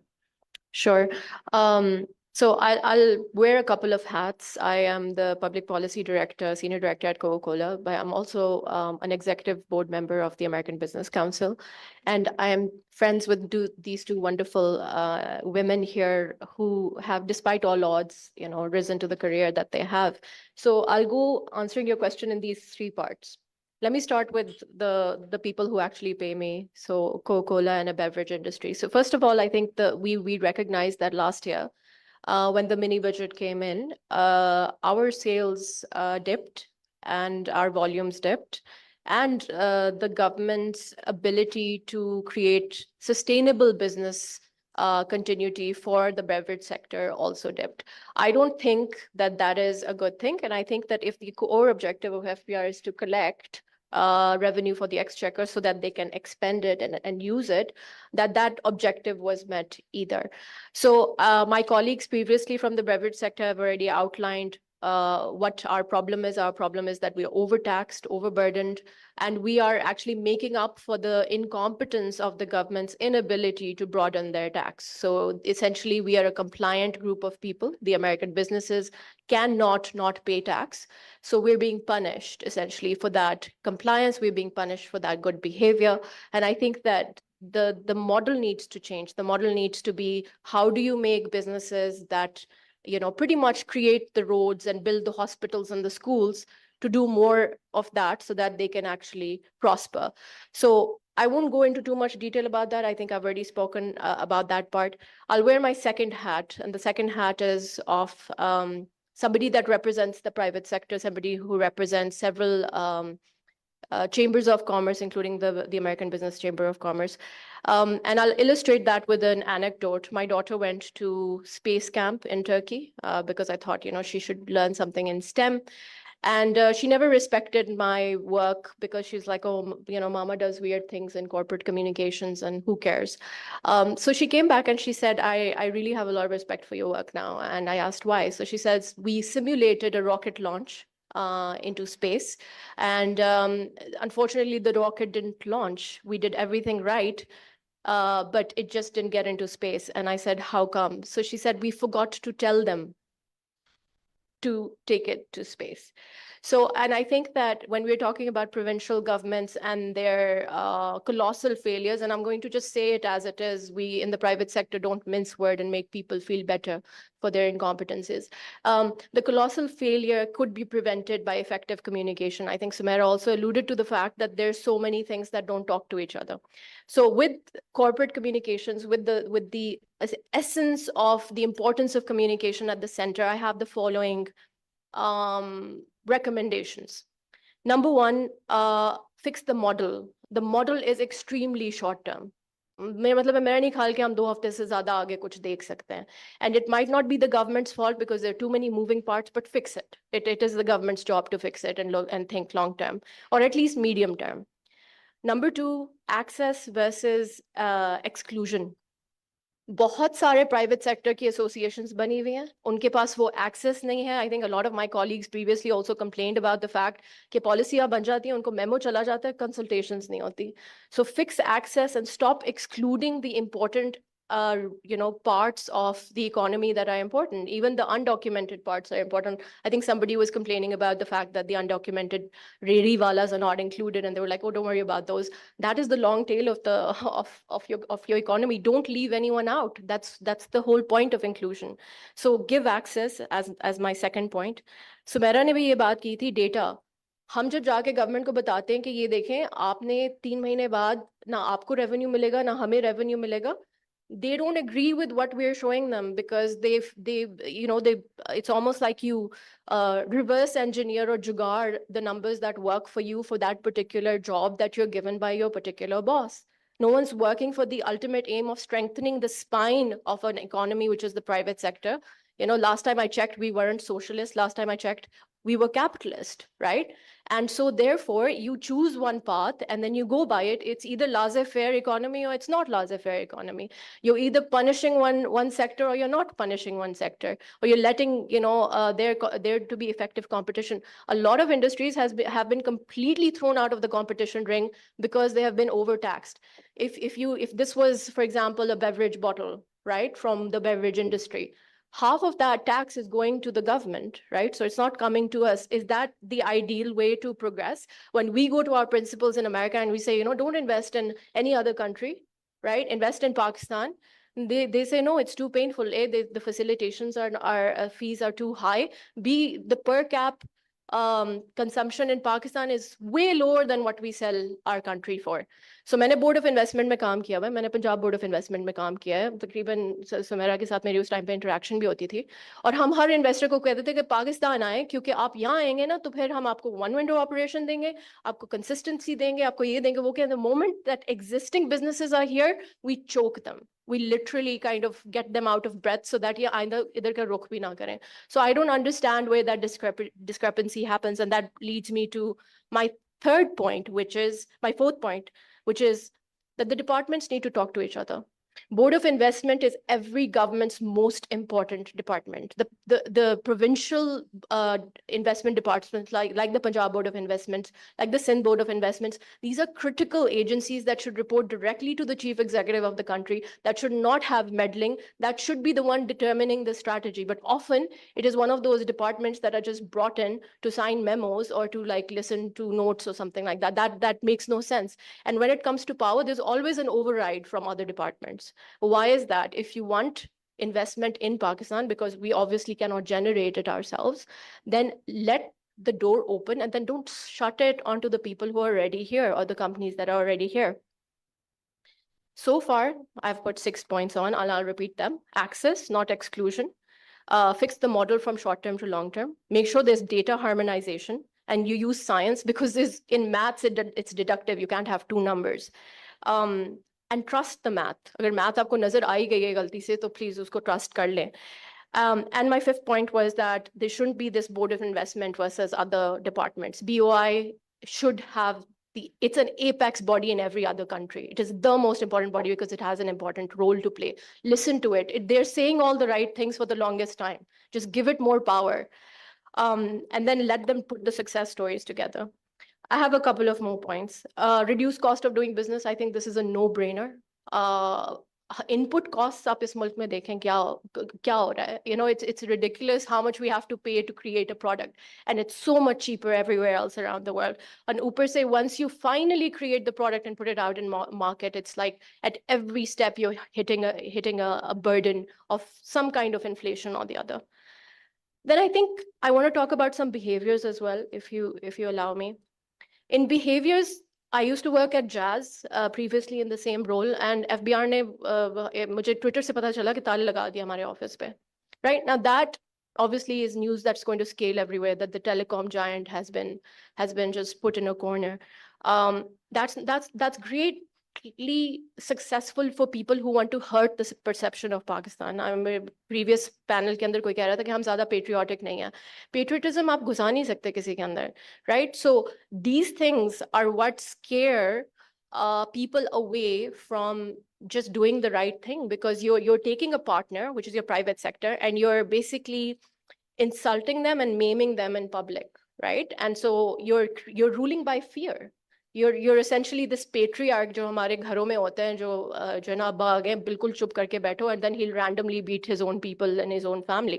So you don't want that perception. You want a friendly government that you can open the door and talk to, and not somebody who has callous disregard for what you're feeling on the other side. Lastly, I also want to talk about this lack of policing, but also what's the best way forward? I would like to see a government, because I've also been on the government side, that does not act as if it has an autoimmune disease and it's attacking its own cells, which is what happens when you suddenly take the private sector and look at them as this golden goose that needs to be strangled all the gold out of, right? हमारे पास यहाँ पे chambers भी बैठे हैं, वो exactly यही बात बार-बार दोहरा रहे हैं कि we don't feel like we are helping the government achieve their objectives. The government has certain KPIs, we have certain KPIs. They're literally going in the same direction, which is you increase the per capita income of everybody, you allow people to purchase goods that they want to purchase as long as they're not harmful. You make sure you create an even road so that everything is distributed freely, and then you don't penalize the informal economy so that the formal economy has trouble existing. These are just fundamentals that you simply don't do. And last but not least, if this country was really serious about giving women's rights, they would have started with inheritance rights. I mean, Sumaira's ne itni achhi tajweezein di hain of things we can do to mainstream women. Why don't we get money from our fathers, right? Why? Hamare bank account mein kuch aata kyun nahi hai when inheritance is passed on? So I think just the government needs to put their money where their mouth is and fix this, give women the capital that for centuries and centuries they have been written out of wills, even if you follow the Sharia, and then they will figure out what to do, and they'll, by the way, fix all these problems in the first place anyway. Yeah. Thank you, Aisha, for being quite elaborate. Ahmed, allow me to jump the sequence and come to Jafri Saab first, because I've got a slightly more trickier question for you. I was thinking what to ask you. Jafri Saab, so you've been in two roles. I've been told. One, you were also Commissioner Social Security once. Now, although associated with FBR. So my two questions to you. One, from the Social Security point, although mostly of our industry labor force is men, right? But were there any issues that were flagged in terms of female workforce, and what was done, and what are some of the gaps that if you were given the charge of that, being the commissioner again, what were the things that you would like to do, and what was the resourcing for that, or the willingness in the government? And from the tax perspective, there's a debate, obviously, that tax breaks or of that nature are not really efficient because they distort the market. But then, where there are substantial differences, extra needs to be done. So, from a tax advice point of view, how would you push the inclusion agenda? So, sorry, the two separate questions, but I know you've been in both roles. So, thank you. First of all, it's a matter of immense pleasure and honor for me to be here. And I'm grateful to SDPI and Remit for this invitation. We are here to discuss mainly inclusive growth. And inclusive growth refers to a pattern of economic development which is inclusive in nature and which involves people. And the benefits of all progress, all development should actually be transferred to the people. Particularly the marginalized and the vulnerable segments of society. The benefits of all progress must reach there. I think this is the essence of the topic that has been given to us. Here, I would like to, first of all, talk about the importance of local government in this. Although my question is a bit different, but I feel that the basic spirit of 18th Amendment and subsequently the NFC award was the ultimate beneficiaries should be the masses. The power should first of all, be it political power or maybe in economic domain, it should actually be transferred to the masses. But unfortunately, the two major provinces, Punjab and Sindh, you might have observed that they have taken most of the powers of the local government. And those powers are now vested with the provincial governments, which is, as a matter of fact, a denial of the spirit of 18th Amendment and the NFC award. then I personally feel that NFC award and the 18th Amendment, few things are lopsided. What I have observed is that the provinces have lost the momentum or lost the spirit to raise their own revenue, because they are getting 57.5% automatically that is being transferred to the provinces. And it is a matter of common observation that Prime Minister and the Finance Minister at the federal level, they very frequently hold meetings with regard to the revenue generation. But I haven't seen the chief ministers. They are very active in their own respective domains, but with regard to revenue, I have yet to see a very significant measure on the part of provinces, merely because there is actually very little need for revenue generation. Maybe I'm wrong, you can add later on. Yes, we were talking about the local government. Because local government, people from the locality, they know the issues. They are from the people, they are approachable. And they know exactly the issues being faced by the masses at the local level. What I have observed in China and a few other countries, that they are developing small towns. They're developing small cities. What we have done over the years, particularly in the province of Punjab, that we have created infrastructure in the central Punjab only.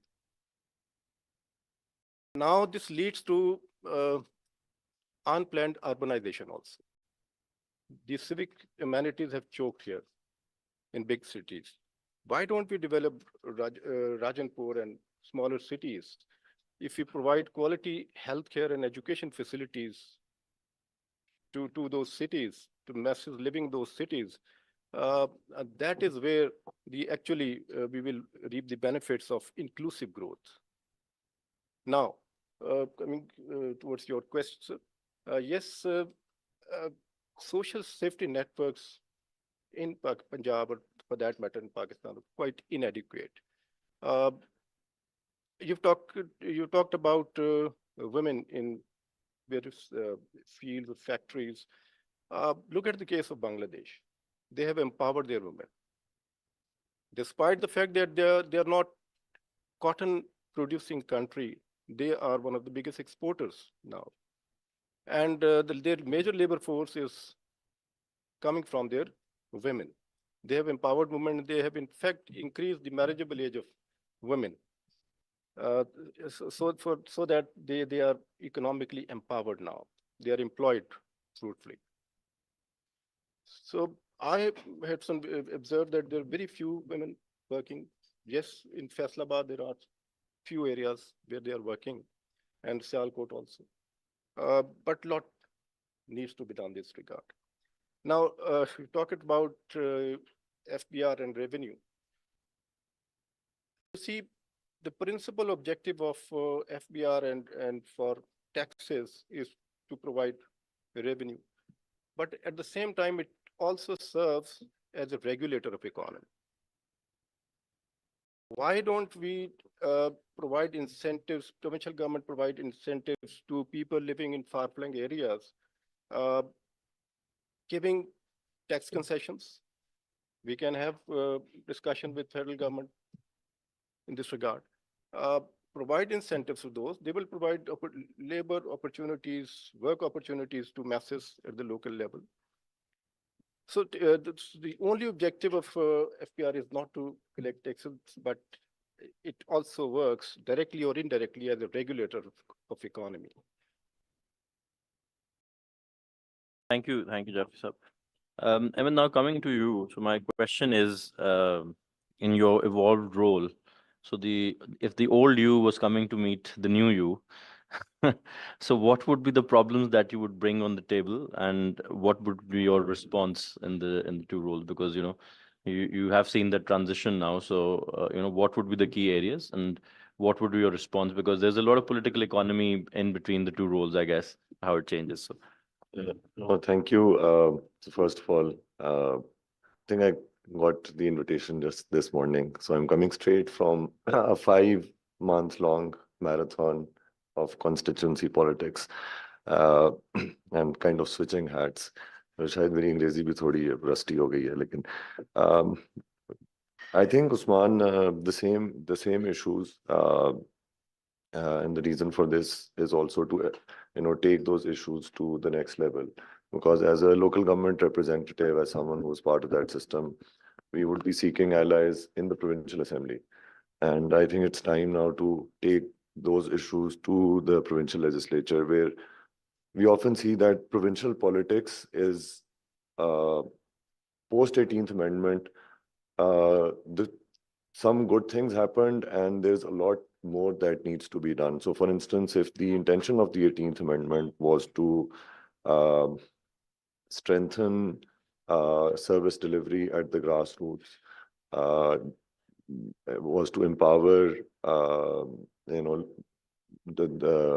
the citizen at the very basic level.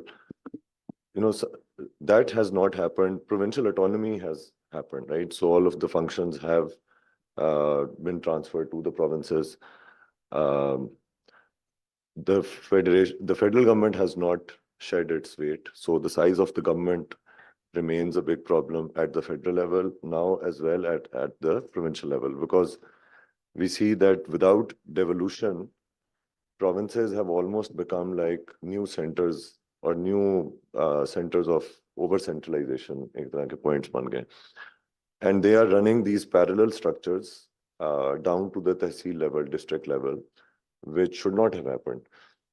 So what I see as big issue right now for Punjab is we want to do, there's a lot of talk about enhancing spending on in different areas, including, mega projects such as mass transit projects for Gujranwala, Faisalabad, and other cities.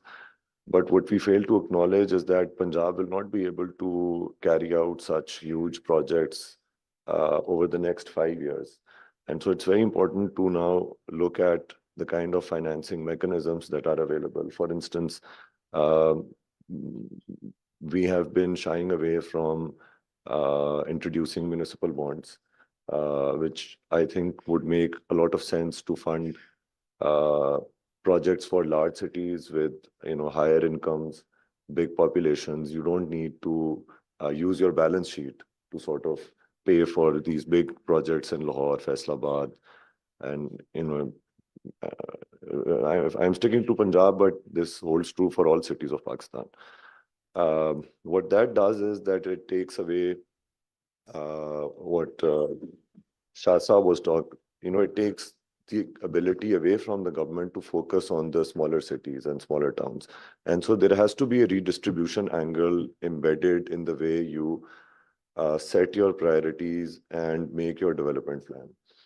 There are certain areas, and there is a lot that needs to be done in smaller cities of Punjab. I now represent a city of 100,000 people, but every urban citizen of Pakistan has the same aspirations, and if you look at smaller cities, there is a complete and total breakdown of municipal services. So one important element of inclusive growth is living conditions.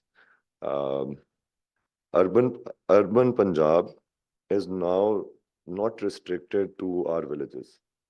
Every village has now become urbanized in every sense of the word, in their behavior, in the way they live, in the manner that they consume information. So maybe 20, 30 years ago, a classic, rural citizen did not have the kind of access to information and media, and mobile with cell phones.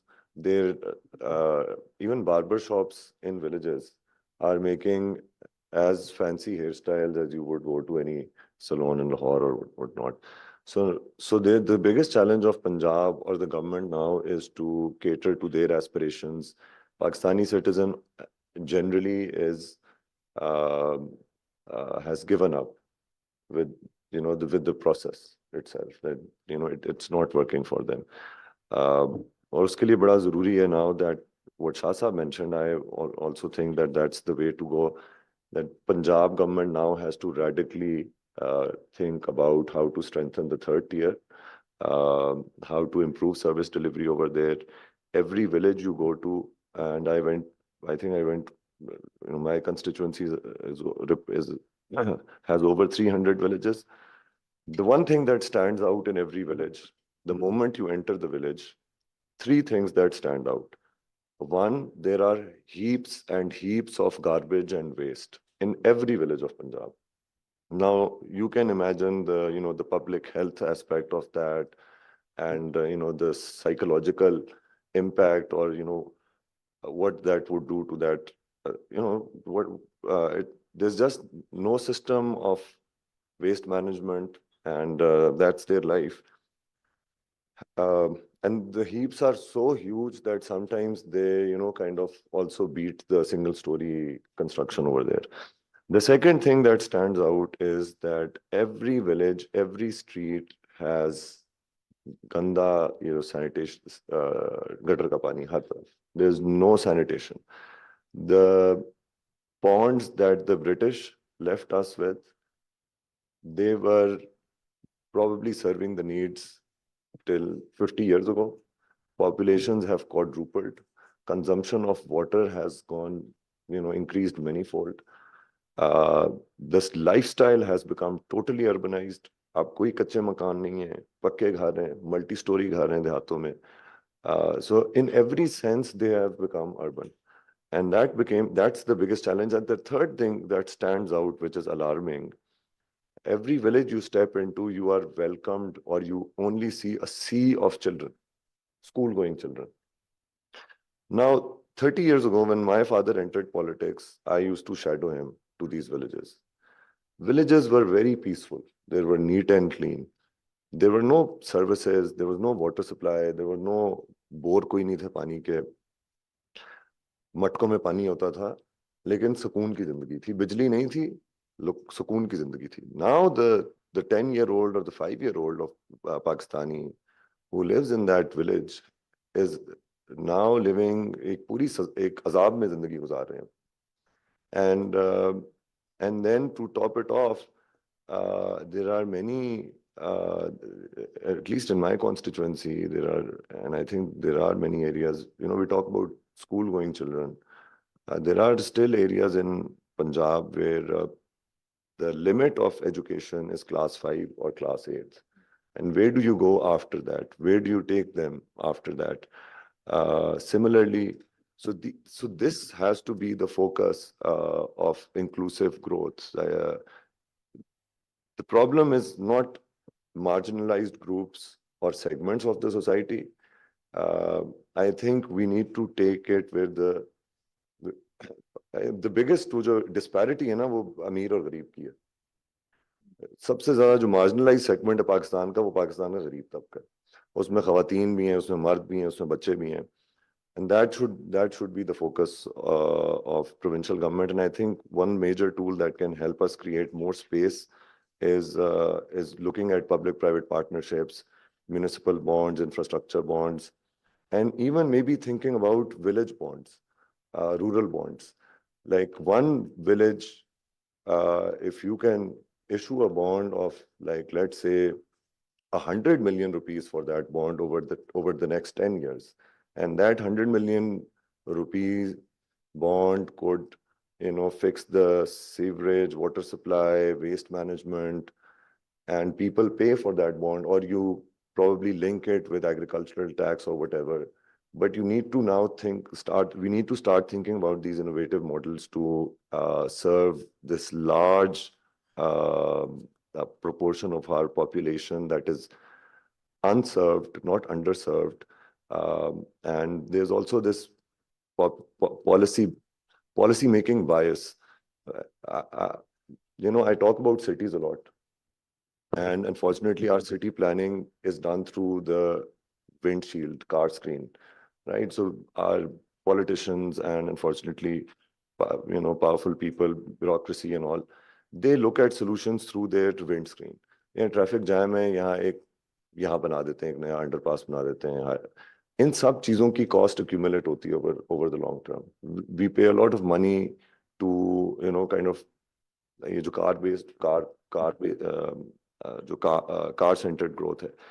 इसी तरह I think कि हमारी जो economic policies हैं for Punjab, they are designed through the Lahore lens, कि हम लाहौर के problems को सारी पंजाब पे अप्लाई करने की कोशिश करते हैं कि अब लाहौर में स्मॉग इज एन इशू. अब I was reading this document somewhere that now the government is thinking about reallocating these industries or sending them outside Lahore. And if such a move happens and these steel plants, ये जो लाहौर के इर्द-गिर्द हैं, I would not want them to come to my area जहाँ पे AQI अभी भी बेहतर है, साफ है. We need to, I think, understand that there is a Punjab outside of Lahore. There is a lot of potential in our smaller cities, villages. How will we leverage that? Multan has its own unique abilities. उसकी आप सिर्फ मुल्तान को अगर इस तरह देखें कि Turkey का एक सिटी है कोनिया, which is a huge tourist attraction because of Maulana Rumi. Multan has 10 saints of that caliber. It could be the biggest hub of spiritual tourism. And the kind of craft that exists in Multan lives in Multan and does not get out of there. वो एक दो बाजार हैं, वहीं पे खुद से बनते हैं, वहीं पे बिक जाते हैं, वही जो मुल्तान के designs हैं. So I think these are the kind of strategies, skills training. मेरे हलके में एक पूरी belt है, which is bordering Jammu. Now this is part of Punjab, but around 100,000 people who live there do not have access to internet, do not have access to cell phone, but they found a way to earn their livelihoods. And how they found a way is that all of them have migrated to the Middle East. ज़्यादा metal scrap का काम करते हैं. Now they've earned a lot of money, they send a lot of foreign exchange, but they're still sending untrained teenagers. So every teenager is waiting till they turn 18 so that they can apply for a visa and go and work in the Middle East. Why have we not yet set up a technical vocational training center for them that the moment they turn 16, they can enroll in these diplomas and certificates and courses, and this young boy who goes and earns 500 or 1,000 Riyal could actually earn many-fold, 5,000-6,000 Riyal. So I think we need to get out of Lahore as well, and I'll be obviously championing the cause of rural Punjab, small cities. Sanitation का बहुत बड़ा मसला है, waste management का बहुत बड़ा मसला है, water supply का बहुत बड़ा मसला है. My city Zafarwal has a sewerage pond that encircles the whole city from 3 sides, and so all of the sewerage of the city is dumped outside the city in these agricultural lands. So from 3 sides there is a lake, and right now in one of the neighborhoods adjoining that lake, 27 people in that one mohalla are cancer patients because of that water. So I think there is an emergency in terms of service delivery, and that can only happen through a very strong, robust, well-funded and targeted local government system that goes after these problems with a sense of urgency. Thank you. Thank you, Ahmed. I think you've touched a number of important issues. I think especially the lack of spatially balanced development. I think that has been reported as, and I think there's a lot of statistics that clearly sort of depict that. And in your conversation, you touched one area where I'll ask a question from Gulale because that's her area as well. So one of the areas of exclusion is also the digital exclusion. And given what Ahmed also talked about, that the digital landscape is altering the way things are operated, whether it's at the provincial level or local level. Yeah. So I would like you to talk about the digital exclusion for women and how that is impacting the overall growth phenomenon. Yeah, thank you, Sman, actually for asking this question on a day when we are celebrating the women in ICT, the girls in ICT. So today is that day.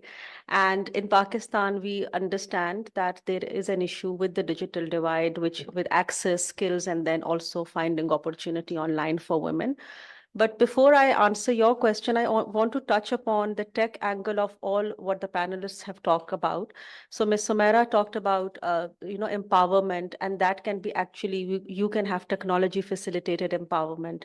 Aisha talked about communication, and I think tech plays a very, very important role. So that gap of communication can actually be solved between the public and private sector through tech facilitated solutions.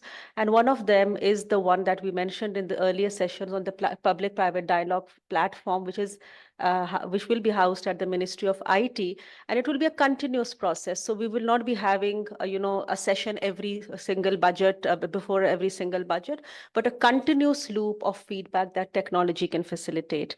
And then also on taxation and the digitalization opportunity that taxation can have.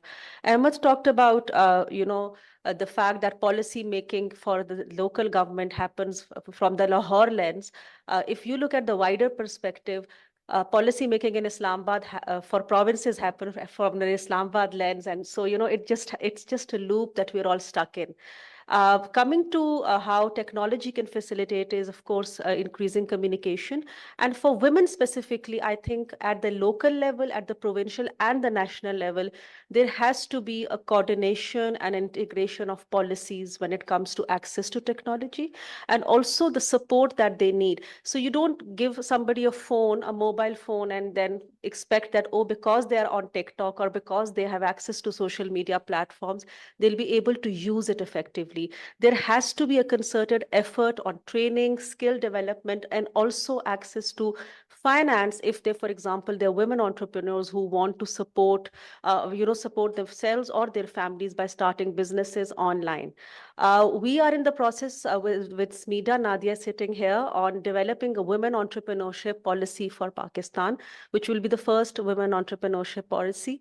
And again, with a very robust action plan, because a policy paper by itself is not going to be very effective, and digital plays a very critical role in it. We would be seeking partnerships for that because we believe that inclusivity cannot happen when you're just having exclusive silification of, this doesn't happen. And digital is the only pillar that can support all of this. Since morning, Usman, we have been talking about Hamari baat koi nahi sun raha. We keep on harping about it. I think effectively using digital platforms, effectively using digital technologies will not just support policymakers, but also public at large. Ahmed, you talked about the sense of discontentment in a 5-year-old in a rural area, and that is because he or she has so much access to information now of what's happening in the world, what opportunities the world present, and then he sees the offline disparity that he sees it there, and then that person realizes, because the offline divide is something which is very closely linked to the online divide also, and that is the sense of discontentment. So you have to understand all these in a very, very consolidated and a wholesome way to be able to enable technology to facilitate all that we have been talking about since morning. Thank you. Thank you, Gulale, for elaborating that important point. And that sort of brings me to my next question, probably maybe initially from Madam Sumaira, and then maybe Ahmed, you can also comment on it. So, Gulale talked about the digital exclusion, but, climate change is also creating a separate form of exclusion. It is actually altering the factors that would cause exclusion. So how well do you think that the government is prepared? What are some of the gaps, whether it is resource capacity, and what more needs to be done to address that? Because those challenges are becoming more real. Climate change obviously is a very, very huge challenge, and it's so complex. And it's not properly understood, though there's so much information, though there's so much data, but in order to kind of customize it to our own requirements, it's a very complex area to engage with. And that is, I think that's also one of the reasons that sometimes sort of, there's the kind of work that is done is not deep enough, or not complex or nuanced enough, or not kind of, and basically it kind of does not take the context of each of different areas and different socio-economic situations. But obviously that kind of work is very, very important, because in climate change, while obviously we are struggling with a global phenomenon, the solutions have to be local. So the thing is that in terms of climate change, we now we have a federal policy, like you were talking about aligning provincial policies with federal policies. In climate change, obviously, that is very important. Now there is a federal policy, and there's a gender action plan for that policy as well. Then we now are sort of drafting the Environment Department is formulating a provincial climate change policy. The draft is prepared, and we had extensive sessions with them while that was being formulated. So we've kind of, had consultative sessions, and we've embedded gender concerns within that policy at every level. So we have, we've tried not to give it a separate box, but to kind of, because a lot of times we see policies have a separate box for gender, and kind of, so then people don't understand how to integrate the things written in that box with the rest of the policy. So we've tried very hard to integrate gender concerns in every part of that policy. And so you see, one of our biggest concerns actually in terms of climate change, because obviously it's all encompassing and generally speaking as well, is that what we were talking about right now was, a lot of emphasis on on infrastructure, right? So we see a lot of money going into roads or into brick and mortar, but actually, and yes, again, sort of, exclusive development. So like Mr. Emmer just said that, looking at problems from your car, basically. So, and that is reflected in our infrastructure as well. The entire infrastructure, even if you take Lahore, is for people, for able people, and for people who have cars. There's no accommodation has been made for people, for pedestrians, for people, with disabilities, for children, for elderly people, for people with cycles, people, even motorbikes. We see a lot of motorbikes, but proper infrastructure has not been developed for them. And obviously public transport. I mean, we don't have the kind of public transport that speaks to the actual needs of the people. So, institutional development is something which is always ignored. And there's no shortcut to that. So roads or brick and mortar are supposed to actually come in that part of the plan, come within the larger institutional development plan. We can't expect that we make a road and then everything gets back, it automatically gets into place, or we kind of may do a brick and mortar thing, and then everything sort of that is required for that particular service gets into place. No, that's just one part of the larger institutional development. You need to have consistency, you need to have capacity building, you need to have the proper resources, the procedures, the implementation of the laws, and then within that, one part is brick and mortar, but not the other way around. So I think when we talk about climate change and sort of, adaptation and engagement with climate change, one, obviously, this is something which is, again, cross-sectoral, again, not just the public sector, the private sector, all sectors of society. And again, sort of, imperative for different sectors to talk to each other. It can never be done in silo. Every sector needs to talk to every other sector in order to make policies, laws, implementation, capacity building, and then sort of, we need to talk about institutional development, and certainly kind of, a voice, participation. I mean, we just have this. Though we have devolution, but provinces, again, are very centralized. So we have very top-down development. I think sort of, we're just going in circles. If we don't realize today that we are in major mess, then I don't know when will we realize that. So obviously we're doing something which is not right. So yeah, that's my answer. So Ahmed, I'd like to welcome Minister of Education and Works, Mr. Sohaib Ahmed Malik. Thank you for joining us. We'll just continue with the discussion and then we'll come to your Ahmed, if you. Usman, do you mind if I jump in before Ahmed Sure, does? sure, I sure. just Go wanted ahead. to connect two Sure, things go that ahead. I think both Samara and Ahmed were alluding to. The role of the private sector when it comes to the problems that it creates, for instance, right?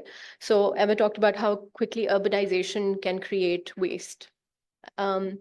So just to give you an example of a really good project, since we're talking about stuff that doesn't work, I wanted to give an example of stuff that does. The river Indus, as we know, has a life now. It's been giving us water for 5,000 years, but now it could probably dry up in 50. And Sumera की बात से मुझे याद आया कि infrastructure के ऊपर जब हम फोकस करते हैं क्लाइमेट चेंज के अंदर तो हम we just go ahead and build brick and mortar. There's a project by the name of Recharge Pakistan that I'm sure many of you are aware of, but if you're not, please look it up. It's a grant by Green Climate Fund, GCF, and WWF, USAID, and the Coca-Cola Foundation that have come together with $77.8 million, one of the largest grants to this part of the world in climate. And the idea is to basically repair the Indus River by the damage that we've caused it using nature. So it's called nature-based solution intervention. It's essentially using the idea of replanting trees, creating wetlands, and creating an ecosystem that heals the bed of the river. So you see a river flowing and then you think it's actually flowing, but uska bed khatam ho jata. So creating that depth. And this is a great example of the Pakistan government coming together with the private sector, with development partners, and actually putting something so incredibly together well that it could actually in 40 years, inshallah, make sure that खुदा खास्ता अगर दोबारा floods आए भी तो 7 million lives and livelihoods will not be impacted like they would have otherwise been. So I thought I'd talk about something positive for a change. Ahmed, bit on that. A few points regarding environment in general and climate change. See, over the last decade, the number of motor vehicles in Lahore alone have increased by a multiple of 3. So the number of emitters has tripled. And if you plot the rise of motor vehicles with Lahore's precipitation, the precipitation is falling, and the average temperature is rising. And so we now need, and last year, Urban Unit came up with the first ever emission inventory of Lahore, which is very startling because it says that 83% of Lahore's emissions are induced by the transport sector, right? So, and then within that transport sector, obviously now the government is looking towards e-mobility and introducing electric vehicles, but we need to see electric vehicles as a major tool for catering the needs. So the demand is so much that over the last 10 years, car ownership has tripled. So अब आपको ये जो luxury segment में हम तो बहुत ज़्यादा electric vehicles देख रहे हैं, so you see these Audis and all of that. But अभी तक कोई आपको affordable electric cars की नहीं और नजर आ रही options, ना आपके पास कोई charging infrastructure है. दूसरी चीज ये है कि you need to nudge people by using this very important tool, which is, taxation.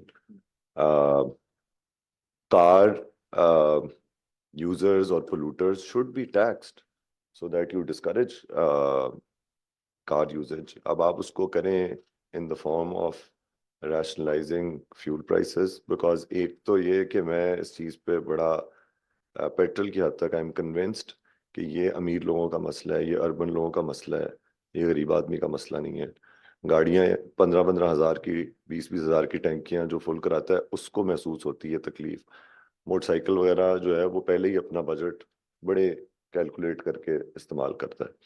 सो और अगर आप नहीं कर सकते, ये बहुत कंट्रोवर्शियल है, then at least in large cities we now move towards congestion charging, toll roads, because that's the only way that you can signal the polluter कि भाई ये अब आपने यूज करनी है तो आपको ये पे करना है, आपने सड़क यूज करनी है। गरीब तो मेट्रो पे बैठने के पैसे देता है, लेकिन अमीर आदमी जो अरबों रुपए की सड़कें बन रही हैं उनको इस्तेमाल करने के कोई पैसे नहीं देता। एक तो I think this is very important tool that government can use to use curb emissions and control the air quality.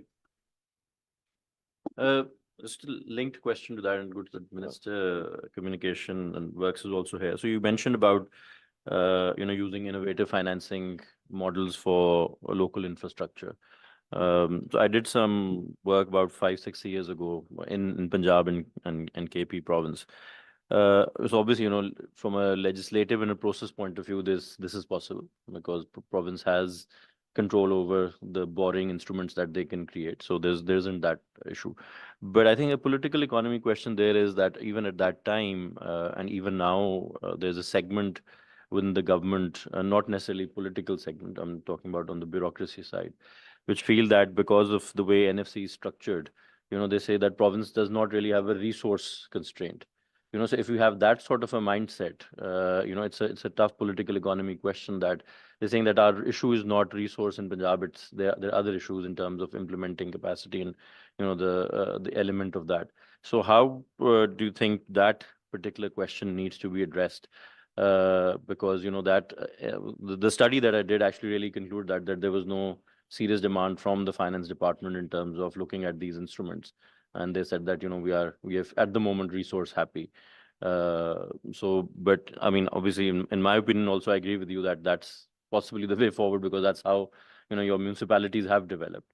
And a second element of that is, Jafi Sahab, maybe you can shed some light as well. That when you move into that, the way this infrastructure is created through these instruments, then there will have to be a culture of community paying back part of it, right? Which at the moment does not exist, which is also part of the bigger problem that if you have the sentiment that province is resource rich, so we don't need to look at own source revenue, so there's no pressure to really build that culture. And it's a vicious circle problem. There's a lot of literature on it that you see development, you pay for it. There's no development, you don't pay for it. So it's a difficult conundrum. So what would be your advice in terms of going forward in resolving this? Because I think there's no disagreement that this is the way we need to approach, but it's a bit of a tough cookie to crack. I disagree with that. I think there's a huge problem, and fine if you are happy with the way things are. If you think that Lahore, Multan, and Rawalpindi or Faisalabad are the only 4 cities that need municipal infrastructure, and you've got that covered, then maybe fine, you don't have a resource problem. But I am telling you today that you need a wastewater treatment plant in every city of Punjab as soon as possible. You need to build or give villages a decent system for water sanitation so that they can live their lives in peace. You need to bring a waste management system that covers. So right now there is this disparity, the term that you use, spatial disparity. The number of services that you get in this country are determined by the location of your birth. If you are born within the urban limits of the city, then the law says that there are 30 services that the government is supposed to provide. If you are born on the other side of the boundary, even in Lahore, then the government says that rural citizens should organize themselves to create, systems where they collaborate and serve their own needs. And that's pretty much what we inherited from the colonial era. But now even the 2019 law tried to change that. We tried to change that in 2022. Right now, all of those laws are in abeyance, and the 2013 Act is probably being implemented, which has been, I don't understand what's happening in this country. But anyway, this has to change. If you are to provide the same services, clean water, drinking water, sanitation, wastewater treatment, you need a lot of resources. You need to be able to figure out how to pay for that. And then there will be another crisis looming, which is the pension bill, because we are running a huge government. There are multiple, like sports, for instance, is a function that lies with the uh, that lies with the province primarily. So the province has this huge structure uh, within. So there is a district office, there is a tehsil office, and they are paying salaries, but they don't have a job description.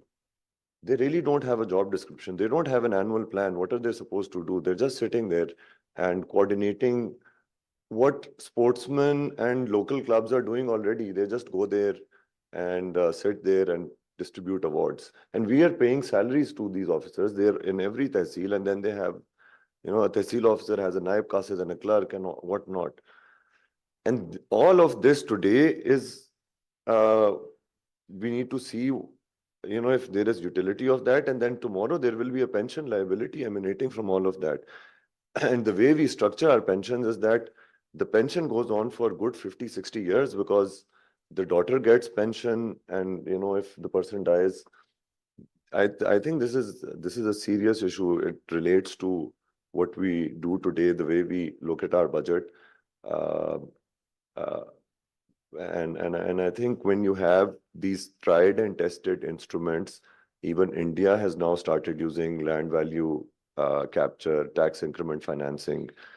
These are good tools that help you raise money from, let's say, now we're going through an era where rural properties are seeing this huge surge in values. And this is pushed by infrastructure development. Wherever we build a road, the land prices quadruple overnight, right? So, and you have a right of way. You build a 24-foot wide road, but the government has a right of way that is 100 feet, right?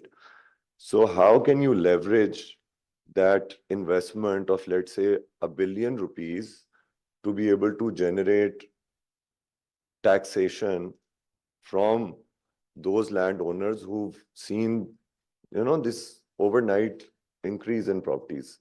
I think this has to be done now, to look at these instruments for financing, because otherwise 5 years later, I don't know. I don't know if we will be able to go back to these villages and ask them to vote us back into government, right?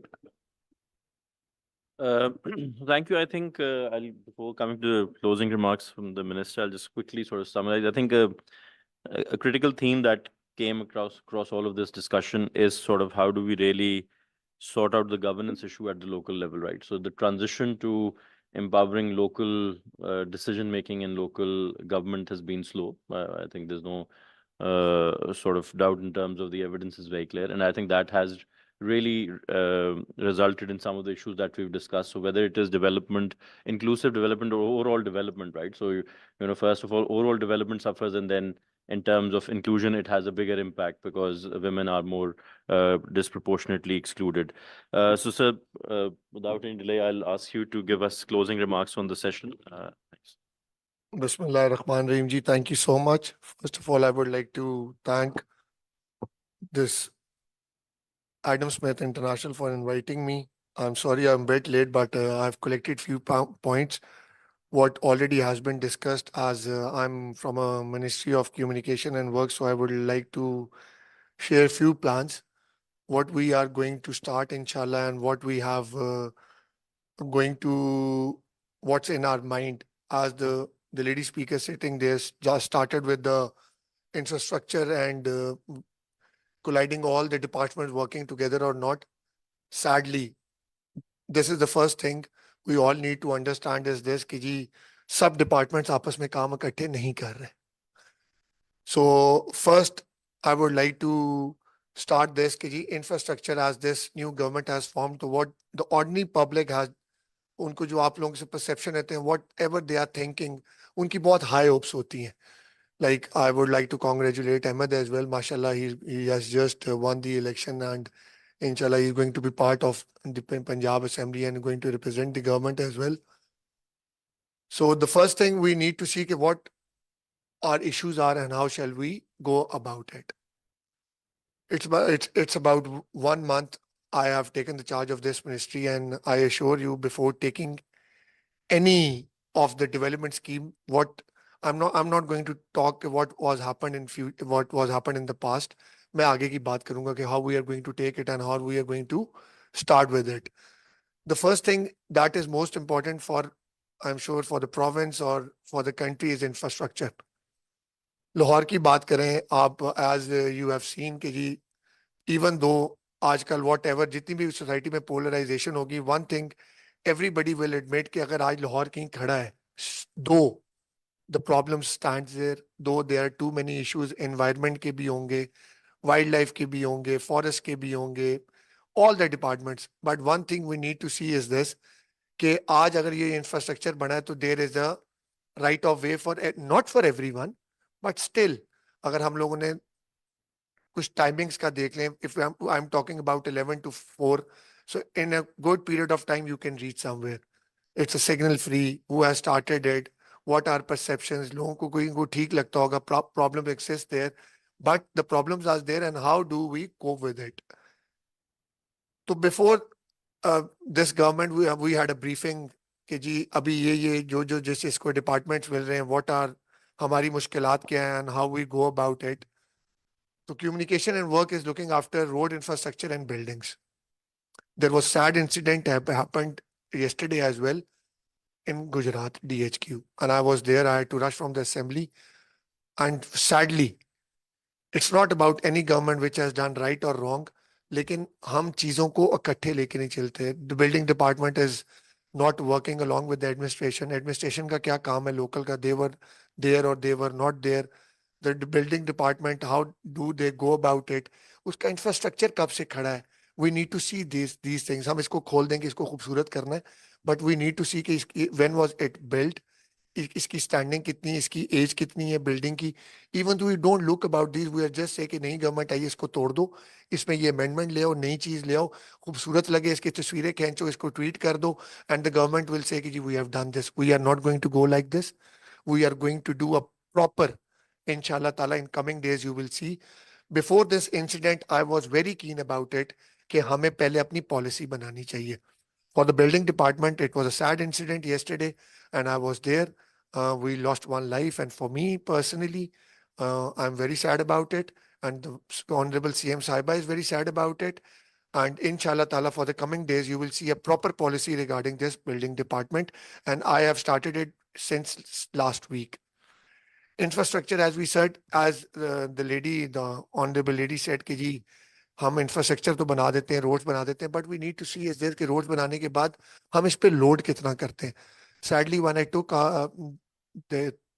This, मतलब मैंने जब oath लिया department में आया, briefing में मुझे सारी चीजें बताई गई, but the saddest part was that कि रोड बनने के बाद इसकी हमने मेंटेनेंस का क्या करना है, हमने इसके एक्सेल लोड का क्या करना है, हम इसकी ट्रैफिक काउंट नहीं करते. आज I am sure many of the people sitting here in the hall and the speakers as well, you all are more learned, I am sure.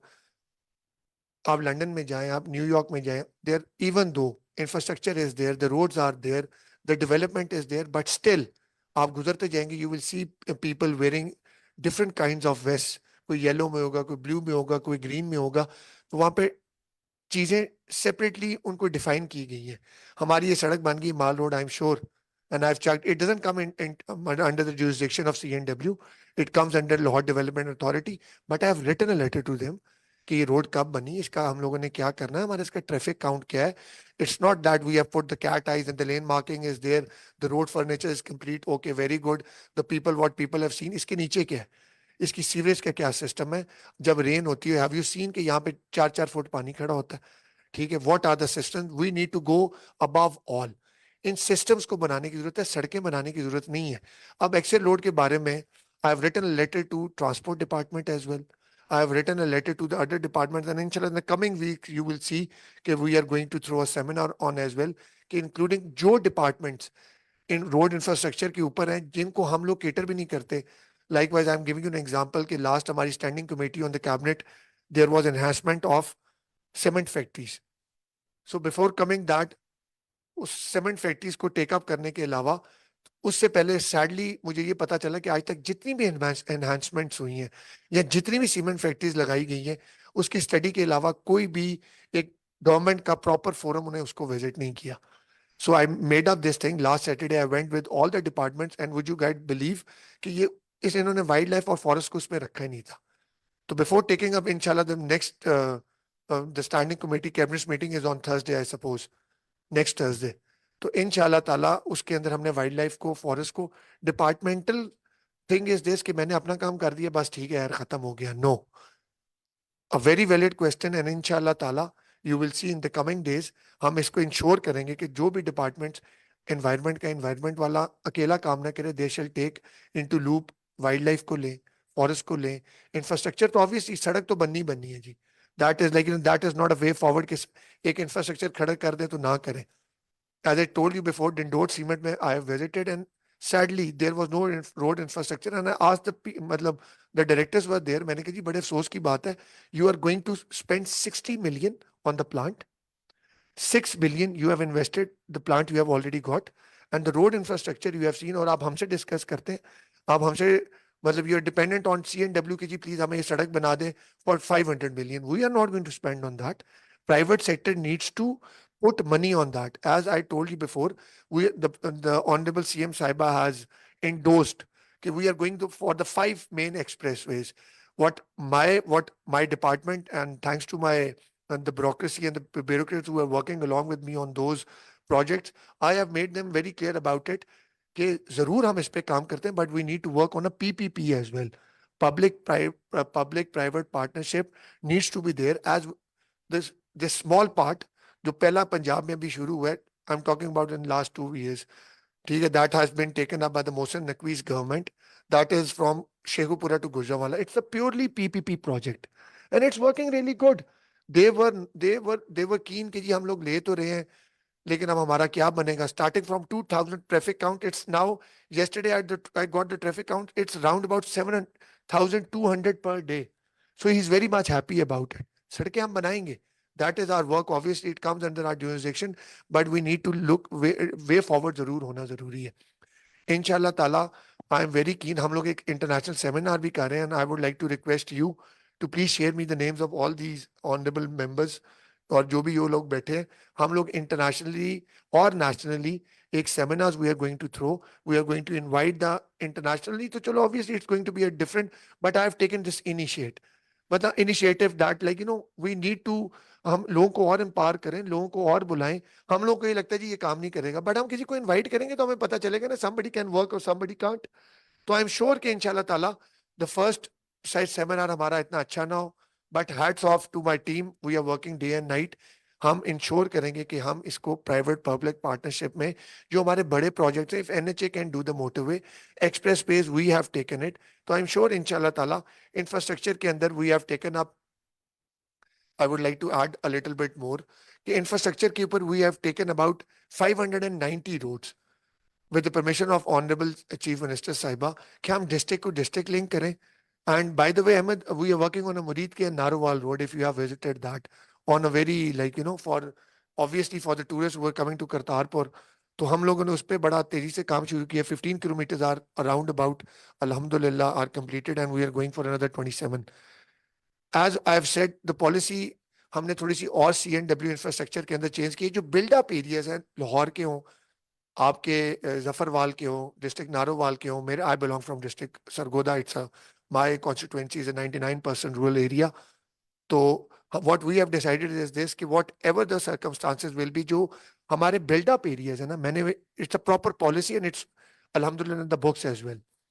So what we are going to do is that कि वहाँ पे हम लोग carpet या इस तरह we are going to go for a rigid route. ठीक है, उसकी कैपेसिटी, उसके लीनियर प्लान एक हम लोगों ने की है विद बोथ साइड ड्रेनेज. क्योंकि प्रॉब्लम ये जो है, सड़क को, इंफ्रास्ट्रक्चर को, बिल्डिंग हो, कोई भी चीज आप ले लें, पानी जो है इसको खा जाता है. ठीक है, for the buildup areas we have made this policy. इंशाल्लाह ताला उसके ऊपर मैं प्रेस कॉन्फ्रेंस भी करने लगा हूं बहुत soon. What policies I have made with the permission of the Honorable CM Saiba since last month. Inshallah Ta'ala, you will see not a huge difference, obviously, everybody say, but what I can deliver, I will try my best, inshallah, to deliver in infrastructure. As यहाँ पे मतलब obviously I didn't, मुझे नहीं पता था कि what I'm going to talk about, but I've collected some the points you have guys have just talked before. तो मैं उसी के ऊपर ही बात करूंगा. You have guys have taken a environment बहुत जरूरी है आजकल. But as you have guys must have seen, and I would like to request you, anyone from the central Punjab must visit. Since 2 days, CNW in collaboration with environment, there's a new thorough way to Gujranwala Expressway. You will there's a right of way on the both sides. You will see a huge difference. What we have done in collaboration with Mariam Aurangzeb, who is a senior minister as well, हमने forest department को कहा कि you have to work on it, उसकी proper picture के साथ with proper policy. इंशाल्लाह you will see कि तकरीबन हम लोगों ने उनको in 5 days they have planted approximately 55,000 to 60,000 plants, and inshallah we are going for another 40,000 कि हम 1 लाख उसका प्लांट करें. अब उसकी हमने इम्प्लीमेंटेशन क्या करनी है, वो उसका मेंटेनेंस क्या करनी है, उसके ऊपर we are working on it. It's not that कि we have planted 100,000 plants and then we are forget about it. हमने ये किसको देने, इसको पानी किसने लगाना है, पानी कहाँ से लेना है, उस जगह का वाटर लेवल क्या है. Can you guys believe I have myself worked on it कि अगर ये पौधे लगा रहे हैं, we are not going for कि जी एक ब्यूटीफुल प्लांट्स हम वो दे रहे हैं जो आगे हमारी एग्री और आगे हमारी जो इंडस्ट्री है उसको क्या फायदा दे सकती है in coming few 10 years. Obviously the plant ने 2 दिन में तो नहीं ना जी उग जाना. So it's an idea of 5 years, it's an idea of 10 years. Inshallah, we for the environment we are working on that. Thirdly, wild और फॉरेस्ट के वाइल्ड लाइफ के ऊपर हम लोग बात करें और फिशरीज के ऊपर I am in standing committee cabinet as well. तो वाइल्ड लाइफ के ऊपर भी the government is working really hard on it. As I told you before, the cement factories वालों को मतलब I was very sad about it कि 60 million ये लोग इन्वेस्ट कर रहे हैं on the new machinery. 6 billion as I told you before they have already used in the old machinery. इनको फॉल टाइम का नहीं पता, आप ये देखें. And I was amazed the people sitting there कि आप लोगों ने you have invested such huge amount and the wildlife is not there.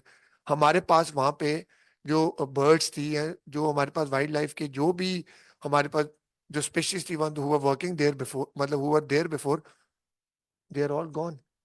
Forest department के पास they have got no document. Like would you guys believe? Inshallah, you will see in working in coming days, and I would like to request you. Sorry, I've got a finance meeting at 5 as well, 500 hours in civil secretariat. I have to leave. So inshallah ta'ala, as I have told you before, what I have done, and I'm trying to work on it, and all the areas. अगर areas की बात करें तो inshallah जो भी next आप लोगों की workshop होगी, please do intimate me. You have told me yesterday, last night that I'm going to attend this. No, it doesn't make. मुझे prepare आना चाहिए, and I should be inshallah ta'ala.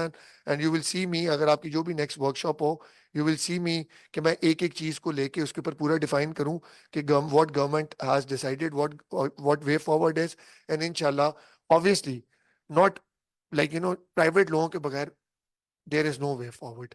So I would request you all कि अगर कोई seminars है, I will send you a proper invitation. I would request you all sitting here to please do come to communication and works department, whatever your expertise are.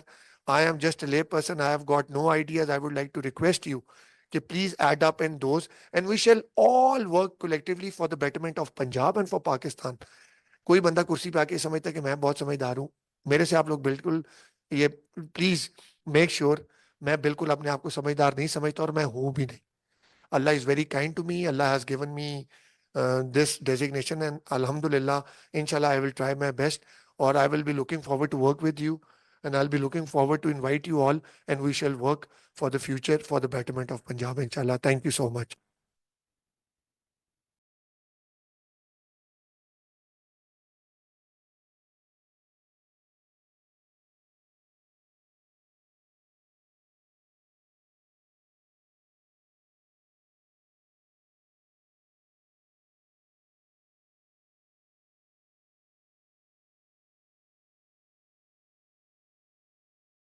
Abid साहब को मैं कहता हूँ quickly. Sir, thank you so much. Okay, thank you, sir. Thank you.